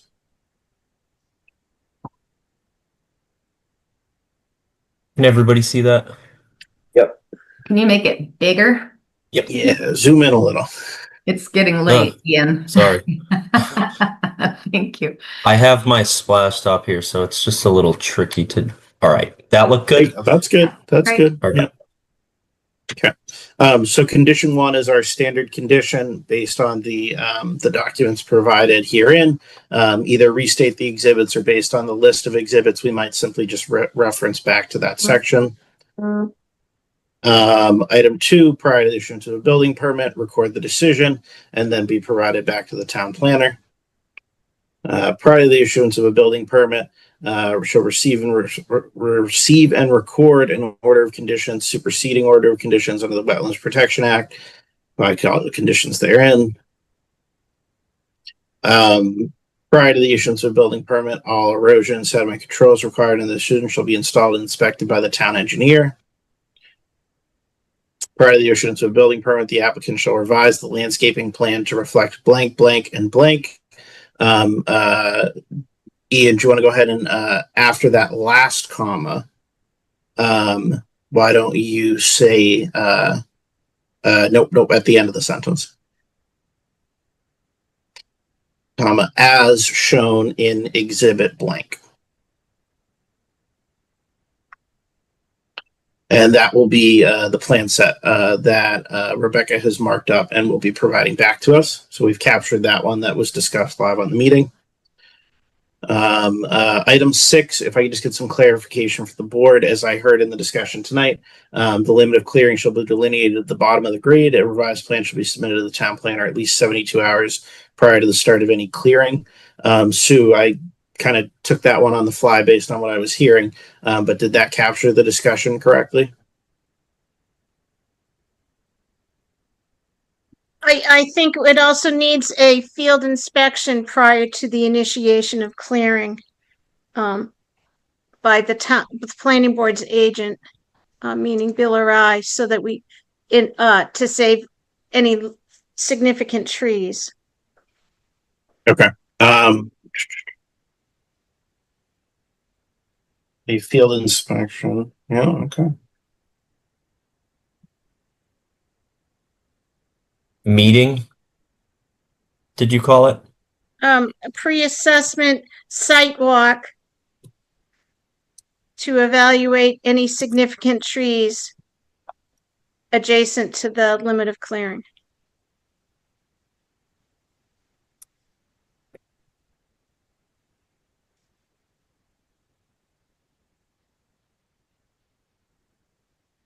And it would be to the limit of clearing.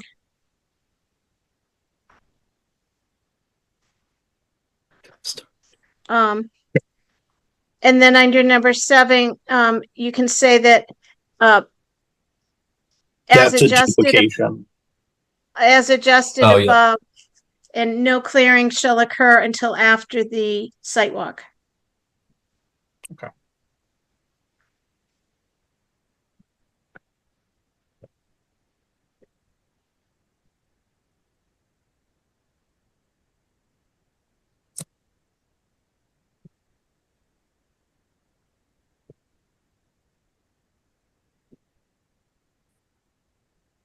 Okay. Number 8, our typical construction site activity referenced in the general bylaws, 7 to 6, Monday through Friday, 8 to 2 on Saturdays, no work on holidays or Sundays. Payment of all outstanding fees. It's typical. It's through their 53G account. Continuing down. Shall be in compliance with the stormwater bylaws of the town of Boxborough. In your actual decision, because there's a stormwater permit attached to this, we'll also reference out and discuss the actual findings directly. All right. Then we start getting into some of the more nuanced ones. Now, in recent years, this board, or I should say in recent decisions, this board has erred in the side of reducing some duplicity. So, for example, facility shall comply with the Massachusetts Department of Environmental Protection noise policy, and DEP air pollution control regulations.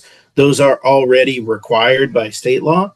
And so I pause here to say, does the board want us to take the approach of duplicating otherwise standards, or should we strike those, noting that they are already covered and governed under Mass General Law? Yeah, I'm in favor of the latter. My concern is that there's a lot of things that are covered under Mass General Law that I don't want to be in a situation where we have to recite all of them. Yeah. Well, likewise, redundancy is not needed. Sue? Do you want to make a comment? Remember, we talked about that they might have a screening plant out there or a rock crusher, and they've shown that on the erosion control plan. That might be an appropriate area to put that the board acknowledges that they have shown on their plans the location of where a rock crusher would be located. Would that be a And- finding, Sue, or would that be a condition, though? Well, I don't know how you want to do it because there was discussion on that to protect the residential abutters. Mm. And I think you want to acknowledge that it was discussed in the public hearing. You could do it as a finding. I don't know if you want to put a condition that they have to put the rock crusher where it's shown, and it can be no closer to the property line than X amount in the event they want to move it around the site as they go.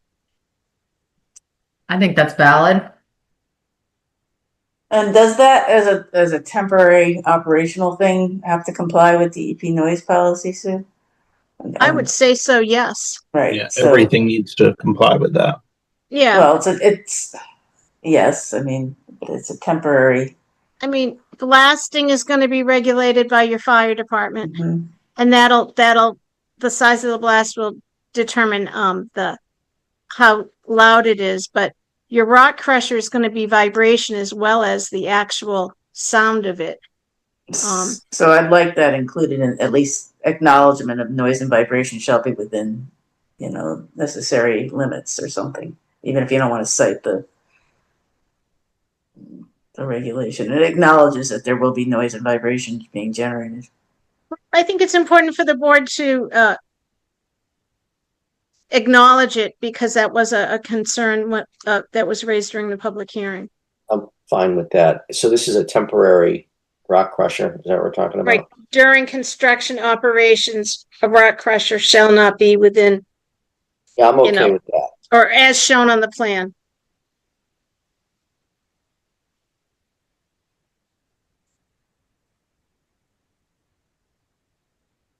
I would say the rock crusher shall be shown as shown on the plan, shall be located. So remain.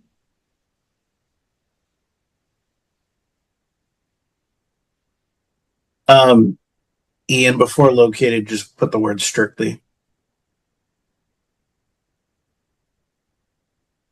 And that's fine. That's an adequate condition. Yep. Can we say and shall be, and noise and vibration shall be in compliance with state and local regulation or something? I mean, This one, your local noise regulations don't apply because it's not in a industrial commercial zone. okay, but we do have vibration limitations and the DEP noise policy would kick in, so, and as with the air pollution control reg, so just trying to bring in the above noise, vibration, and dust concerns. You wanted to eliminate number 11, but I'm just suggesting that. Maybe just cut and paste number 11 to the end of number 12 after you talk about the crusher. Perfect.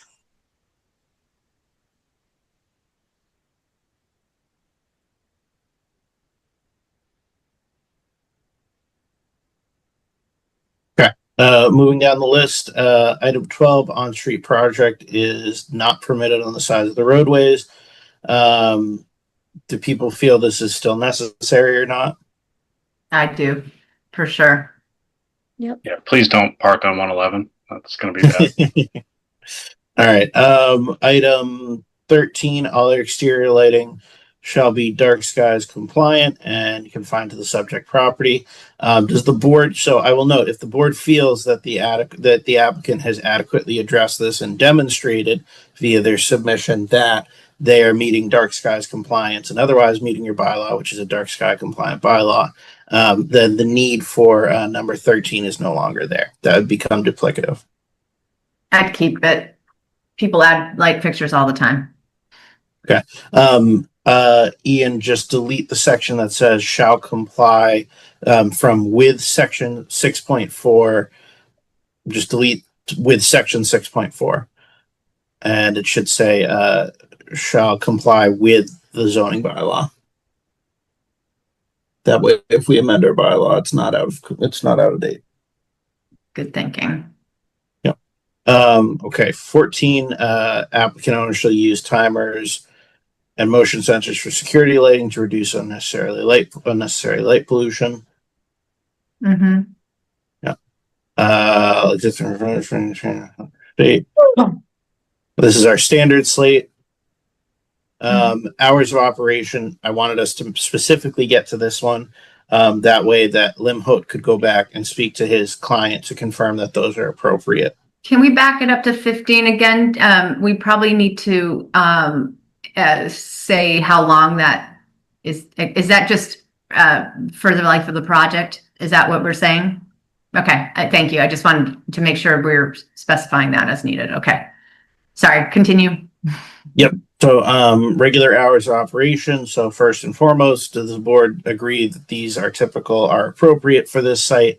And if so, then Limhout needs to take that back and confer with his client that those are fine. You're talking about operation of the facility, not the rock crusher, right? Can we limit the hours That's correct. of the rock? Hours of operation. Can we limit the hours of the rock crusher? We can go back up and do that too. Yes. I think that is smart due to the location next to the residentials.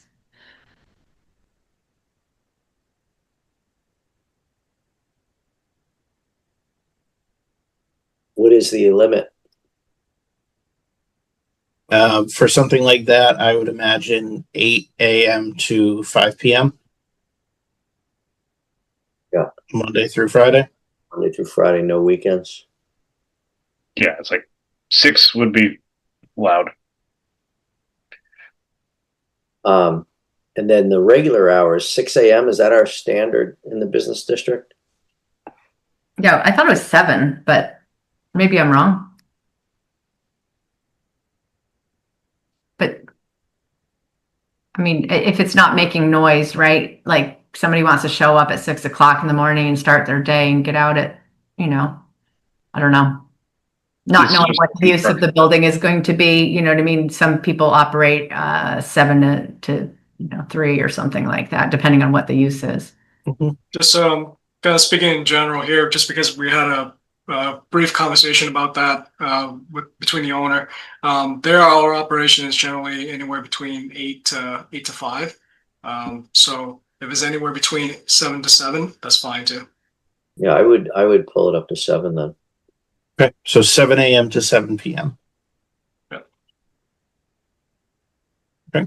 And then regular truck deliveries at that point would effectively mirror the same. No truck deliveries between 7 p.m. to 7 a.m. the following day.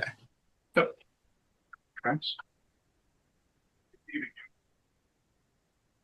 Okay, now Limhout, remind me, this is to be I'm going to use an odd term for this, but this is a campus style model. You're going to have effectively 4 separate tenants or multiple tenants on one site, correct? That is correct, yep. Okay, so candidly, I would say item 18 is a little onerous on everybody involved. It might not be in the board's best interest that we're going to constantly be getting notice every time a new tenant signs a new lease agreement. At that point, it's just kind of a paperwork nightmare. I might recommend in this case removing item 18, or at least reworking this, because saying that we have to get notice every time there's a change in tenant, that's tricky. The use is a different story, but change of tenant, that's kind of just a lot of paperwork. Yeah, I agree. It doesn't matter to us if they change tenants. You want to say change in ownership or use? I mean, use. Ownership use is fine, yes, if it's exclusively notification. I think this one was originally from light manufacturing situation up the road, so it was a bit more concerning, right? Maybe not so applicable to this current situation. Isn't there Well- always an obligation on a change in use to do something? Yes. Well, yes. If it's a change of use, it might require a special permit, depending on if that use is allowed by right versus by special permit. But if the use it's changing to is allowed by right, then there wouldn't be any need for any notification. That's correct, unless they are simultaneously creating a substantial alteration because of various renovations. That would then trigger a modification of the site plan approval. But just a change of use does not necessarily trigger any requirement other than simple notification if you include it here. But I mean, that's basically saying you're required to follow the bylaw. Well, no, you're adding a requirement of notification. The bylaw says you need a permit for that use. So Ian, why don't you just change tenant to owner real quick, and we'll leave this one in here for now to be worked on a little further next time. That's a good way to move it along. Yeah, that makes sense. Operations shall not use toxic or hazardous materials except those incidental to the business. This was also definitely taken from one of your more light industrial ones. Does the board feel that this one is required?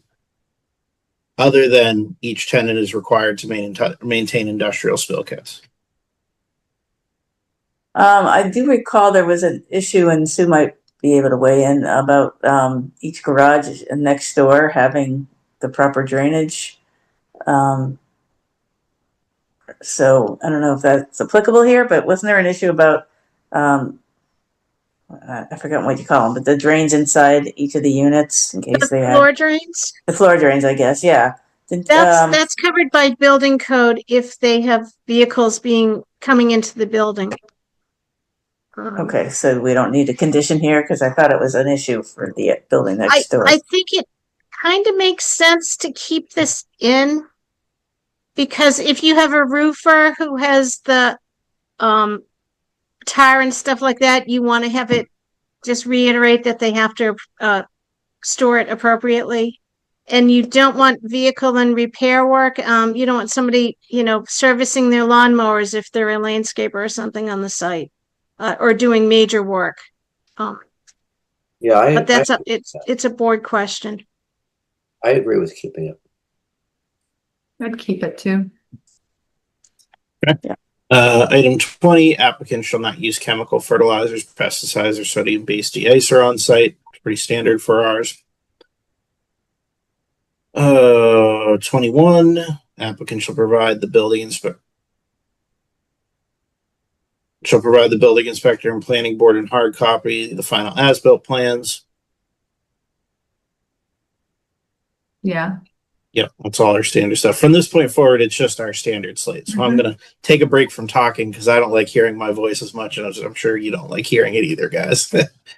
From this point forward, it's just our standard written language, written context. So I think this was a good exercise to go through, figure out what we wanted to retain. This will also be put into the board's packet after tonight's meeting too. So if you want to go back, you want to reread any of these, you're welcome to. And Limho, ahead of the next meeting, I do encourage you to bring this back to your client, confer with them if there's anything outstanding in that list of items that you want to discuss further. So wait, we had some other conditions we talked about tonight. You're going to add those to this list? Yes. But not now.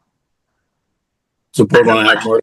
We should be able to do it, Cindy, following this meeting in the interest of time. And then we're going to get that updated view and then all the board members should weigh in on it at that point and circulate it back through Alex so that we can stay ahead of any additional questions in our next hearing. So is there a sunset provision in this, Alec? Yes, our typical one's in here somewhere at the bottom. Or I assume it is. Ian prepared this one, but he just ripped from other documents. So yes, it should be in there.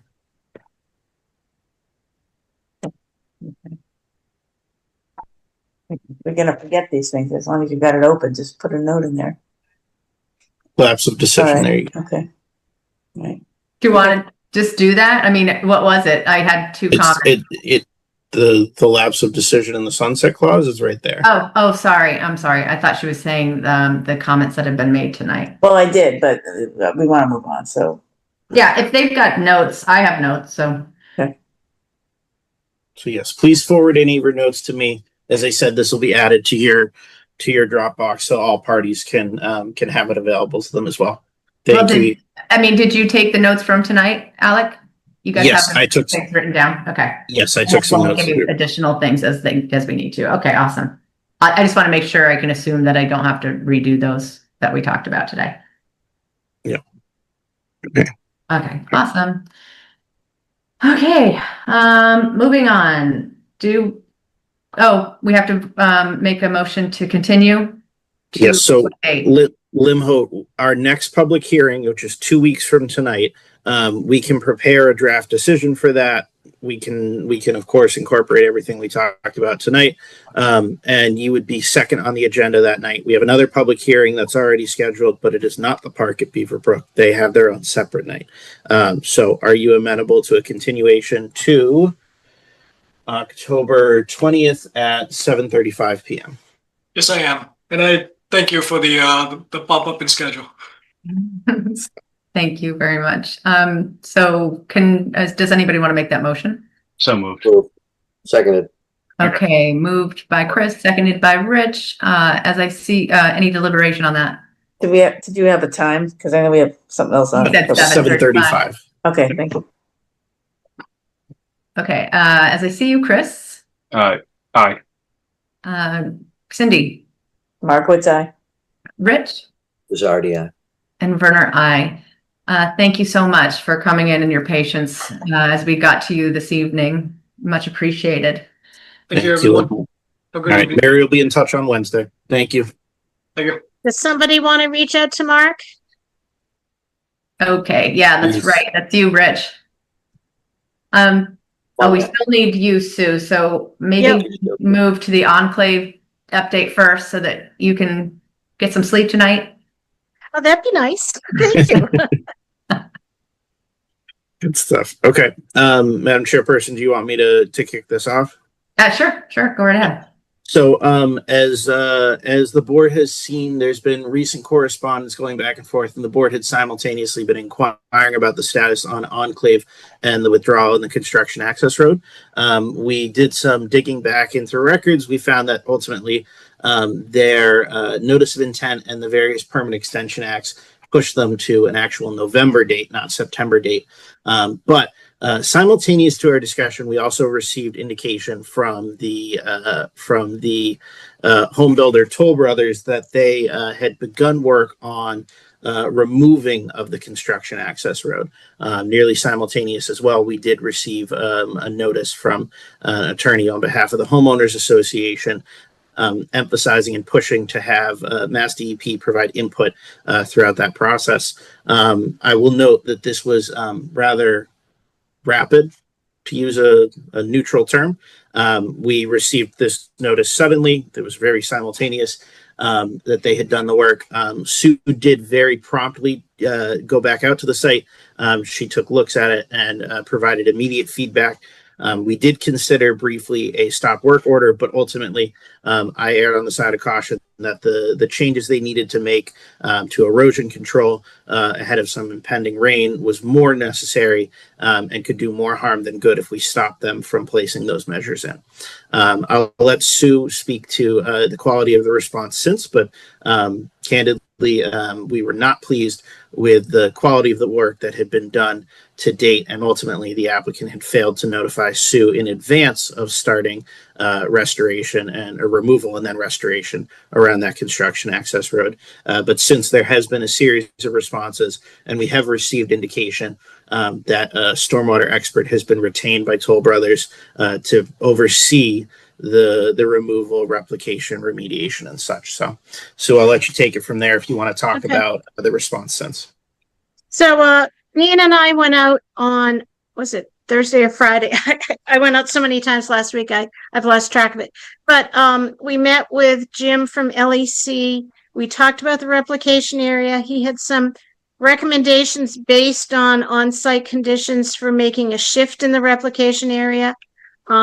We clearly indicated to him that we could not give him the authorization. It had to be the Conservation Commission to approve it. So I saw communications come through today from Jim outlining exactly what they were proposing to do. Ian and I also went over things with Jason Fenton about removal of the gravel roadway. It appears that when they were doing paving on driveways, they dumped any extra mix they had down on the gravel roadway. So it was made clear to them that they have to remove the pavement and restore it to take out the gravel, what was the construction roadway. Down closer to where the infiltration basin and the water pump house is, we discovered that there'd been some material stored. It looked like a box and maybe a snowblower attachment for a truck or a tractor.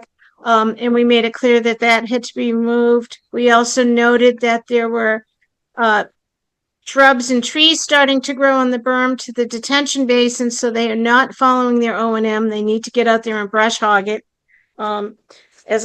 Ian and I discussed, the concern is the roots will permeate the impermeable core and weaken the berm itself. Now that we're no longer having an access roadway going out that way, they also need to install their emergency overflow that was shown on the design plan. And Alec, do you want me to, or Rebecca, do you want me to go into some of the other site issues that we flagged out on the sidewalks?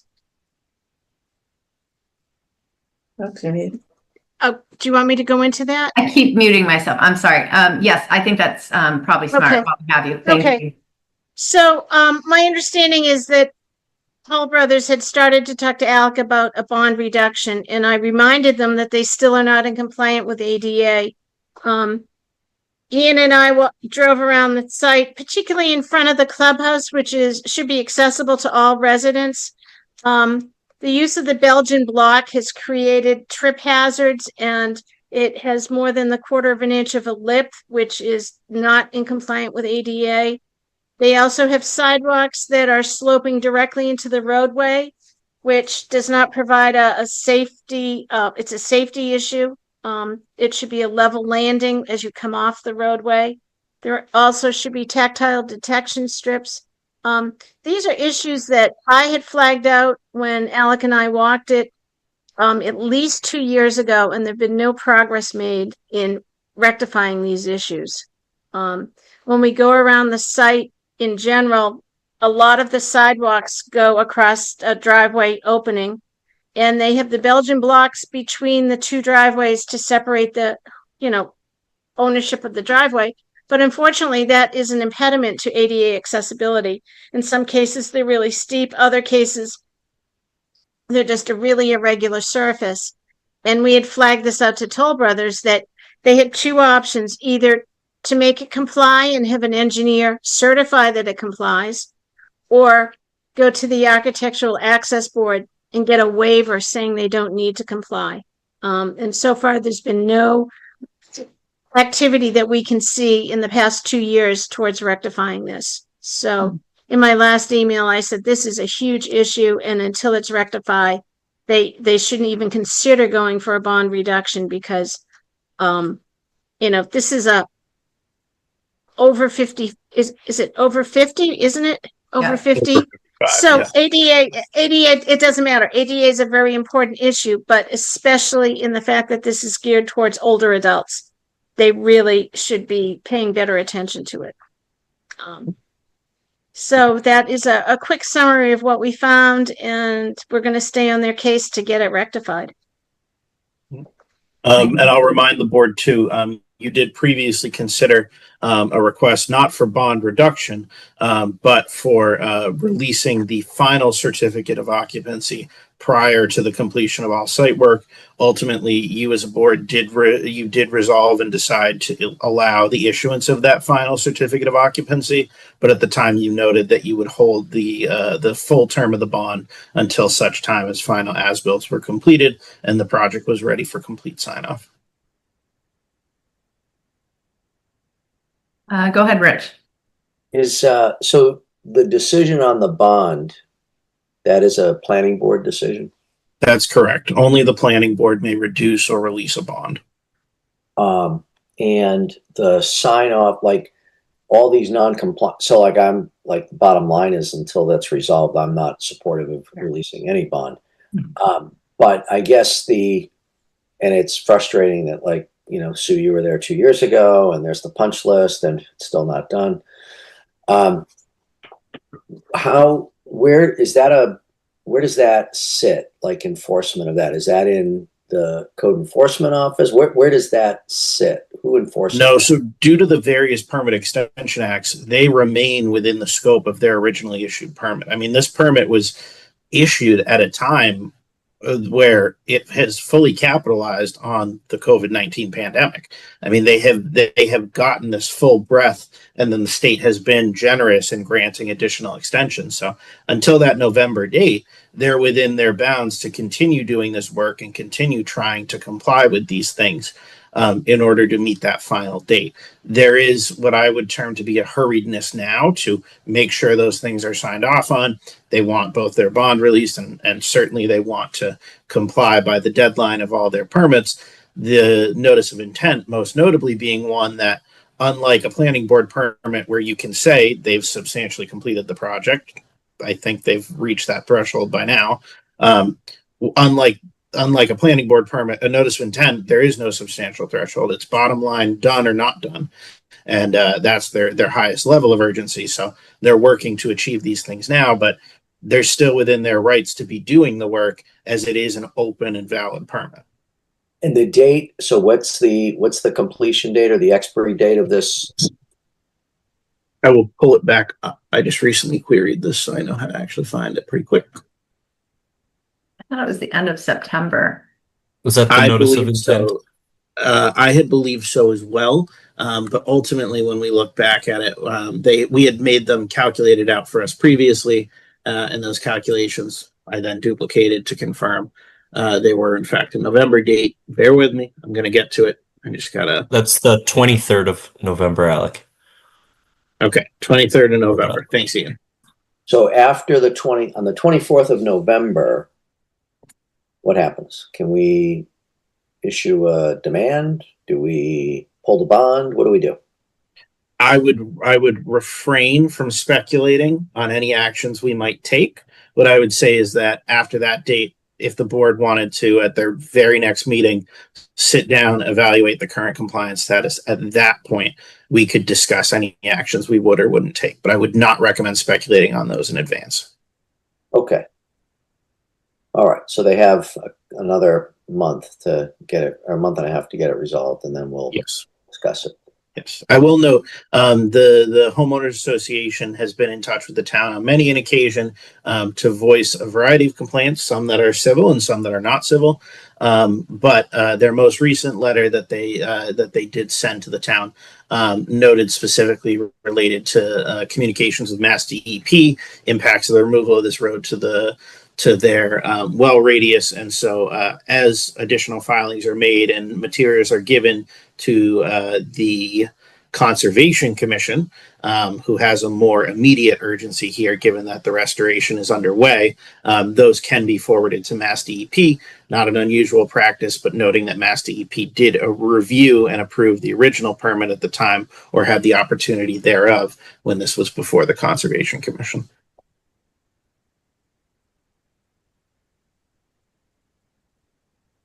Go ahead, Rich, were you all set? Yep, thank you. Okay, go ahead, Cindy. Yeah, I was going to just ask that at the time of November 23rd, can we have a complete assessment of the list of conditions and the status? Because Sue's identified some things, but I remember there was a pretty long punch list, and I don't know if they're all on there, but I'd like to see in writing like a complete list of the conditions and the status before by that date. Yeah, I think that's entirely And the one thing I haven't done is walked around to see that the landscaping has actually survived. Especially since we've had a drought this year. They do have irrigation systems and irrigation wells, so I'm not as concerned as I might be on another site, but I have not looked at landscaping survival. arbs and evergreens got hit super hard last year, roadies too, with the winter. Yep. It's definitely something to take a look at. All right, any other comments or questions about this, or can we let Sue take off? Thank you. All All right. Good Good night, night, Sue. everyone. Thank you. Thank you. Okay. Bye. Right. Alec, can we switch gears, pull up meeting minutes quick? Real quick before we do that, Madam Chairperson, I will just note I would like to go backwards on your agenda. Yeah. The board has received a request to withdraw an application for site plan approval, earth removal, and stormwater management. That was an application at 365 Codman Hill Road. You do not need to open this public hearing. However, I would ask that the board make a motion to accept the withdrawal without prejudice of 365 Codman Hill Road. I can't believe I skipped over that. But thanks for We have being other honest. I was like one track mind there. Okay, Cindy, go ahead. Yeah, I guess I know it's not. My understanding is the current site is not under our jurisdiction, but there does seem to be a lot of earthwork happening there. And I guess my question to you, Alec, is the town aware of that work? And is the building inspector, somebody been out there to make sure that there's not impacting the structural integrity of the back slope back there? This is the first I'm hearing of any of that work. We can certainly get out there tomorrow to observe whatever we can. I don't know that it's related to this application. The engineer told me that his client ultimately pulled the plug at this time on the project, so I don't know that the two are related, but we can certainly get out there and report back to the board what the nature of the ongoing work is. Great, thank you. So again, I would just seek a motion to accept the withdrawal without prejudice. So moved. Do we have a second? Second. Okay, moved by Mark, seconded by Rich Gazzardi. Any deliberation? Okay, as I see you, Cindy Markowitz. Markowitz, aye. Mark White. White eye. Rich Gazzardi. Gazzardi, aye. Chris Dowdy. Dowdy eye. And Werner, I. Okay, thank you. Thanks for going back to that one, Alec. Can we do some quick minutes? Absolutely.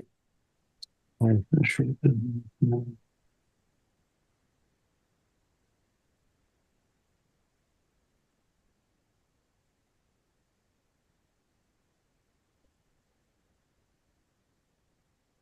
me know if you need me to zoom in on these. I don't know how it's showing on your screen. All right, who has comments?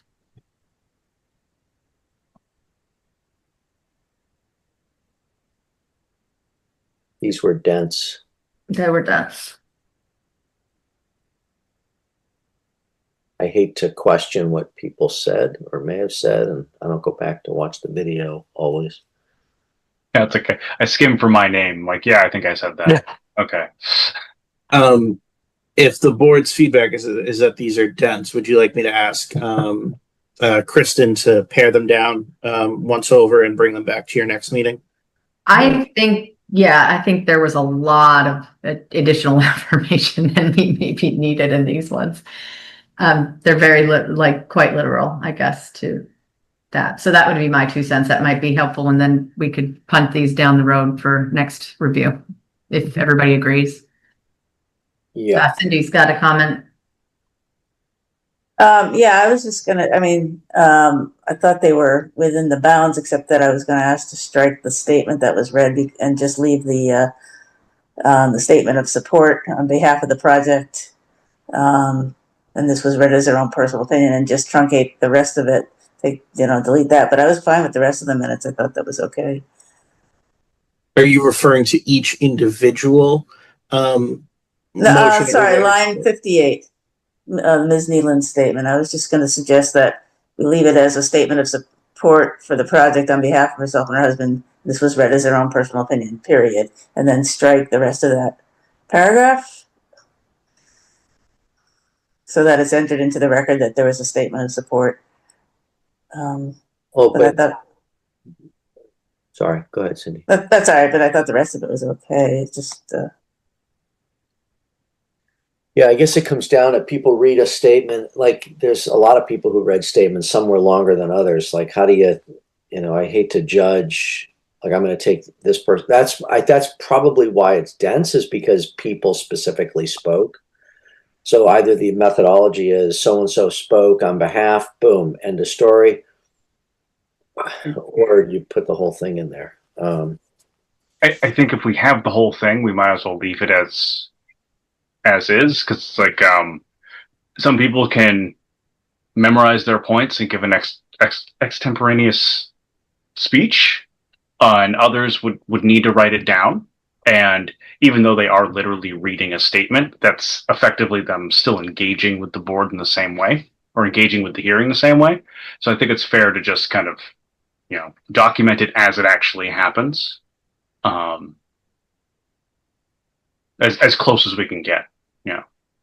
You can cut the ums and ahs when people are talking and that stuff, but Again, I don't think we do verbatim statements. I think we usually summarize, and identify the points. I mean, you can pull out some points of the statement, but I don't think we ever quote a full statement like that. I mean, it's in the video record, and the record is, reflects the support. So I don't know, that would be my take on it anyway. Was this a written statement that's in our packet? Do you recall? No, I think it was read verbally. I think so. Okay. I'm not opposed to summarizing. I just don't like if to just delete, like just to say, the person read a statement in support, period. And then, but everybody else's is, there's a description. To me, it's like there's got to be a consistency. I'm okay with summarizing. Sure. It's up to the minute taker, right? Like,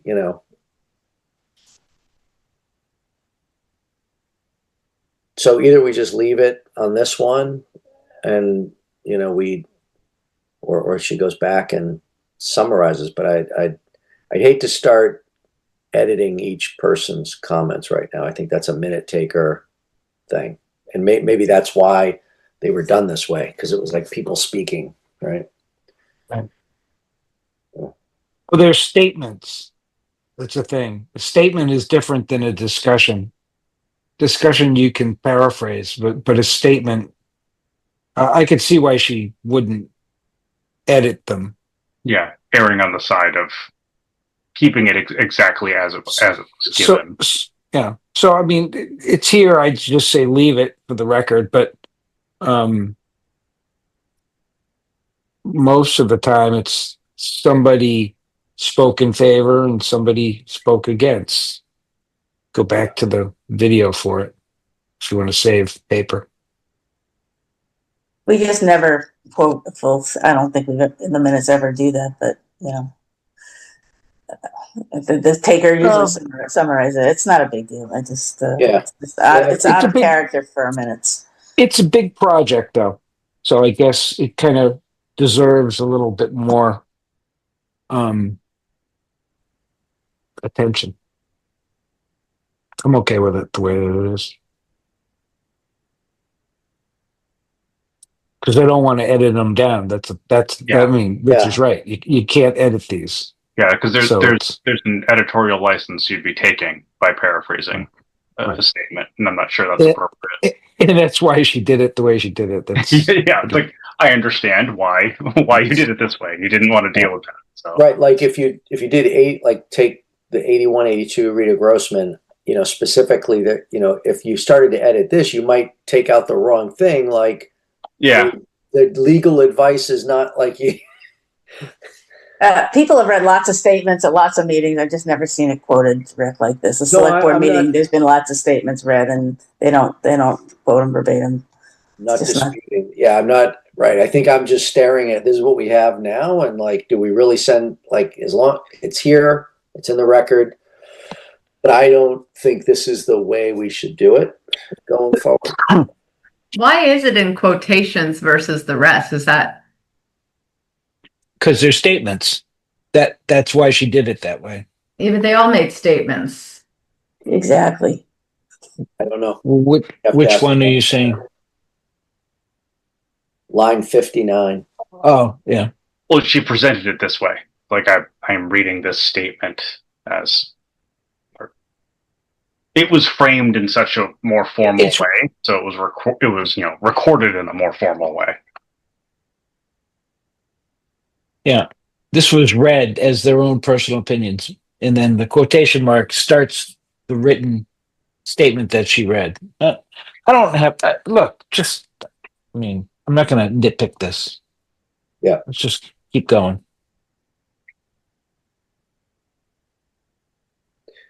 More comments?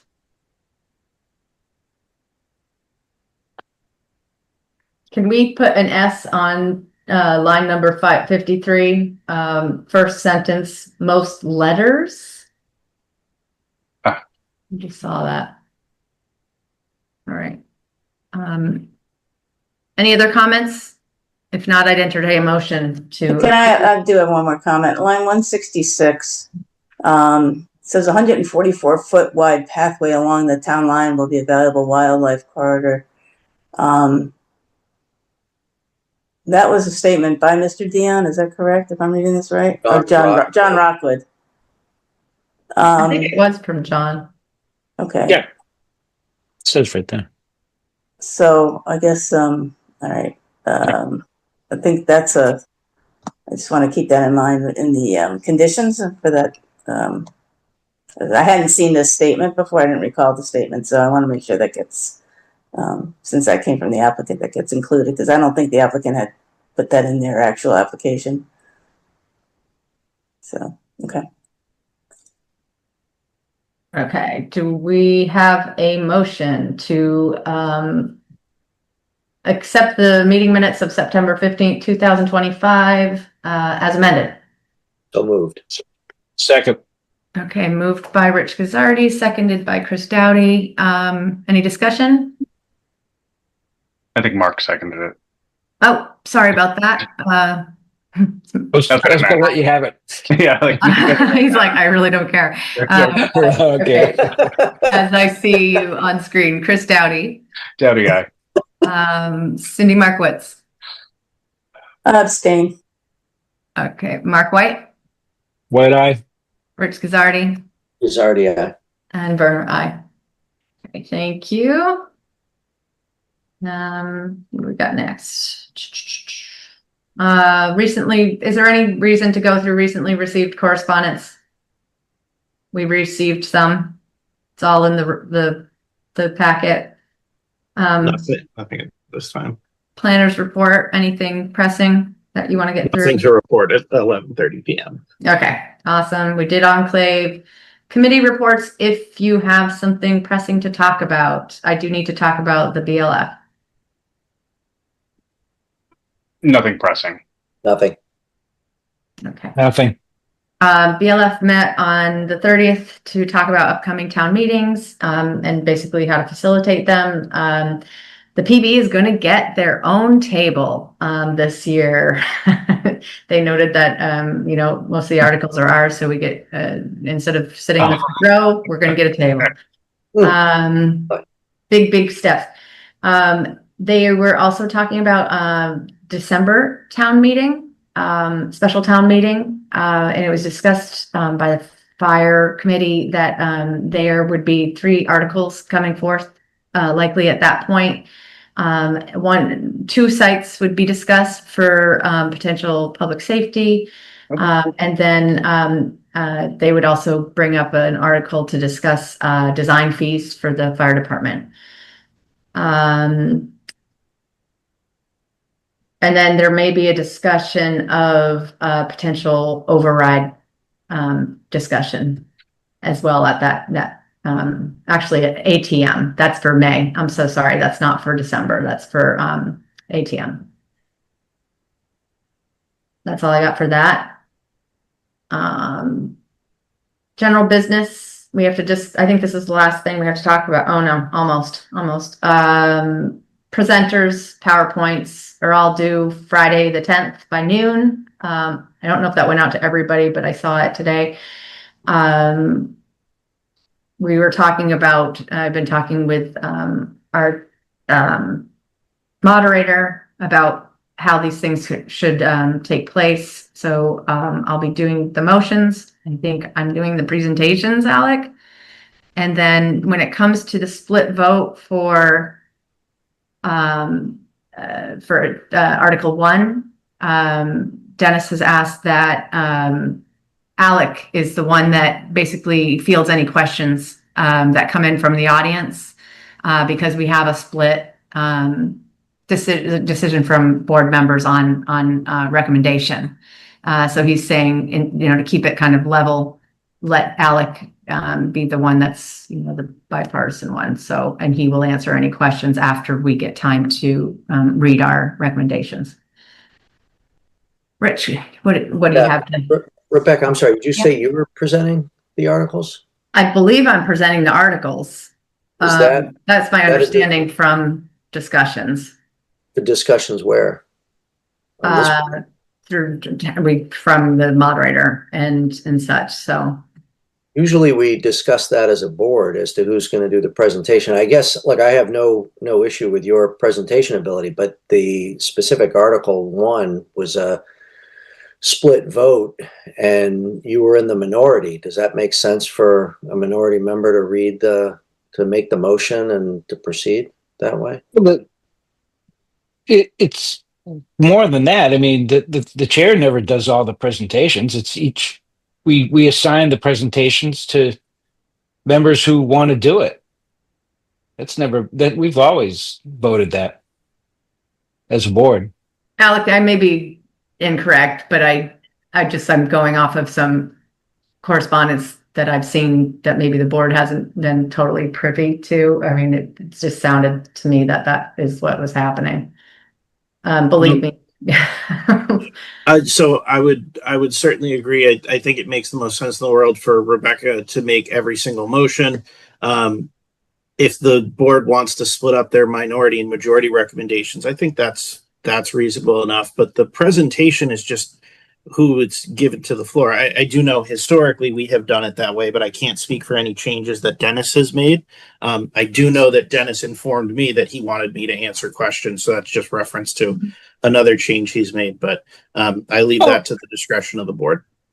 Well, I mean, you watch the select board do it. The select board, they rotate. It goes around the table. One presents one article, one presents another presents another, comes back to the first. I mean, it's always been like that. It's never been any different. It's never been one person presents all the Are you talking about motions or an actual presentation? No, the motions, we were talking about motions and presentations, Cindy, just based on my understanding of conversations that I've had. Listen, I don't need to talk all night. I really don't. Yeah. I think in a situation when it's if there's something unanimous from the board, then sure, the chair or a designee makes a lot of sense. But something that's a split decision should have, both majority and minority. No, take each of the articles one at a time. We should be, what we've always done is each article, we'd say, who's going to do that one? Who's going to present that one? Who's going to present that one? Who's going to read the recommendation on that one? So we've always done it like that. Never any different. Rebecca, there's actually an email. Somehow I got attached to the email, maybe because I'm the clerk, or the majority opinion in the clerk. But so the way that Dennis is describing this is following the motion on Article number 1. Article 1 is allowed up to 10 minutes PB presentation / majority recommendation from the podium, followed by 3 minutes PB minority recommendation. So I think there's a presentation. So, and the way he's got it written here, it seems to be, it would be a majority presentation, which is the recommendation on the article, which is the planning board's moving the article. So I don't know. It's unfortunate that it's 11:42 and we're having this discussion. The charts are due in 3 days. But I don't know. It feels like if there's a majority, the majority ought to be, I don't know about motioning, but certainly presenting the article, right? From a this is what the planning board recommends perspective. Absolutely. I mean, isn't it, well, this, I would say it's a factual presentation, and then the majority, and then the minority opinions would be read. So, I mean, the presentation shouldn't have any slant to it. It should just be a factual presentation, right? So That does not make, sorry, that doesn't track. So if there's because the fact that there is a split decision means that, reasonable people on the board are consulting the same set of data and coming to different conclusions. So you need to have each of those different conclusions should be voiced. well, that's the opinion part, right? I'm just saying the presentation should be, this is what we're doing, this is what's being proposed, and why. And that's what, that's all it is. That's the why of what's being proposed. Right, the reason the majority opinion is that way, and then there's a reason there's dissent, and that's Well, with the split decision, that's even clearer. But again, with each of the articles, typically or always, it was rotated among different people. Somebody would say, okay, so Article 1, who wants to do that? And that person would make the motion. And then after the motion, then they would present the article, read the presentation. And then it would go to minority opinion, majority opinion. And then either the same person on a split one. Or if it was make the presentation, then they would finish it up, and then it would start to move around the room. And so we would pick who would do that. So Article 1, who's going to make the presentation? Article 2, who's going to make the presentation? It's never been one person made all those presentations ever. Cindy, you've been chair before, you know that. Just looking, what do we have? 4 articles? 5. 5 articles? Yeah. So, I mean, that's what I thought we were going to do. I was waiting for the meeting where we're going to sit down and decide who's going to give what presentation, and then who's going to read the majority and the minority on the split decision.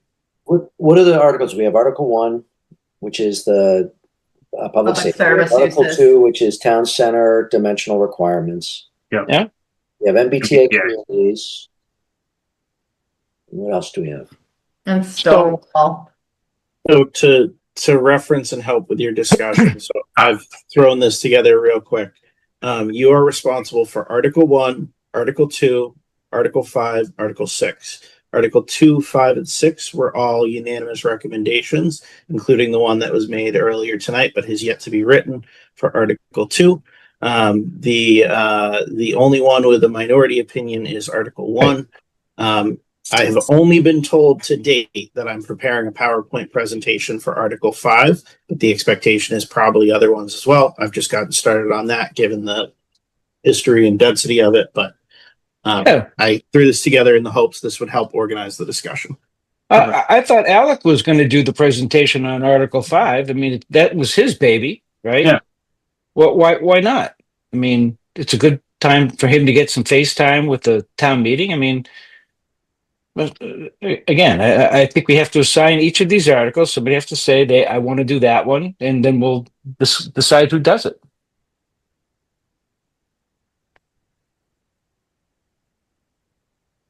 Yeah, I was also under the presumption that Alec was speaking to MBTA, because that's, he's done all the work for it, essentially. So it's almost 12. Can we make a proposal? I honestly do not need to be precious about this. That's what I understood I was hearing. And if that's not how the board wants to proceed, I'm certainly able to not do 4 presentations in one night. I'm okay with that. I mean, I think you may have misunderstood from Dennis. Mark, can we just make a proposal at midnight? Yeah. Okay. Awesome. Well, it's not midnight. It's almost. It's what is Article 6? Oh my God! Please. What is Article 6? Okay. Why don't we start from the top with Article 1, the public safety definition and use table change. I still recommend that Rebecca makes all of the motions. That's what kicks it off. And then the next person, whoever's making the recommendation or the presentation, can follow off. But the same person just reading the motions does keep the flow going quicker. So that's a firm recommendation I have. Who would like to read the majority recommendation on Article 1? I'd like Rich to do it. Yeah, that sounds good. All right, Rich will do it. Cindy or Rebecca, which of you would like to read your minority recommendation? Doesn't matter to me. It doesn't matter to me. I will be up there already, Cindy, but Yeah, why don't you go ahead then? Well, we're all going to be up there. I mean, the other Yeah. 2 and 6 are so minor. It's hardly worth the presentation. Well, 6 is minor anyway. Maybe not. Again, presenter would be Rich because that's the majority recommendation. Yeah, Rich and Rebecca. If it's what 10 in 3 minutes. Well, there's No. one No. The majority recommendation gets 10 minutes. The minority recommendation gets 3. Yep. The presenter should be the one representing the majority recommendation, because that's the vote of the board. PowerPoint. Okay. Okay. Rich PowerPoint is fine. Yeah. Thank you. And again, I mean, even the motion thing is, again, you watch the select board do it. They will make the motion and then give the recommendation. Boom. But you guys can do it however you want. Rich and Rebecca, will there be a PowerPoint prepared for this one, either by yourselves or by myself? Yeah, I think a PowerPoint is necessary with a map. Dennis, in his note, talks about having a map. Yeah. Was I included on this out of curiosity? Yep. Okay. you were. Yeah, they came in at 12:50. I'm behind on my emails. I never saw it. I just saw it when we were meeting tonight. So say yes. All right. Okay. Article 2 is what? Which article is that? That's the Rich. I think requirement on town center. That was you floated that one up. So again, I think you should present that one. I thought we were rotating. Well, unless somebody else wants to do it, I'm sure Rich isn't wedded to it, but it was his article. That's usually how we've done it. If somebody floated an article up, then that person kind of owned it. Well, then maybe somebody should take Article 1. I'll take it. But I was going to take it if Rich couldn't make it, and Rich isn't certain he's going to be able to make it anyway. So am I making a change here to Mark? No, because if Rich can make the meeting, he's going to do it. And Mark, you can do Article 2. Or Chris. Or Cindy. I mean, anybody can do that one. That's not controversial. It's non-controversial. It's not non-controversial then. No, don't put me up for Article 2. It does not need slides. Chris, Cindy, Rebecca.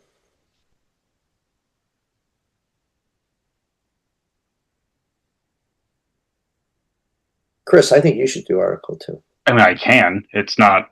Yeah, it does not need slides. It's like 45 seconds. I was thinking it would probably have a map with just town center to show this is town center. You need a building this big to be a firehouse. It's going to take up too much. Yeah. MBTA communities overlay. I say. I feel like that's Alex. Alec. Well, but I mean, Rich and Rebecca were on the advisory team, so if you're trying to put planning board people Rebecca. on. So Rebecca. Then well, okay. I mean, I'd say Rebecca or Alec. I mean, I'd love to give Alec the FaceTime, but. Well, Mark, you're talking like, the planning board should rotate it, and then you're like, no, we should do, okay, well then, that means you do the next one. But Stonewall one, that's the heavy lift. Which one is 6? What is Article 6? I honestly don't remember what it is. Stonewall. That's the Stonewall one. Oh, okay.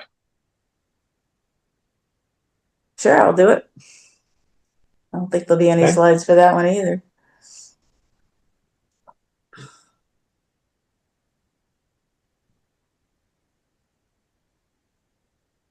Okay.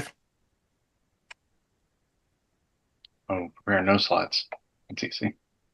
If this is acceptable to the board, I will report this to the town administrator's office for the slide deck for name badges and everything as speakers are going, and then for Article 5 and Article 1. Article 1, Rich and Rebecca, am I preparing a PowerPoint for you, or are you going to work on a PowerPoint? I'll send one to you guys. Okay, I need to forward you then. Rajan provided the standard template with the town's branding and everything. I'll forward that along if you haven't received it already. And Rebecca, you've already asked me to take a stab and start putting some slides together. I'm about halfway done, and I'll get that out the door to you tomorrow for number 5. Thanks, Alec. Yep. Thank you, everybody. Can you, hey, whoever has control here, just change it to Rich for C under C2. Yeah, thanks. Feel like you're in trouble if you get the full name. Yeah. Probably am. Yeah. I wouldn't have let Christopher stay up there either. So. Okay. So we've got that sorted. Future articles for consideration. Can we punt that down to the next meeting? I do believe so, yes. No Awesome. objection. And then under recommendation for additional FTM articles, it has come to our attention that there will be a motion made to amend Article 1. And the amendment has been shared with us, and the process for how to navigate that has been also shared with us by town moderator. So it would be a proposal to strike the letters Y under AR and R1 in the table and for public uses, and then replace them with a letter N. So that's been given to us in advance. We have the article or the amendment. What's been given to us? The motion has been provided to us, as I just basically read to you, that a motion is going to be made to change Y under AR and R1 columns to under public service to replace it with an N. When you say provided to us, Rebecca, who is us? Remind me, Alec, that came just to a citizen provided it to Dennis. Dennis then forwarded it on to Rebecca and I. I don't know that Dennis shared it any further, and I know I did not put it in your packet. My apologies for the oversight. So in person is? What's that? And the person who's going to do that? Mark Barbadoro. It's a motion from an amendment from the floor motion. From the floor. Dennis had asked that any motions be given in advance of the town meeting so that it could be run through legal and all that kind of stuff. And so this was forthcoming. It was requested that it came in before Tuesday, next Tuesday at noon, so that it could be run through legal, just to make sure that it was made correctly and keep things moving smoothly. Okay, so the intent is to not allow other amendments on the floor? No, they can't. Can avoid that. You can't stop that. Yeah, you can't stop that. I think that's just good practice if you can get it up front. You don't want to do it, but I think someone could still move to amend something on the floor. Yes. Just that ability has Mark to be there. Barbadoro is going to move to amend Article 1 to no in residential. Yes. Okay, well, now we know. How come he didn't move to amend it to be by special permit?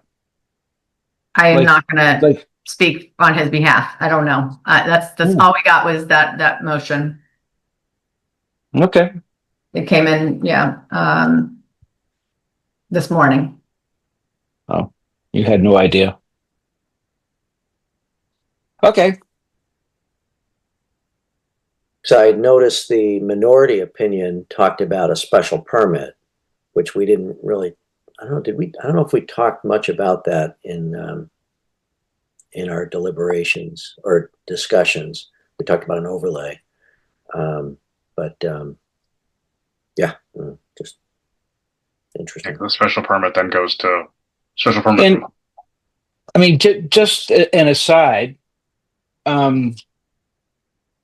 both of the articles, the minority and majority opinion, were brought before this board, and basically we all looked at them both, and each side said, looks okay to us. But then, Cindy, you changed it. So how did that happen? Because I don't think I changed it. Wait. I think Rebecca and I had a chance to work on it probably after the fact, after that. Because I don't think she had seen it. She had seen it before, but it's not a, you know, we didn't vote on them. I mean, that was the minority's report. We don't vote on our recommendations. Okay, and so I that think means this change was very non-substantive, as I recall. well, it was kind of. I mean, again, I mean, if I had changed it, you kind of would have had me on the floor. Right. It's like 12 o'clock at night, and we've already these things have been submitted. Well, I'm going to ask for a motion to adjourn at this point. It's midnight, and we're going over something that's already been submitted. Yeah, I guess to Mark's point, right? I mean, like the minority opinion actually says the planning board does not recommend, and that's actually it's either a typo or it's a misstatement, because the minority of the planning board doesn't approve or recommend, and the majority opinion says the majority of the planning board recommends. So it's like it's a misstatement. So that is going to get corrected at town meeting, 100%. The majority says that too, right? Yeah, they both say it that way. Yeah. Well, the planning board recommended by majority. Yeah, by majority. But that's the majority opinion says the planning board recommends it. That's correct, because the 3 votes of the planning board is a recommendation. That's a vote of the planning board. Well, I think to your point, it should have said the majority of the planning board recommends, if this is a sticky point. But I presented it to you like that. That's what I presented to you, put in front of you, you saw it, and that's what went in the warrant. What you presented to us did not go into the warrant the way it was shown to us. There's another paragraph or half a paragraph added somewhere in the middle of it. I haven't gone back and done word compare, but so there's other words put in there. I mean, again, if I brought you something, you saw it, you said looks good, go ahead and do it. Whether we voted on it or not, it's fair and square. Is that's what you would have expected to see in there, and so what's good for thee is good for me. But well, so it was just not my opinion to weigh in on. Honestly, I wouldn't have weighed in on your majority opinion. That's your opinion to make. It's your opinion, right?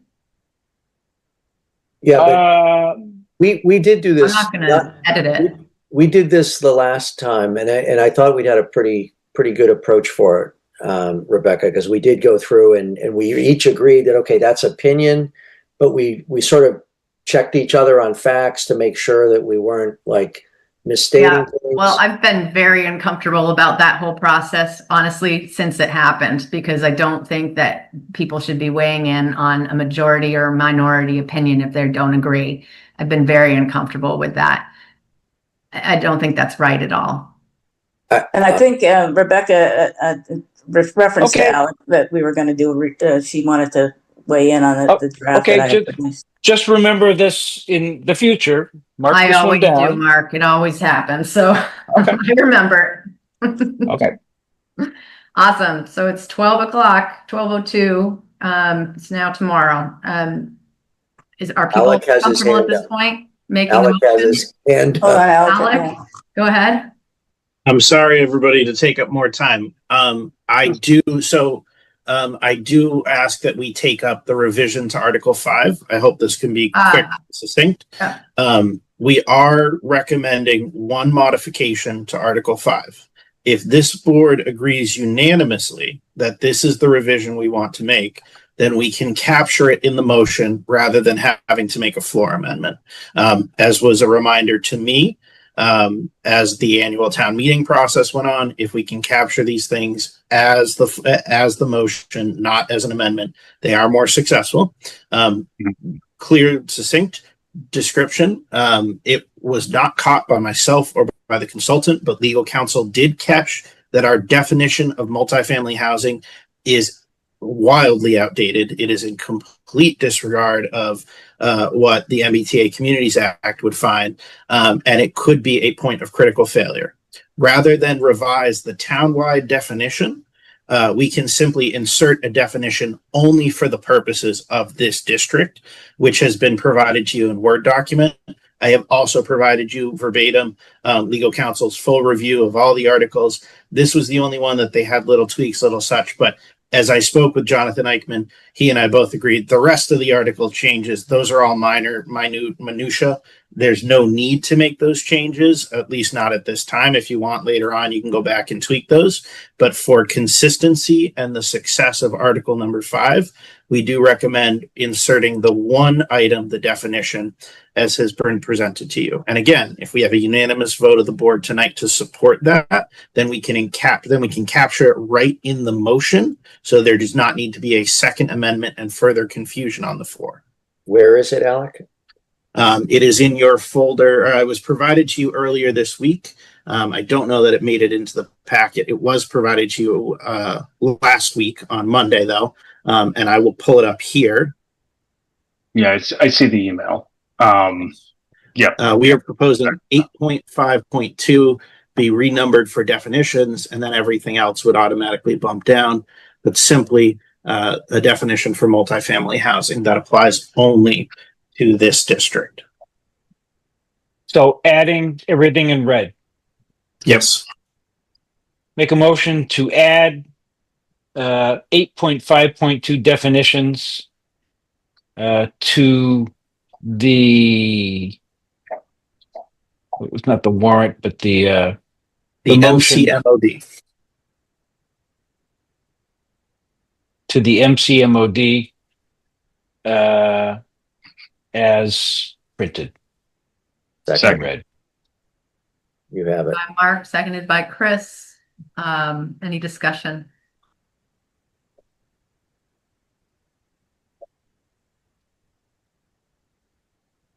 No discussion? No. Okay. In the order that I see you, Chris? Dowdy, aye. Cindy? Mark, what's that? Rich? Bizardi, aye. Mark? White eye. And Werner, aye. One last thing before we go. Are we having a meeting? Do we have a scheduled meeting for the 14th, just in case? A just in case meeting? Rebecca, would you like me to book a room or a space or a Zoom room? Would you like me to book something for the 14th at 6 p.m. as is customary, 1 hour before the start of town meeting? Do we foresee a reason to do that? And Mark, or you feel like there's a reason to get together early? You never know. You never know. If you don't have the meeting, then you can't do it. Mhm. So I post it. We've always done it. Yeah, So that's fair enough. I do believe that there has been a room reserved as needed throughout the evening as well, so that if anything happens live and exciting on the floor and the planning board needs to deliberate at any point, we can have a private space to go and do that. We've always navigated it kind of live, but if it does become a moment, we have a private space to go to. okay. Failing that, we could always get a room at the bar. Or we could do that. Oh yeah, because it's at the Regency. Okay. It's at the Regency. Yeah. Yep. We might need to. Yeah. No. Better discussion. So. All right. So yeah, go ahead and book that then, Alec. What time were we calling that? 6 o'clock? 6 p.m. Typically, we book Yeah. them 1 hour in advance. Right. How do we, Do we and have- maybe it's that open meeting, but like, how do we, when there's a, so there's a floor amendment and usually the moderator will say, hey, how say the planning board? Is this the open meeting where then we close it after town meeting, or do we have the right to caucus and provide I've seen it happen, right? People, like, there's an amendment, so they ask for, what's the planning board say? How do we do that? Well, that's Yeah. what I'm saying. That is, like, we've always been able to sort of navigate it on the floor by just taking kind of a poll of each other. But if it is more of a discussion, there is a private space that we can go to and have Retire. more of a deliberation. Yeah. Yeah, so we've been notified that there will be an amendment to one of our articles. So we should have a recommendation for or against that amendment. That's a good point. I mean, you always do. Once it's made, well, that's true, because knowing it in advance. Yeah, knowing it in advance, we can discuss it beforehand. So, well, we know how that's going to go. Yeah, I mean, that's probably going to be pretty straightforward, but. So, well, then there's a good reason to have a meeting at 6, potentially. Just be You there. need a meeting on Wednesday for that town meeting also, because there's a different articles being presented that night.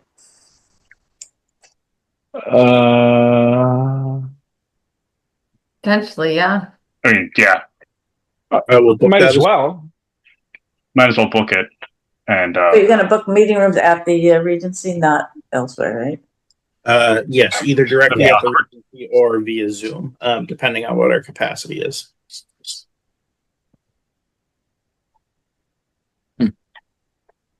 I will book both.